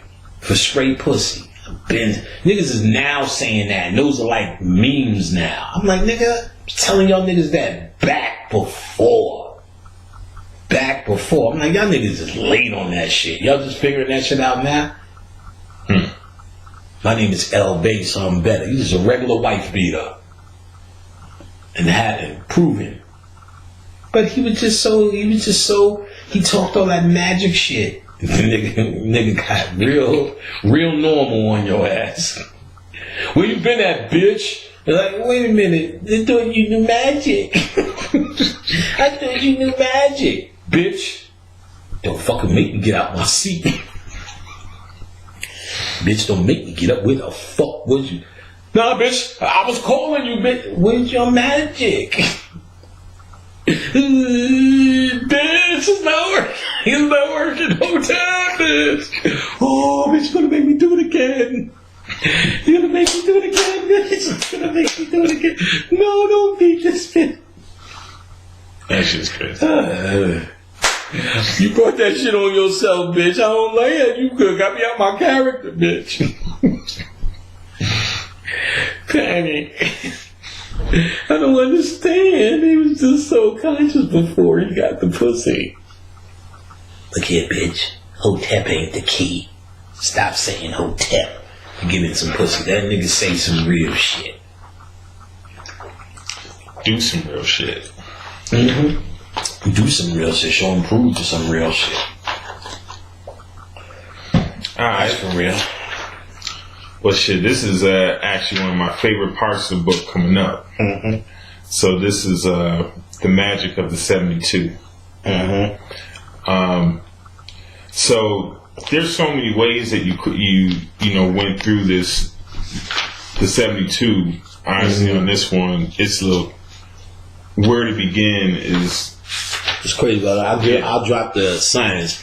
I broke down the number 72 in its occult significance in all the ways it shows up in humanity and in spirituality. And, you would never think there was so much about that number. That's a magical number. First, when I first heard it was the 72 conspirators of Set. So what it made me study, what is Set? Because remember, as above, so below, as within, so without. So whatever concept, you need to be able to speak of this energy in the body. So Set actually represents your pineal gland. And on your pineal gland, Brother C. Freeman used to talk about there was 72 chakras. So these were decoded, or these were the code for the 72 helpers of Set, which were the 72 chakras on the pineal gland. Now, Crowley and them understood this concept. Could they do anything with it? Probably very little. Because when you study Crowley, he didn't make too much progress. The only progress he really made was with the Book of the Law, channeling from AWAS. But everything else he did was not really popping. Mm-hmm. Now, or at least what he presented. But he did with another occultist called McGregor Mathers list and name and define the Goetia, which are also 72. So he was clearly talking about the 72 helpers of Set, or the 72 conspirators of Set, or the 72 chakras on your pineal. To give these energy names or give it in ways to call it and activate it to deal with the Goetia. But Crowley from the OTO used to leave out a lot of information purposefully, give you half the story. So these niggas couldn't tap in unless you was in the OTO. But where they fucked up was, and I think I dropped the name in it, there's another white boy who had one of those little groups back then too, as powerful as the OTO. And his name is Poke Runyon, white boy. You can see him on YouTube now, where he's like, look, I'm tired of all the bullshit, let me give you some secrets, which they were more ceremonial magic. Dressing up, doing this, that, the other. But what Pope Runyon talked about was those 72 Goetia can't really be activated without the 72 angelic forces as well. But it's called the Shem Sharesh. It's in there. If you see it, I'll pronounce it. Shemaresh, or whatever the fuck. Oh, let me go back. I think I've seen it. No. Yeah. Well, it'll come up. It's when it's on that list with the angels. So whatever that is. Because I give you a listing of them. Here we go. And I call them angelic opposites. Put this in here. Okay. The Shemham Farash. S-H-E. Well, y'all work it out. SHEMHAMPHORASCH. The Shemhamfrash. Which Farash is actually 72 angelic forces. So you got to mix that light with the dark. That, remember, we just learned about polarity, right? We just learned about the feminine and masculine. And darkness or negative polarity represent the feminine. Light or positive polarity represent the masculine. So the light and the dark is feminine and masculine balance. You get what I'm saying? Yep. So when we're just doing the dark side, I think it's the dark side, we're only really not activating the whole energy. You know what I'm saying? We think we are because I'm dark and you're light. But that same I'm the dark side and your light side is what we just learned in this opposite, this polarity argument. Mm-hmm. Doesn't exist. Like and unlike are what? The same thing. See, Crowley and them know that. They would put out all this dark side shit because they know you be getting half the story if you're not dealing with that light side. You know what I'm saying? And it's not light side. See, they got this good and evil thing. No, it's different aspects of light. You understand? See, because we need to understand out of darkness comes light. That's the human perspective of what we're doing. Out of darkness comes light. We're born in this darkness. Out of darkness comes light. But then once you've got this understanding, to balance it out to work, you need to deal with both sides of the coin. You don't want to pick one side of the game, one side of polarity. You want to be holistic in it. And that's when you deal with the dark and light. So every darkness has a light side, every light side has a dark side. Deal with them both. And so that's what I break down in here. I also talk about 72 times 5 is 360. That's the full circle of the pineal. So the 5 senses, or the 5 points of this star like this, represents each 72. So to send your the 72 conspirators to each, in that book Psychomancy, they talk about how to increase the 5 senses. So to spiritualize the 5 senses is to make the whole man. That's where you get this picture of, here we go, of band in this circle like this, because this is the illuminated man, this is the 5-pointed man, this is the Baphometic man. So Baphomet is upside down because this represents the head being down and the energy becoming downward. So when I put the Baphomet on, I used to have the Baphomet ring, the energy, what it is this upside down pendulum. This basic geometric pattern is actually downward pulling energy. So everywhere I walk pulling cosmic energy down. If I have to start right side up, that's a praying nigga. He walks giving his energy off. In these OTO rituals, they used to wear the 5 pendulum ring. When they turn it towards themselves, the point down, they're trying to, and whatever's in the middle, they're trying to pull the energy from it.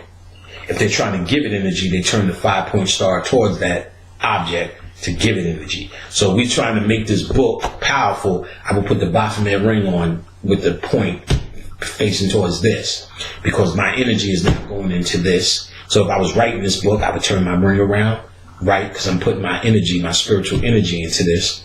And then when I give it off in that dish, I'm doing this. After it's out, turn that ring around, and now this is going to start feeding me. You know what I'm saying? Yeah. So you would do that. So, and if you look in the 5-pointed star, the house, because it creates a pentacle house, or whatever they call it, pentagram house, is actually right side up when the star is upside down. Yeah. It's actually upside down.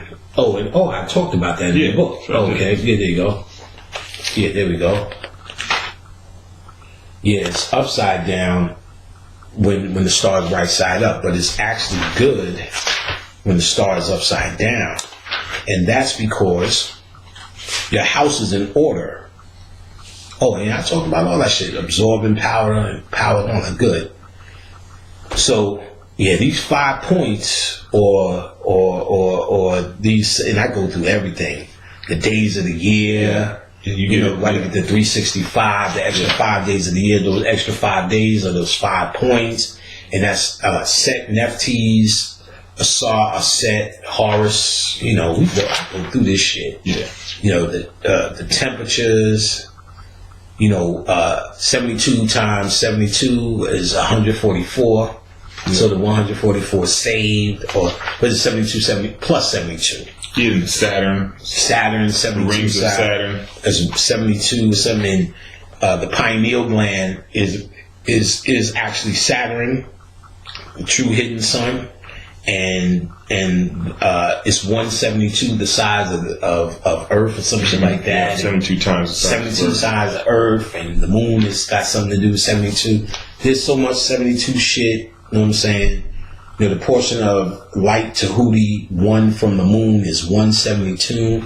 Oh yeah, in the mythology, to Hootie 1 a portion of light from the moon, which is 1/72, which equated to 5 extra days. So that's why we have 365. And and there's I see in Taoism there's 36 hells and 36 heavens. 36 plus 36 is 72. Which is the 36 to 72. They're really trying to give divisions of dark and light, which is where you get the dark forces and the angelic force, you know what I mean, blah, blah, blah.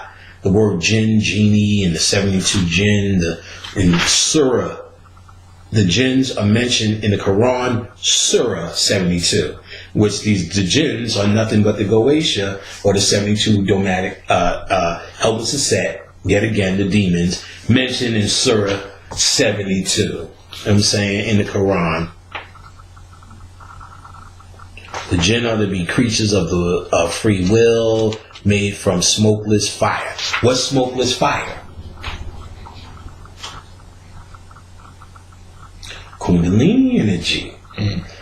The jinn exists in the pineal. The Kundalini fire, which is smokeless, is that pineal. The jinns, you open up the lamp of the genie from the smokeless fire. They're made of Kundalini. And this is in the Quran. Think you sitting, la, nigga, y'all better know what this shit is. So I talk about jinn to use it, but I don't talk about in the book is you can open them up the jinn or the 72 with ginger. But with jinn, primarily, I talk about how to do it with jinn. when you're in Jupiter berries, actually, because that's one of the ingredients they make in gin, I believe, or whatever it is. I did speak on it. I show you some of the symbols they do. I give you some, I give the ritual work to do. All right, we got the next.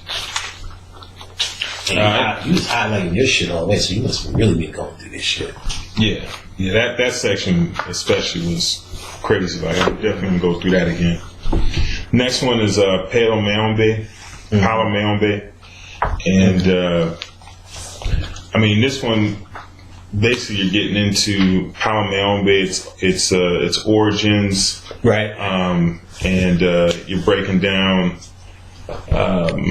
relations to Christian. I think you got into a little bit about its Christian retentions, so you got into different orientations of it. And you talk about the 11 Montenegro Palo Mayombe deities. You want to get into that? Yeah, big time, because this to me is a big deal, and a couple of other people, advanced people in this shit, Brother Azariah, I think even Aline, were thankful for the Palo shit, because the Palo is a spiritual system, African like everything else is, but it's one of the harder ones, considered more darker, and you can't get much on it because a lot of it, when it is written in Spanish. Nobody wanted to interpret it in English. One man did, Carlos Montenegro. He is ostracized and outcast for doing that. And, and of course, it ain't real. It ain't the real shit. It ain't real. It ain't the real. Because that's how they get you in this. With the same silly idea that there's a real way to do this. And motherfucker, that's so silly. That's your religious training. So much so, there was a guy who used to be in the conscious shit, and he used to help Shabazz put on shows. So he eventually became a Polaro, which means he went through the standard rituals, or what they are now making the standard, meaning they're taking some old African rituals, making you do it, and saying somehow you're validated more than the guy who knows himself, which is the original basis why you got conscious. Know yourself, know who you are. They say, well, if you get scratched and they tell you this and slap you with that and you do that for this time, you somehow better or somehow went through something. Now, I go through in detail the fantasy of what these old antiquated ass rituals do in terms of your spirituality. Nothing. And I proved that many times over. But he went through it and he felt he was better. So now he's listening to brothers like Bobby just saying, go for it, do that, get with the deities, do that, try that. Just get it, and you'll talk to you'll be. In other words, as a scientist, use your fucking mind where all this shit is coming to. You ain't got to do none of that shit. He's got a problem with that because he wants to feel like he's doing something so bad. When he did that, somebody saying, you don't have to do that, because I'm sure he spent a hell of a lot of money. And he felt he got a little juice so he could put somebody to speak to this. So he got his teacher, his leader, to speak to this. Shit lasted over about 5 minutes. Because the nigga got there and he's supposed to be talking about power, the right. He's saying shit like, there's a right way to do it and the wrong way. And somebody asked him, so they said, no, these dudes are tapping in, but they're tapping in the wrong way. Motherfucker, what the fuck does that mean? That's like, I'm getting pussy wrong? All this time I'm getting my dick sucked and I'm doing it the wrong. Yeah, no. If her mouth is on my dick, job well done. You know what I'm saying? If I see a doggy style, then job well done. I got pussy. You know what I'm saying? As long as I bust a nut, I think. Right. All is well. Yeah, all is well. And if I can make her bust a nut, even better. Then I'm a guru. I'm a master. And whatever.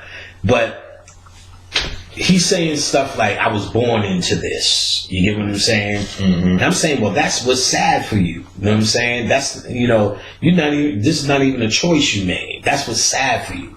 That because you have no other choice but to follow tradition.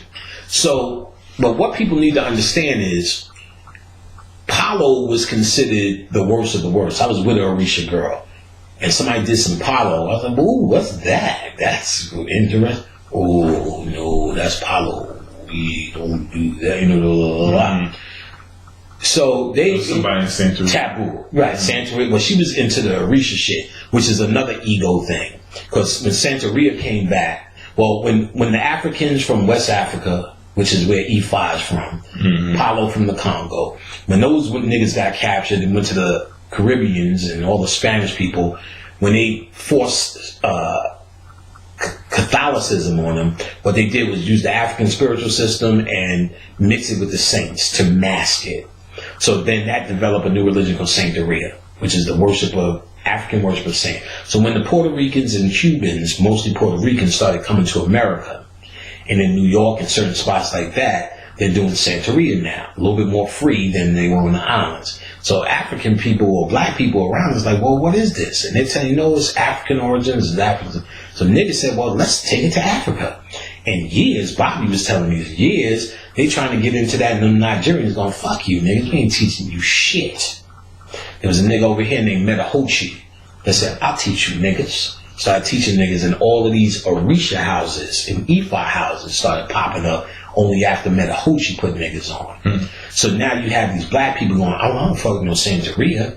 I get the real African shit. I know you big Bob and all this kind of shit. Oh, you ever see them niggas possessed? Yep. They all got the same voice. Who is this one here? Man, I ain't lying. I went to this, I was with that Orisha girl. This shit was the wildest shit of my life, kid. Went to this Orisha drumming. First of all, white people in there. Oh, all offbeat. Yeah, boy, yeah. I'm sitting there, what the fuck you doing? Then there's one dude walking around like the fucking Riddler. He's walking around with a napkin just doing this shit. So I'm like, what the fuck you doing? Then a nigga just rubbed that shit on my head like this, the long way. I said, I can't even beat this nigga's ass. I'm just out of my element. I had a little white hat on, the pizza hat. The shit was like to the side. He said, who are you a child of? Nobody. He said, that's what you think. Just ran off. I'm like, oh my God, what's this? They bumping into me? I'm sitting going, oh my God, where the fuck am I? Then my girl's boyfriend, who was studying to be a Babalawi, they can't go to drum-ins. And so his girl is dancing. She was fine too. Oh, we got da wada, oh, we got da whoa. Where is this one you bring? Like, who fucking me, bitch? So she asked my girl, who is this one that you bring to me? And I'm saying to myself, I ain't really come to see you, bitch, but okay, let's pretend. She said, where are you from? I'm like, Queensbridge. 41st side of Vernon, bitch. You know what I'm saying? For life. Then my girl at the time said, his family's from New Orleans. That was the Kings River people. Oh, do you know what they do there?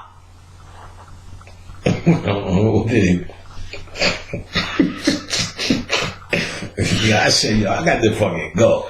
You know, we bounced. We in the doorway. Don't stand in the doorway. Oh shit! Because you stand in the doorway, the lady just was come. So I'm like, what the fuck was that? When a lady comes, you're supposed to have candy. I'm like, Bobby said that shit. But he said, if I can stand in the door and the labor come, boy, I'm gonna stuff a fucking sleeping bag there. If it's that fucking easy. Shit ain't coming. Ain't none of them niggas coming. Don't give a fuck. I went to another drumming later with Rain. And so how fucking funny, I'm gonna tell you how funny that shit was. That's when I knew that ain't for me. I was really hostile. It was pushing me out. Because they wanted my energy. I didn't know that shit. I used to sleep next to this bitch. Ogun, them niggas used to be chasing me. I used to get the fuck away from me. Shit was crazy. Wait, dreams and shit? In dreams and shit. I used to be next to her. It was crazy. The niggas wanted my energy so bad. And right after that, I started hearing Bobby saying, the Rishas ain't on your side. They are now. I could tell you, we could just do a whole lecture on when they came through. And maybe I will do that with you. But, so, another time I was in the Botanica, and this dude was sitting there saying that, I don't fuck with Santeria. I'm on that real African shit. And they started going in the trance. Oh, my child, do you have something sweet? Like, what the fuck is this? They just do that same fucking voice. That is what you think. I'm like, I could really fuck him up to speak some African. You know what I'm saying? Don't know it. So we on taking a cab, because we was in Queens, we was in Jamaica. I think we took a cab back. I'm like, bitch, explain that, bitch. So now we go to her father, who's a known Baba Ade. He's one of them niggas that's like real G because he's really psychic. Mm-hmm. Well, I'd say he's a bad motherfucker. When that blackout hit, I was like, oh shit, where's my girl? Like, I don't know what we gonna do. He said. You nigga looked out the window and said, she's chilling at a friend's house. I said, I don't believe you, motherfucker. With my bitch. He's like, man, she's chilling. Them niggas was calm as a cucumber. I went downstairs. They had the 3-level house in Brooklyn. Everybody, they had 6 apartments in there. In her apartment. This is my word. I'm like, damn, nervous. There ain't no lights in there, so all you can do is lay in the bed. You know what I'm saying? The phones we have is the flip phones. It wasn't even like you could play into that. You just done. So I finally went to sleep. You hear chaos out. Like, oh, this bitch found a hovel. You know what I'm saying? Bitch found a cave to live in. So showing up the next day, I'm walking up nervous. Ain't hear nothing. I walk past. She has Orisha pots. I walked past the motherfuckers. I had the overwhelming feeling this bitch was for Irish. She was an absolute calm. I was like, oh, she's good. Then I went back to my thinking. Now, them Orisha niggas, if you serve them like that, oh, they'll take care of you. But you their bitch. I control energy. Energy controls me. Doesn't control me. See, I control my microwave. My microwave does not put a biscuit in my ass and say heat it up for 20. I put a biscuit in the microwave's ass and say 20. I control my energy. So they control her, therefore they own her, and they will take care of you. So that's why it does work. But you made yourself a bitch to the energy. Mm-hmm. Now, showing that she came home, where was that? A friend's house. Oh, bitch, that nigga was real. So that nigga's a real nigga. He did a reading for me. Know what that nigga told me in the reading? He said, you came to planet Earth to teach people. What does that mean, nigga? I had no fucking... I wasn't into none of this shit. I was into metaphysics, meditation. I was studying my computer shit, my Microsoft Certified System Engineer. I may have just had gotten it. He said, and I can see why he did it now. First of all, I got a reading by her spiritual father. Terrible. All obvious shit. I shit on that. He got me arrested. He's dead. Them Paulos killed him. I'll tell you that. That's him. I'll tell you that shit too. How this shit work. She said, get a reading. And I said, what's a reading? She said, my padrino will do it.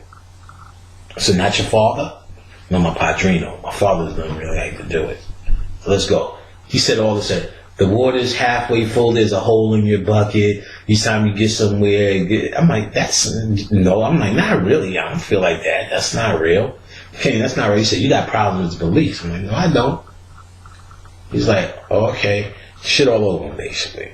Like, this is stupid. A waste of $60. At the time, I was still studying my shit, so I used to work 12 midnight to 8 in the morning at this deranged home. Everybody, to get in there, you had to be deranged. Niggas was, like, at 12 when I would come, the company had to go, so they was always mad at me. No, one motherfucker ain't take their pills. You motherfucker. I'm like, you motherfucker, it was you. I'm like, oh God, these are crazy. Prostitutes hold communal bathrooms. They all lived in one room. This is terrible shit. Or this nigga named John Henry. All that nigga do is drink them beers. By the time I get there at 12, he's fucked up. The other day, niggas just jerking off in the goddamn hallways. It's ridiculous shit. I mean, drunk, piss all over himself. One night when I was studying, you know what I'm saying, this nigga was drinking some bullets all night. Then he had his radio out. He just kept playing the same song. This must be heaven. For 8 hours. He was just going, ooh, he's just crazy. You a sucker MC. Just crazy. Look at the camera, he be on the 4th floor by himself, just beating off in his wheelchair. Wow, nigga. He kept talking. I failed one of my tests because you had to take a series of 7 tests on Earth. I used to be in there studying the books. They thought I was a nerd, dude. So I just come and study. That's why 8 hours of sitting there banging it out. He kept talking. I got up after I failed that test, 150 a pop. He said, "No, you need to shut the fuck up." "What you say there, homeboy?" He said, "How's it feel to smack a man in a wheelchair?" "How's it feel?" Nigga, shut the fuck up. So now, there was this another nigga, Ellis. He used to go see his girl upstairs. "Ellis, you gotta go. Ellis, you gotta go." And the partner was me. She was a crazy Christian. I was like, "You know that shit ain't real." La. She was doing this shit. So Ellis come, yo, he's beefing. So I go to the store. Ellis is standing outside. Little locked doors. So I was going, "Yo, could you just tell my girl something for me?" I said, "No, nigga." And when the door closed, I pulled out the hero. Went sat down. Nigga he was literally standing out the door like this. He just couldn't figure it. Now he tight with me. I'm just laughing. I'm thinking it's funny. Come down, 12 o'clock. Gotta leave Ellis. She beef with him. He saw me. "This nigga right here." I said, so I'm sitting behind the desk, and I closed the book. "Ellis, you don't want to do this. You really don't." He said, "Yo, I'm telling you, nigga, I step outside. Step outside, nigga. Just come outside." I said, "I promise you, Ellis, if your girl was sucking my dick, I might take you up on it. Since I ain't getting no pussy off of your girl, I'm not going to do it. You better off not." I'm telling you, nigga, I'm telling you, he bounced. I'm like, wow, that was real close for him. You know what I'm saying? Word to the mother. A couple weeks later, Ellis come in. It's after 12 with his girl. They got suitcases. She go, "I can't go upstairs, Ellis. Can't go upstairs." He pressing the button. "Yo, I just want to take my lady's bags up. That's all. Why don't you?" He said, "Yo, Ellis, I'm not saying they said, Ellis, you can't go. You go, I'm going to write you up." So his lady go, "Don't come up. They're going to write me up." "This nigga right here." So, "Yo, Ellis, come on. I know you feel a little bit excited because your lady's here, but this could get real embarrassing for you." "Nah, nigga, so what's up now, nigga? What's up now?" Now you real bold. You start walking, talking. I got up. Boom, boom, boom, boom. There was like, where we were sitting, there was an entryway to the back room, and an entryway to the same back room. It's like a big circle you can walk around, where there's a fish tank TV where them niggas used to chill. Drag his ass under the fish tank. Wow, stomp him. This lady's like, no. Then I caught myself. I said, "Oh, work.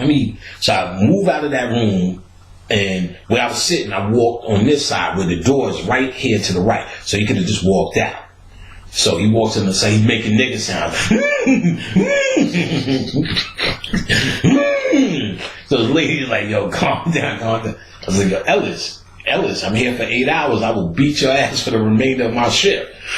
He's still making the sound. The lady said, "Fuck it, let him go." Shirt over his head, ribs, something on the floor. He's still doing it. Making that Herman Munster shit.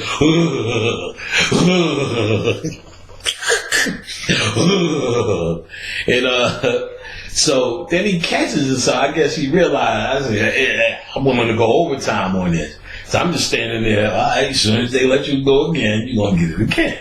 So he caught himself, and he stick his hand out for a pound. So nigga, get the fuck out of here, you fat fucker. So he bounced, and word is born. The Christian lady said, she looked at me and said, "You beat the snot out of that motherfucker." I said, well, I felt I was holding back because I'm thinking I'm on the job. His girl was cleaning up the blood for like 15 minutes. She cleaned up mad spots. She said, "You gave him an old school ass whipping." When your lady said she said, "You gave him an old school ass." So I said, I didn't realize.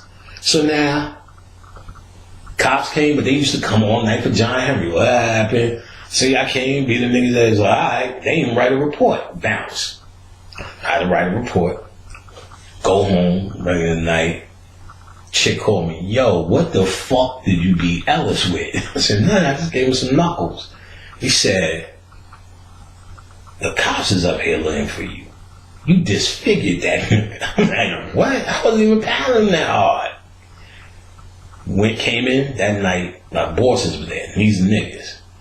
Them niggas said like this, did you ever fight with Ellis? Yeah, he said, you gave us mad respect, kid. He said, what did you do? He said, did you beat him with that stick? I said, no, that was on knuckle game. He said, the whole building loved us. I said, word? He said, yo, the cops came though. He said, what? He said, he got 3 broken ribs, a broken knuckle, a broken jaw, 8 missing teeth, cracked eye socket, and closed eye. I wasn't even banging him like that. He said, no, he's fucked up. Cops called, he said, he called in the morning, you know what I'm saying? He said, oh, we're gonna run you in. He said, we can't not run you in. You disfigured this motherfucker. So of course they went through the system. I had an old girl who's the cop, used to be a cop. She's a cop. So she's like, oh, I know that cop. He said, I'll get you through. Ran through the system. They paid for lawyers. Eventually got acquitted. They moved me to another building with even crazier motherfuckers. Medication motherfuckers. Niggas that used to just come in all night. Look at the door. I buzz them in. I go to sleep. You know what I'm saying? And I buzz him in. I'm like, these niggas crazy. I used to do the rounds. There was one nigga who used to sleep naked. Fat man, his stink coming out her out. I'm like, bitch, you're not even scared to be raped. That's how dirty you are. Crazy motherfucker. I'm like, all right, I gotta finish this computer shit to get out of here, yo. That's and crazy. niggas told me Ellis made 25 G's off of that ass whip. They said you had to pay him because he was on that building. Now, what I didn't know then is, remember when I told you I went to get that reading? Mm-hmm. And the nigga said you got trouble with the police. I didn't know what this kind of thing was, how to transfer energy to somebody like that. And they remember these from these old traditional shit. That's why they think they're powerful. But some of these things are still kept on how to move that energy quick for shit like that. So since they still have some of these secrets, they think they're doing it big. But they're still just doing it to each other. Because when you talk to them niggas in them houses, they say, well, we're doing all of that, but we're doing it to each other. None of them affecting that talk. If they're so bad, what happened to all this white man that you saw, your enemy? They just doing it to other niggas who was in it. Terrible and stupid. Just when black people get some shit. So the girl said, wow, it's funny, my padrino said that you would have trouble with police, and look what happened. I still didn't know how to make that connection. Mm-hmm. Took spiritual bath, got out of it, and then one other thing, I went to this padrino's house again because he had a birthday, and I was like, oh man, they're gonna make you bow and pray and dip to this shit, and they love to do that. He never did it. He couldn't look me in the eye. I don't get it. I said, okay, but I'm not gonna. And then like maybe a couple of weeks later, he got sick. And a couple of weeks after that, he died. Couldn't tell, whatever. Never thought about it again. Years later, when I started fucking with these Paulos, they came through and said, we took him out. Oh, wow. Well, he said, he put those police on you. I said, okay, but still that severe? He said, oh yeah. They said, you never know who you are fucking with in this. Because at the time, I wasn't dealing with no consciousness. I didn't deal with none of this shit. But no matter what you say about me, you can say this. Because of all the stuff I did, a lot of niggas found a lot of light. So I'm not even going to put it on me as valuable. But what I came to do is valuable. You get what I'm saying? I don't even need to gas myself up. What I came to do is clearly valuable to a lot of black people. So for you to shit on that, when you have some sort of spiritual power, is a high penalty. That's the shit that ancestors, all that not holding the door and being this type of nigga. No one care about that shit. That's just your human shit. When you fuck with the spiritual path or something, that's why I deal with everybody the same way. I don't act like I got favorites and none of that shit. Because you never know who the fuck nobody is. So you need to deal with this shit in all honesty. And that's one of the things Apollo told me. Now, after this event, which I wasn't conscious of, but you always have motherfucking energies protecting you, because that's what you are. When you realize it, it's a different thing. Now, so afterwards, she said, well, you need to have a reading with my father, Baba Ade. I said, no, it's a different reading. It's an Ifa reading. The Ifa readings tell you why you came to the planet. I didn't know. All right. So we go down there, take a shot of this, there's a different board, it's not them calorie shells. Do this, do that. The first thing the nigga said was, your numbers are phenomenal. I've never seen numbers like this, whatever that means. So, okay. He says, and I could see what he was saying. He was looking at her like, he was giving her the news, me and her ain't gonna be together forever. Which she was willing to accept because I wasn't into the religion. And technically, to make everybody happy, she needed to bring a nice Orisha boy home.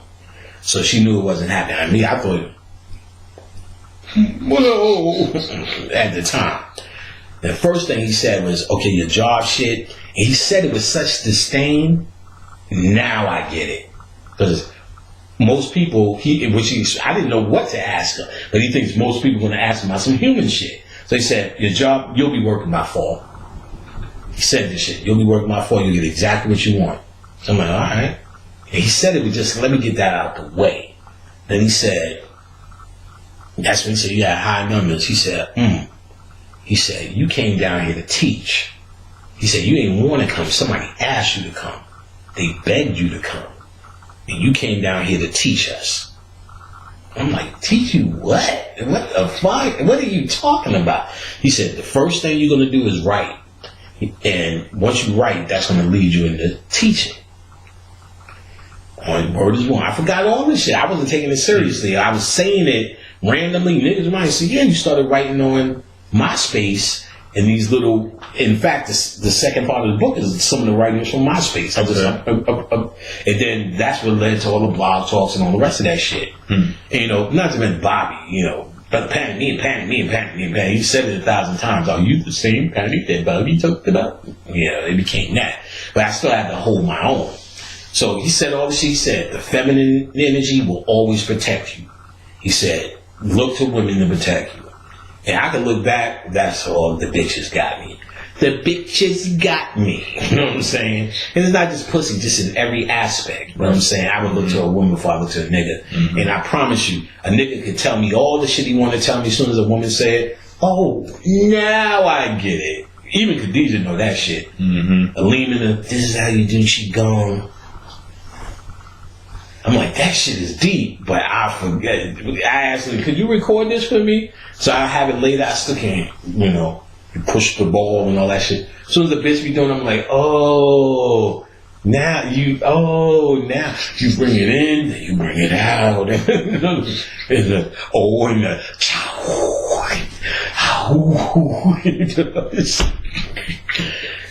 I promise you, when Wayne and Lean do it, I'm like, that looks beautiful.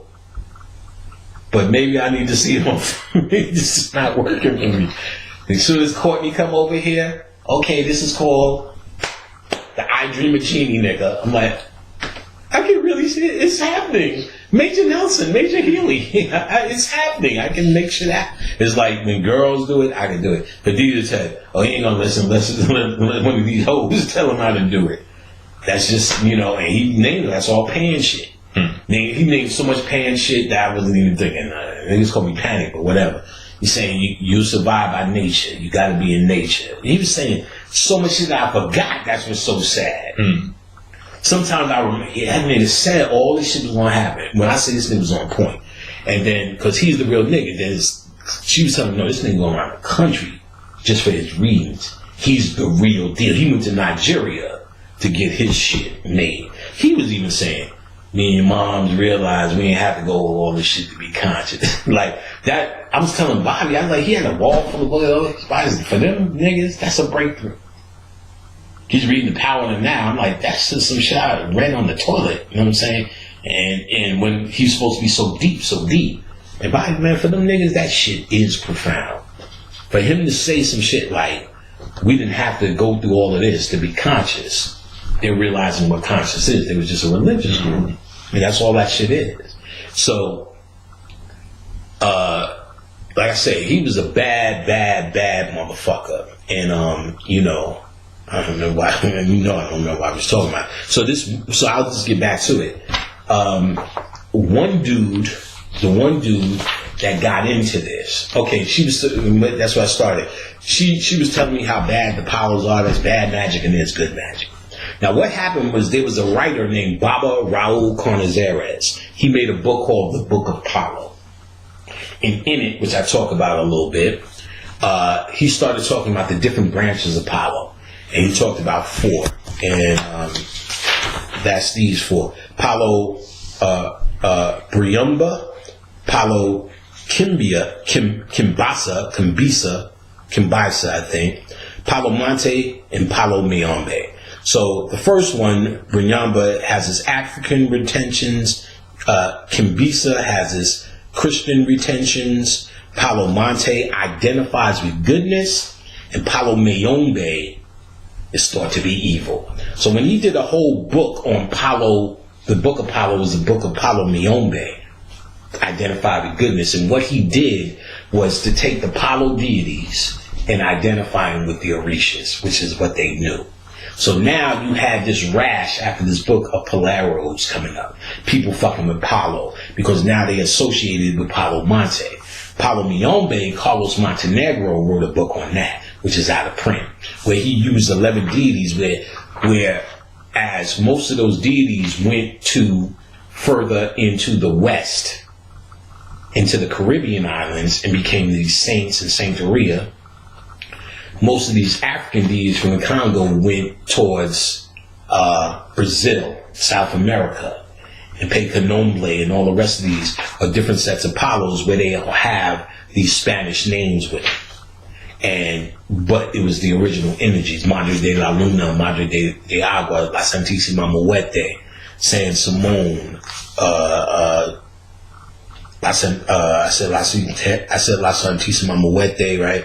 Los Espíritus, Zarabanda, which is pretty much like an opening deity, mixed with Ogun and led by El Cristo Negro, Los Espíritus Intranquilios, which are the 7 intranquil spirits, San Simón, El Cristo Rey, Madre de Luna, Madre de Agua, La Santísima Pedre Island, Francisco de Cetereos, and Mama Shola. Like, those are their sigils there. They can't see it on the camera. What I'm pointing to here is a list of those 11 deities. Their sigils.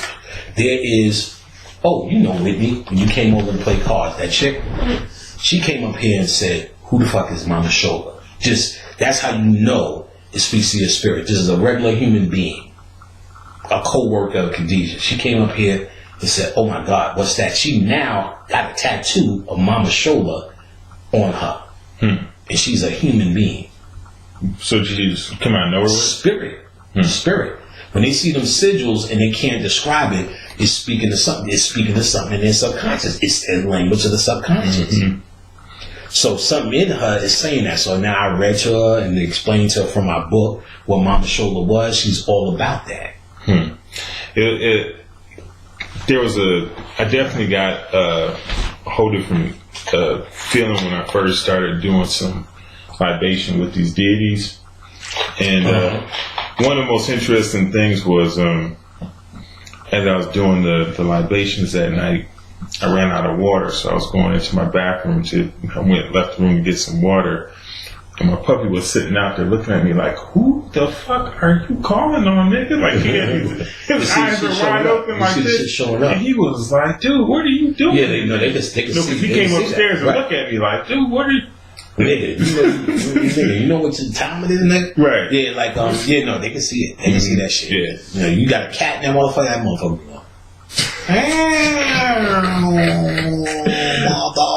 Yeah, he was looking at me like, who are you calling? You'll notice that these animals can pick up on that energy. Yep. So I go through it. So a lot of, quite simple, what was very rare in Palo Mayombe, based upon that out of print book. I gave some real hard science, and I gave you a lot of interpretations, which was like so. What a red candle means in Palo, what your intentions are, all the candles and all that. So I go through that real quick, but I give you these 11 deities of Montenegro because they have been probably some of the most illest, hardest deities to fuck with. I should have did it. I was just too lazy to put the symbols in there. I should have really just put the symbols in there with it. That would have really completed. I just kept bullshitting. But I should have did that. But either way, maybe I'll do something else and put it in the next one, because there will be a next one. The next volume. This is volume 1, The Origins of Occult Civilization, volume 1, Hollywood, by Brother Panic. And the next one looks just like this. It's on the website. Go get it. Let me do it with my right hand.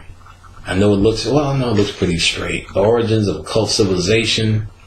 The pictures of this room by Le Brother El Panico.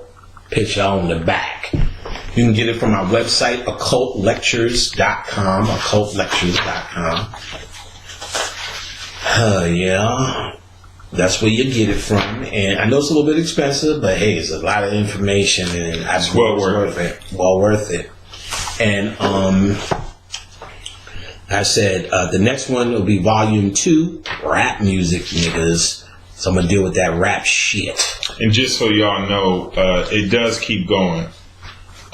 So there's definitely a lot more juice still left to go through. Yeah, we'll go for a little bit more. Yeah, we're gonna get it. This is gonna be 5 hours. We had 4:35, so we'll balance it out to 5.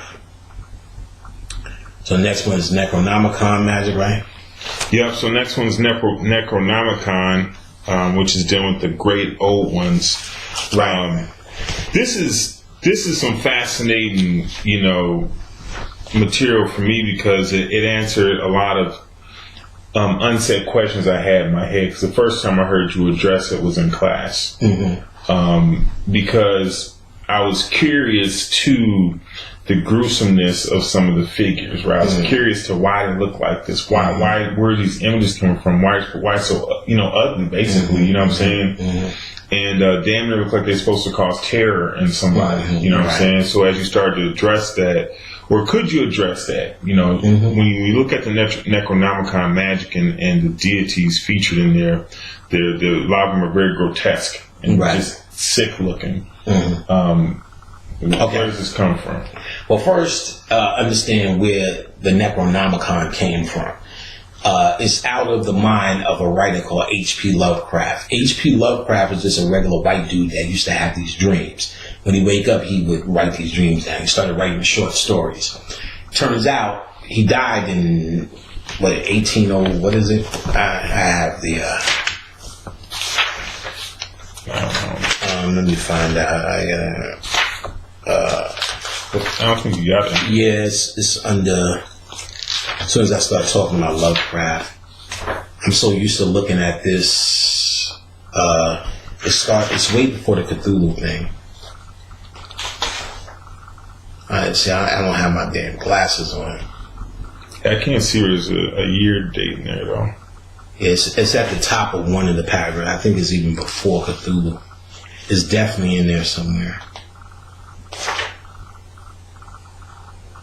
Yeah, it's definitely before that picture of Cthulhu. Let me see. Alright, if I can't find it,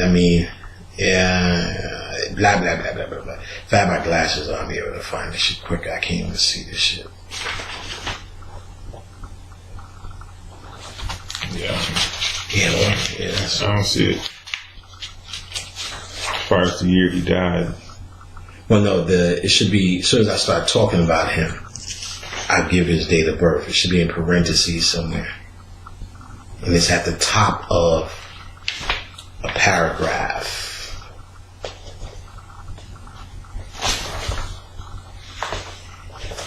I know it's before here, blah, blah, blah. And I just hate when you can't,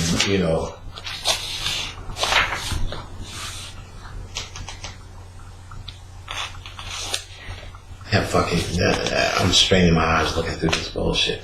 Anyway, he died. I can't remember it is, but it's 1920 something is when he died actually. And he died in the so he's been dead and gone way before anything.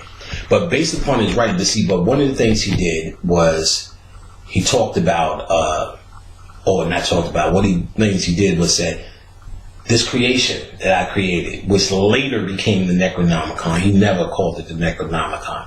It was actually, he probably called it the Cthulhu mythos. Of course, in the Necronomicon, The chief priest or deity he talks about is a deity called Cthulhu. Now, he said this will be public domain, meaning I'm giving up the rights to this work. So that means anybody who reproduces, even if you reproduce it word for word, you're free to do so. It's public domain. So I have no claim to this or no, what do they call that? Copyrights. No, well, definitely no copyrights, but after you're dead, they call it, and I had a problem with this word before, not your legacy, that doesn't matter. You just,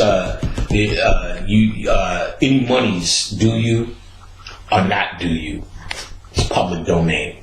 So even when he was alive, people were writing on these stories. August Derleth, Robert Bloch, and others. So, long story short, horror as we know it today is based upon that one white man, H.P. Lovecraft. Prior to him, what was scary was Edgar Allan Poe type shit. The Mummy, Frankenstein, Dracula, everything was Dracula. And then shows like, stories like The Raven. You remember that in, what's that story where they buried the person underneath the floorboards and the person was going crazy because they could keep hearing the heart, doom-doom, doom-doom. It's an old story. Creepy. So after Lovecraft, shit like The Twilight Zone and all that type of horror, Rod Sterling, all of them are Lovecraft students. Cult students, Lovecraft students. See, Lovecraft himself said, these are only fictional stories. This isn't real. So what happened once he did that was, it brought up a whole bunch of followers saying he's just a genius writer. While occultists like ourselves like, no, this is channels. And then, so there's books, the Necronomicon Files by John Wisdom Gontz and Daniel Harms, where they go through Lovecraft's impact as a writer, impact in movies, and impact in the occult world, all three worlds. In movies, Freddy, Jason, him, Lovecraft-esque. Cabin in the Woods, Lovecraft. Pacific Rim, Lovecraft. Mm-hmm. Anything, something dark, something evil, something old has returned. All Lovecraft shit. Evil Dead, Aliens, R.H. Gruger is pretty much or H.G. Gruger, which is the dude that made the Baphomet and his Species and the alien drawings. Mm-hmm. All Necronomicon inspired, Necronomicon-esque. Stephen King, H.P. Lovecraft's number one bitch. Mm-hmm. So while we think Stephen King is that guy, he's only mimicking H.P. Lovecraft. Right. Frighteners, H.P. Lovecraft. The Reanimator, H.P. Lovecraft. He wrote a story called In the Mountain of Madness. They made a movie called In the Mouth of Madness. If you watch that TV show, The 44 Save, they did a whole episode of Lovecraft. Lovecraft wrote about the Dagon people, which are the Dogon people, which I point out in the book. We're going on and on for his impact. He used to have them in dreams, so you know they were channeled. So, okay, he's that guy. Now, later on, there's a guy named Simon, because he wrote a story called The Hound in 1920-something, Lovecraft. And then he talked about the Mad Arab, Al-Af-Kazif or some shit. No, that's the name of the book. Can't remember. It's in there. I try to remember these niggas' names after they have 5 hours of talking. But he talks about, and that's where he talks about this book. And he kept talking about this book where you summon the great old ones. And he gave the list of the old ones and their characteristics. Cthulhu, Shub-Niggurath, Nyarlathotep, Azathoth, Yig, Nyarlathotep. And those are pretty much his major 7 ones. Now, there are thousands of them now that everybody's been writing on them, you know what I'm saying? But those are his original 7 that he used to tell these stories over and over through recurring dreams. Mm-hmm. So what I did, and what he would say in the mythology, okay, well, let me finish with this. After a while, his collective work would be considered or later was called the Necronomicon. And they started giving this famed book, but there never was a book called the Necronomicon. It was just a collection of his work. So this famed book of the devil, where they show you this book in Cabin in the Woods, Evil Dead series. And to the third one, which was more comedic, but it was the book Come Alive as the Necronomicon. The same Raimi did it, and he was a child or college student. That's why they had fun with it, and they know they could have fun with it because public domain. They could use this exact story and keep going. Up until today, where this is now, they got Ash in the Evil Dead, which is Sam Raimi's production of the same character that was in Evil Dead, still fighting these Necronomicon figures. You know what I'm saying? So now, yeah, like I say, alien species. What's that one with Johnny Depp and Charlize Theron, the astronaut's wife? All that's Necronomicon. All that's just Necronomicon shit. So now that there's no book, you go up to the 70s, people are looking for this book that doesn't exist. Remember, it started in the 20s, so they got this name. A book owner, store owner, knew there was no book, but he also knew it was public domain. So he wrote a book called the Necronomicon, and this is where you get Simon's Necronomicon. So most people look for the Necronomicon and they'll say by Simon. That's not the H.P. Lovecraft work. He's using Sumerian deities. They loosely based that story off of the movie The Ninth Gate with Johnny Depp, Necronomicon movie, about this magical book that gives you eternal life. Now, so, and it's based upon this Simon. Now, Simon's book is real famous as well. Simon wrote another book saying all the shit that happened once he released his book in 1977. Gas crisis, Iran-Contra, goddamn hostages, and Son of Sam, and all the shit that was going on in 1977, basically, when he released his book. He's got other books, Papal Magic, all the shit in there, blah, blah, blah. So his book was released in 77? 77. That's the Necronomicon. That's when I was born. Wow, nigga, we open up the gateway to your black ass. And so that's pretty much the fake one. So what I did was took Lovecraft's original 7 deities and I showed them their primal self. Because Lovecraft talks about them as these monsters. Same way we talk about in Phantoms or Ghost Ship, this evil has returned, this unknowable thing has emerged, something ancient, some old mimic and all this kind of shit, something beyond your reality has come into existence. So actually, why are they talking about them as monsters? This is what I explained in the book. Why they consider monsters, which are original, because why they ugly, why this. Same way Medusa in them is ugly. They're talking about what they call primal forces. See, before the goddess or before Kundalini was called Kundalini, it was called Shakti. There's a primal energy, and then there's this later day human beautified version of it, the dumbed down version of it. Then the ugly or monster represents the older, the ancients, the demons, the evil ones, the titans. In this book, the great old ones are the Necronomicon. The old ones are evil and they represent the primal force of Kundalini before it became this beautiful Om and nothing breathes about Kundalini. And anybody who knows Kundalini, they know that shit can hurt too. There's a primal version and there's the form that makes you feel good after you did yoga, cat. Cow. You're like, I do my yoga, I'm fucking the bomb. No, that's the cute Kundalini. The primal forces of these shits ain't got nothing, because the primal force exists before you had a body to do yoga with. Wasn't breathing no air. Oh, she gone. Now I'm doing yoga. That's later day with the body. There's a primal understanding of that, or a more primary or first understanding of that, which exists within your mind, which is the energy of your mind. It's just acted out through the body. Which is nothing wrong with it, but let's not get it twisted. That ain't the only way in. I promise you that from experience. So I go through that detail. I give detail. Like I said, I'm going over a little synopsis. And we'll move through this fast because we're going to go through the rest really quick. And really, I don't have to go through the... So that was... Now we did... Okay, so just so you understand, I told you I did this in 3 sections. The first section was the Willie Lynch section and the Hollywood interpretation. We just went through the second section, part 2, magical concepts for beginners and pros. Because the stuff that I just gave you in these last chapters are methodology things.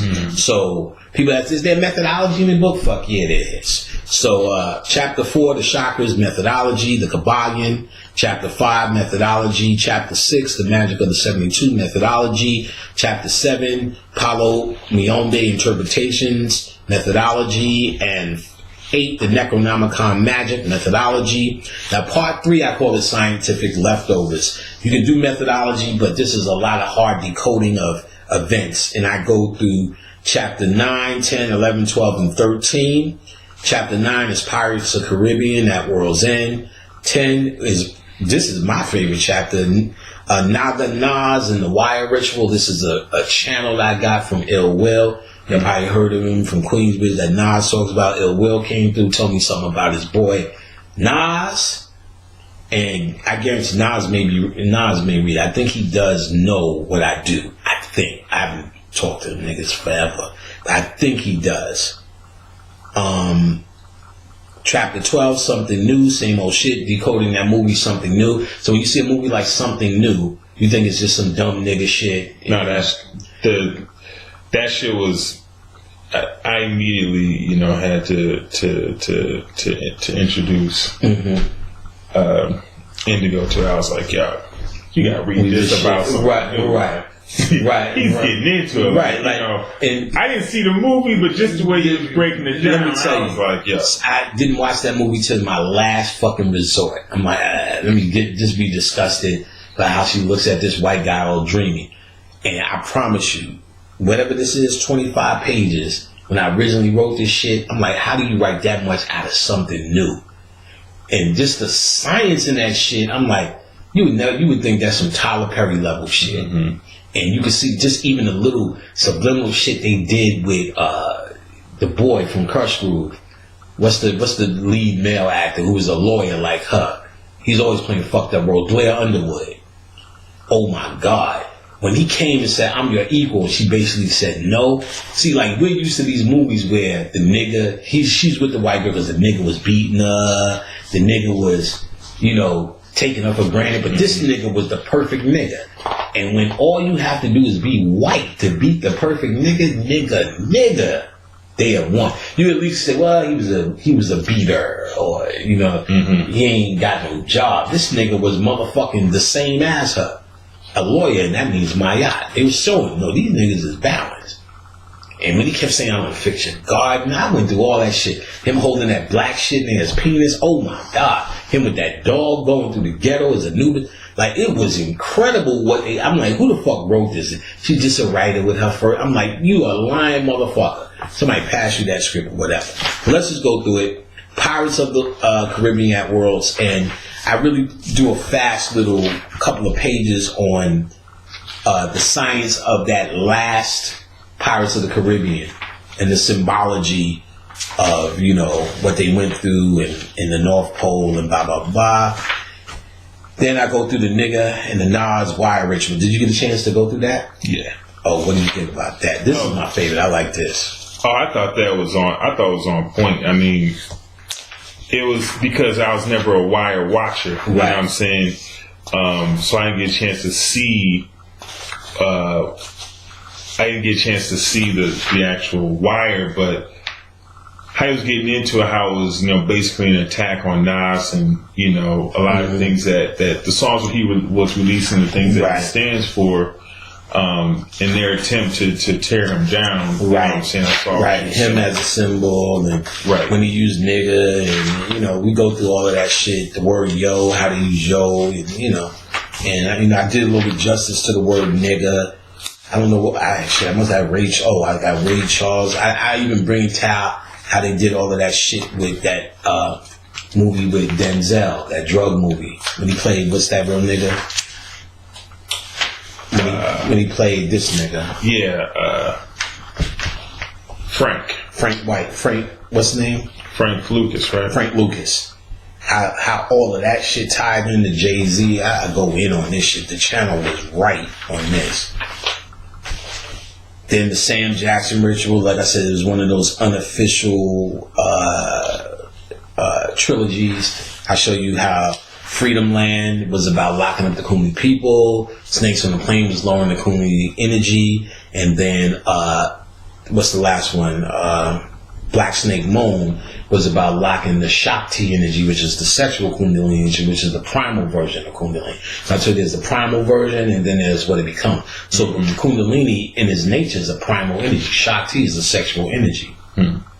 Every woman has a Shakti energy for their man. Or every man's Shakti energy is their woman, which is sexual. So Shiva meets Shakti is sexual energy, is a sexual union. Kundalini becomes some old healing shit later, but we know the reaction to sexual energy is a healing energy, so it becomes a later nice way to say it. The primal energy is the way to say it's fucked. You fucking. So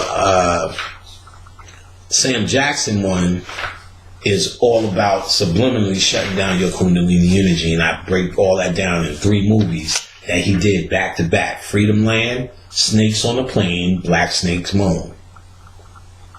Then that's when I moved to something new, same old shit. That's Sana Lathan. Her name is Kenya McQueen. Right. The king, that shit was some African shit right there. Kenya McQueen. And then, you know, I knew people who really knew her, and she was just that lame and stupid in real life. When she went to the same school as them, Fame, I Want to Live Forever, the School of Performing Arts. She went there with a friend of mine named Lanice. Lanice said she used to date white men in there with the same mentality. Then they had an interview with her with white men, and they talk like it's the new next thing. Neil Long did that bullshit too. I wanted a white man. And then I like how people justify shit. This is 2015. We can do whatever we, you know, why are you still like, nigga, this ain't, what do you mean? That's the next level? You know what I'm saying? Silly bitch trying to get attention. And then the last thing I ended it with is Michael Jackson Revelations. I talked about it, I did rituals on it. But what happened when Michael Jackson came through? A master revealing. People told me they liked that the best. You know what I'm saying? When they seen it written out. You know, I like it all. But, you know, like I said, I like the Nas one. I like the way that flow. But I like that. You know, I written that a while ago. I just had to spice it up for the book. But I give a lot of revelations on nigga shit. And basically what Mike was sharing at one point too is like a lot of gateways that you hear about that you need to go through and get with. You actually have to get through it doing nigga shit, playing the dozens. He showed me that shit. My grandfather, who was, I told you, was an earthly rival with me. Not in a, you know, just, I never got along with him. You know, earthly rival. I just never got along with him. You know, he's the thing, like, that doesn't matter. In the spirit world, his energy is still, he's the one that brought me psychomancy and I brought him to the world. Now, but when Mike was showing me, he said my grandfather came. Mike said, get him. And I visualized in the dream and put roller skates on the nigga. He took it off. And it was embarrassing to see my grandfather in roller skate. He said, basically, that's what your power is. That's what your war is. So, like, if you're having beef or that playing the dozens and rank what we do, see, that's an idea of something on the morphic grid. Every nigga in America plays a dozen. No matter, they don't have to know what niggas did in New York, Minnesota. Nope. Everyone does it. Why is that? Where is that? Same thing why one sheep knows how to do this and that and they don't have to, that's what we do. So that means if that's such in that grid, that must be something iller. I know that. I was going through this underworld. God, there's a bunch of niggas there. They looked at me like, how you gonna pass? I just looked at these niggas and said, your mom's got a 3-story house in the underworld. They just bust out laughing and was like, you can go. I woke, I said, I get the whole key to this whole shit is your nigga attitude. I promise you this. See, the first mistake I made when Mayat came to me earlier, oh goddess of reciprocity that brings forth balance. You who are the winged Isis of healing that brings us into this place of evenness, steadiness, and one. You are Mayat. Know what she said? The fuck are you talking about, nigga? So, what you want, bitch? Let's get down to it. My God said, I totally get it. I totally get it now. This is not, I'm not talking to nothing outside of myself or greater than me or somehow more intelligent. I am talking to me. I'm that nigga and so are they. Why would they or how could they be anything but what's in my nigga ass mind? Right. How could they? Not if they are. How could they? Explain to me how could they be anything than what you niggas are? So I hear niggas being deep and metaphysical, that which has come back, I said, that may be nice and smart, but I know you're not talking nothing spiritually. Because you would have been got out of that, because it's nothing communicates with you that way. That's you trying to impress somebody. And maybe niggas are impressed. And maybe they should be impressed. But I'm not trying to impress a goddamn thing. I want to get down to what it is, nigga. And they speak plain. They do nigga shit. Everything that you are trying to get away from as a nigga is the thing to celebrate in this shit. You go in the spirit world, you pull your pants down. The same way, because if you had it your way, you go to the club and pull your pants down. Which one of you bitches is going to get this done so I can go home and watch goddamn Game of Thrones or some shit? But we know that ain't over. We know we have to go the hard way. You want some Hennessy? Yeah, you know what I'm saying? Because if you can say, well, if you can just suck my dick in the bathroom, we good. You would. You know what I'm saying? We act like we gentlemen. The fuck out of here. You know we would say that. We just pretend to be gentlemen. You know what I'm saying? That reminds me of a story OG used to tell me. He was like, man, we used to go to the club, and one of my friends would always be leaving with somebody. You know, and sometimes I'd be watching them, and girls be slapping them, and he talk to another one, and girls be slapping them. Right. Get mad at him and shit. And then the next thing we know, he leaving with somebody. Right. And so that's what everybody trying to do. You go, trying to pick up something. That's the point, right? So he said you walk up to him finally and was like, what the hell are you saying to these girls at the club, man? Right. Like, how you taking somebody home every day? Or you getting slapped? That's what he said. All I do is walk up to him, put my hand on their ass and say, you want to come home with me? That's the reason. Get that. That's what you're there for. That's what you're there for. Another thing my friend used to say, like, I see him getting at bitches. He's one of them niggas, grabbing on a bitch. I was never that dude. So, like, he's always doing it, whistling in the air. And he's like, I said, what you do? He said, I'm giving these bitches my number. I said, you ain't getting these bitches? We train to get bitches' numbers. He said, why? He said, if they call me, they trying to fuck. And I call them, I'm just going to be begging for pussy. He said, yo, take my number. Blah, blah, blah. Take my number. Blah, blah, blah. Take my number. That's all he would do. Like, what's the science in that? Then he said, no, they call, we fucking. You know what I'm saying? Oh my God, yo, take my number. Here's my number. I'm like, we get numbers. He's like, yeah, how many you get? He's like, none. My man CB, he said, if they take it, if they give you their, they're gonna give you their, they can give you a fake number. He said, why waste your time with all that shit when they call you? So that's what we there for. You know what I'm saying? But see, we know our social interaction dictates differently. You know what I'm saying? Dick said, you might get slapped. You know what I'm saying? Yep. You might get slapped. So we sitting there playing with Hennessy and like, ooh, what's your sign? Cancer? Get the fuck out of here. You know what I'm saying? You're a Cancer. Nah, you playing. How you know? Cancer's my nigga.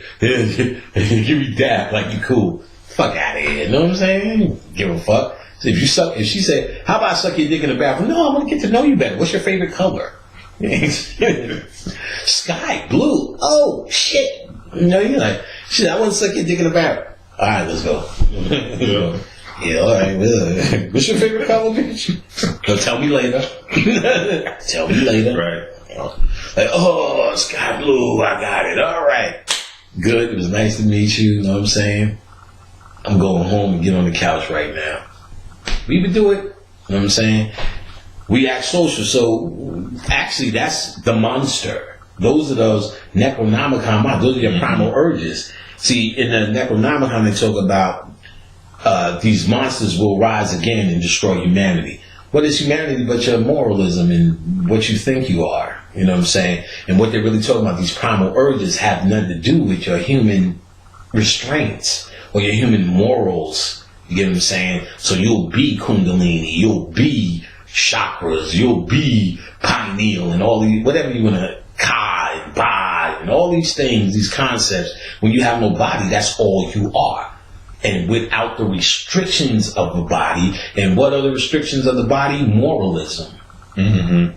The fact that you can't just go stick your dick in somebody's mouth. Humanity dictates that, but don't tell me you niggas ain't thinking about that. Right. Fuck the club at Walmart. You know what I'm saying? Like, oh my God. Oh my God. At the grocery stand. Yeah. I just want to drive on you and just, I just jizzed all over myself. All right, I'm just, oh God. Just get home. Just want to jizz on myself. All over you. And it's like, but you know, you can't, you guys getting arrested for that kind of shit. You know what I'm saying? It's not even that you want to attack motherfuckers. Those represents those monstrous urges that humanity got you saying, no, anytime you go, oh boy, would I like to bite you in your face and take a chunk out of it. What did he do? He took the last Wonder Bread. He took the last loaf of bread. Like, you want to do all of that for that? You know what I'm saying? Nigga what you do? He cut me off in traffic.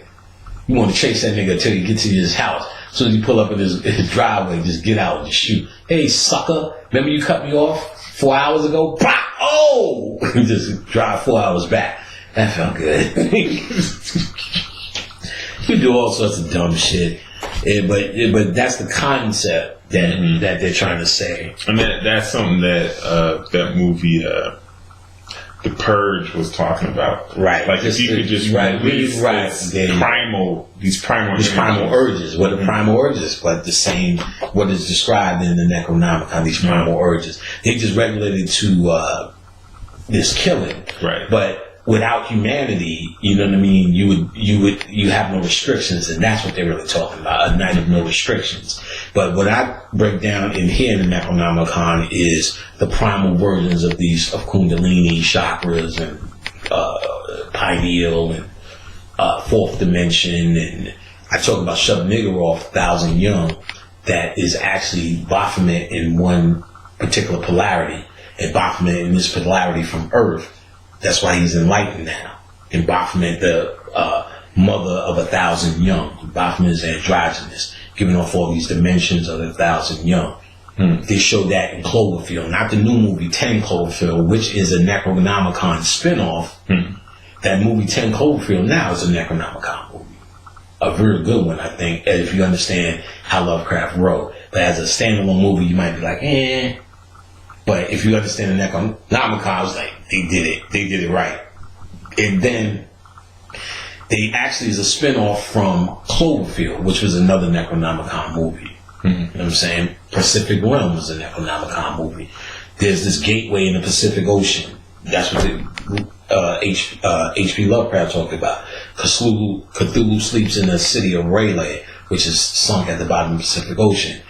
And in Pacific Realm, they were coming out of this gateway in the Pacific, these monsters. Yeah. And so then you hear how they shut you down subliminally, because you had Idris Elba, a black man, running it, and his goal was to shut down the communities. That's how they get you. And he said all in the commercial, because this is considered the apocalypse, the Necronomicon, from Lovecraft's perspective, when Cthulhu will come back. So he said, we're canceling the apocalypse. He said, how do you fight monsters? You become monsters. All that shit is science. All that shit is us. When the black man saying it, because we are the monsters that they're talking about. This stuff exists for another. He told about it's in another dimension, right beside you, these energies. You can't see it. You got to see the mist and the fog. The mist is the last straight Necronomicon one, where the army is messing around with these machines, open up a gateway in the dimension, all these monsters come through. They show Cthulhu in it. No, it's all over, and they can do it because it's all free money.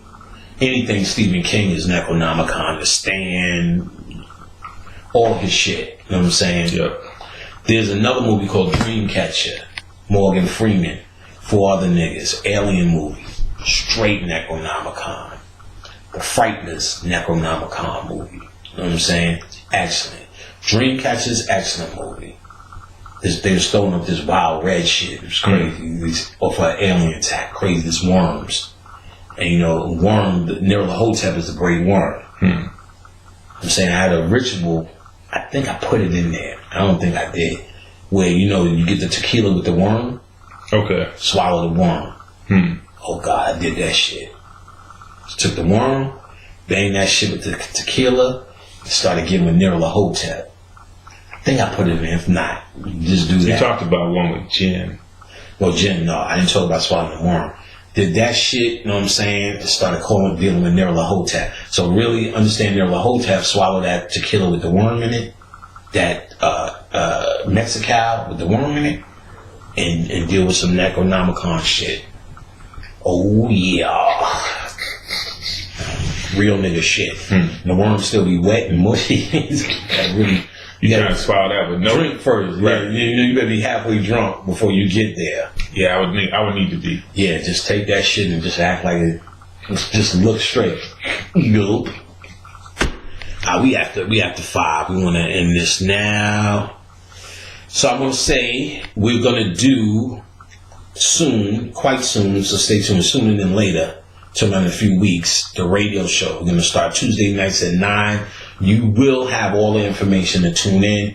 It'll be me, Kamani, 2 other sisters, P. Nicole Gills, and Daniel Saxon. You can see all my products on my website, occultlectures.com. It's the same as this YouTube station. Look for lectures, like I said, spiritual baths, herb packs. You should know what I have by now. You can get the book there, which is important, what you heard about. And like I said, we left a lot of it out. So you will still be surprised of all the dips and turns and thoroughness. It's 430 pages. It's a lot of book. You know what I'm saying? So you'll hear more from me and Kamani. We'll probably do one on that Orisha thing soon too, Q&A. Okay. Or something like that. And that's it on the checkout. Peace, Brother Panic. All right. Man, Kamani. And see you niggas soon on Soul Train, nigga.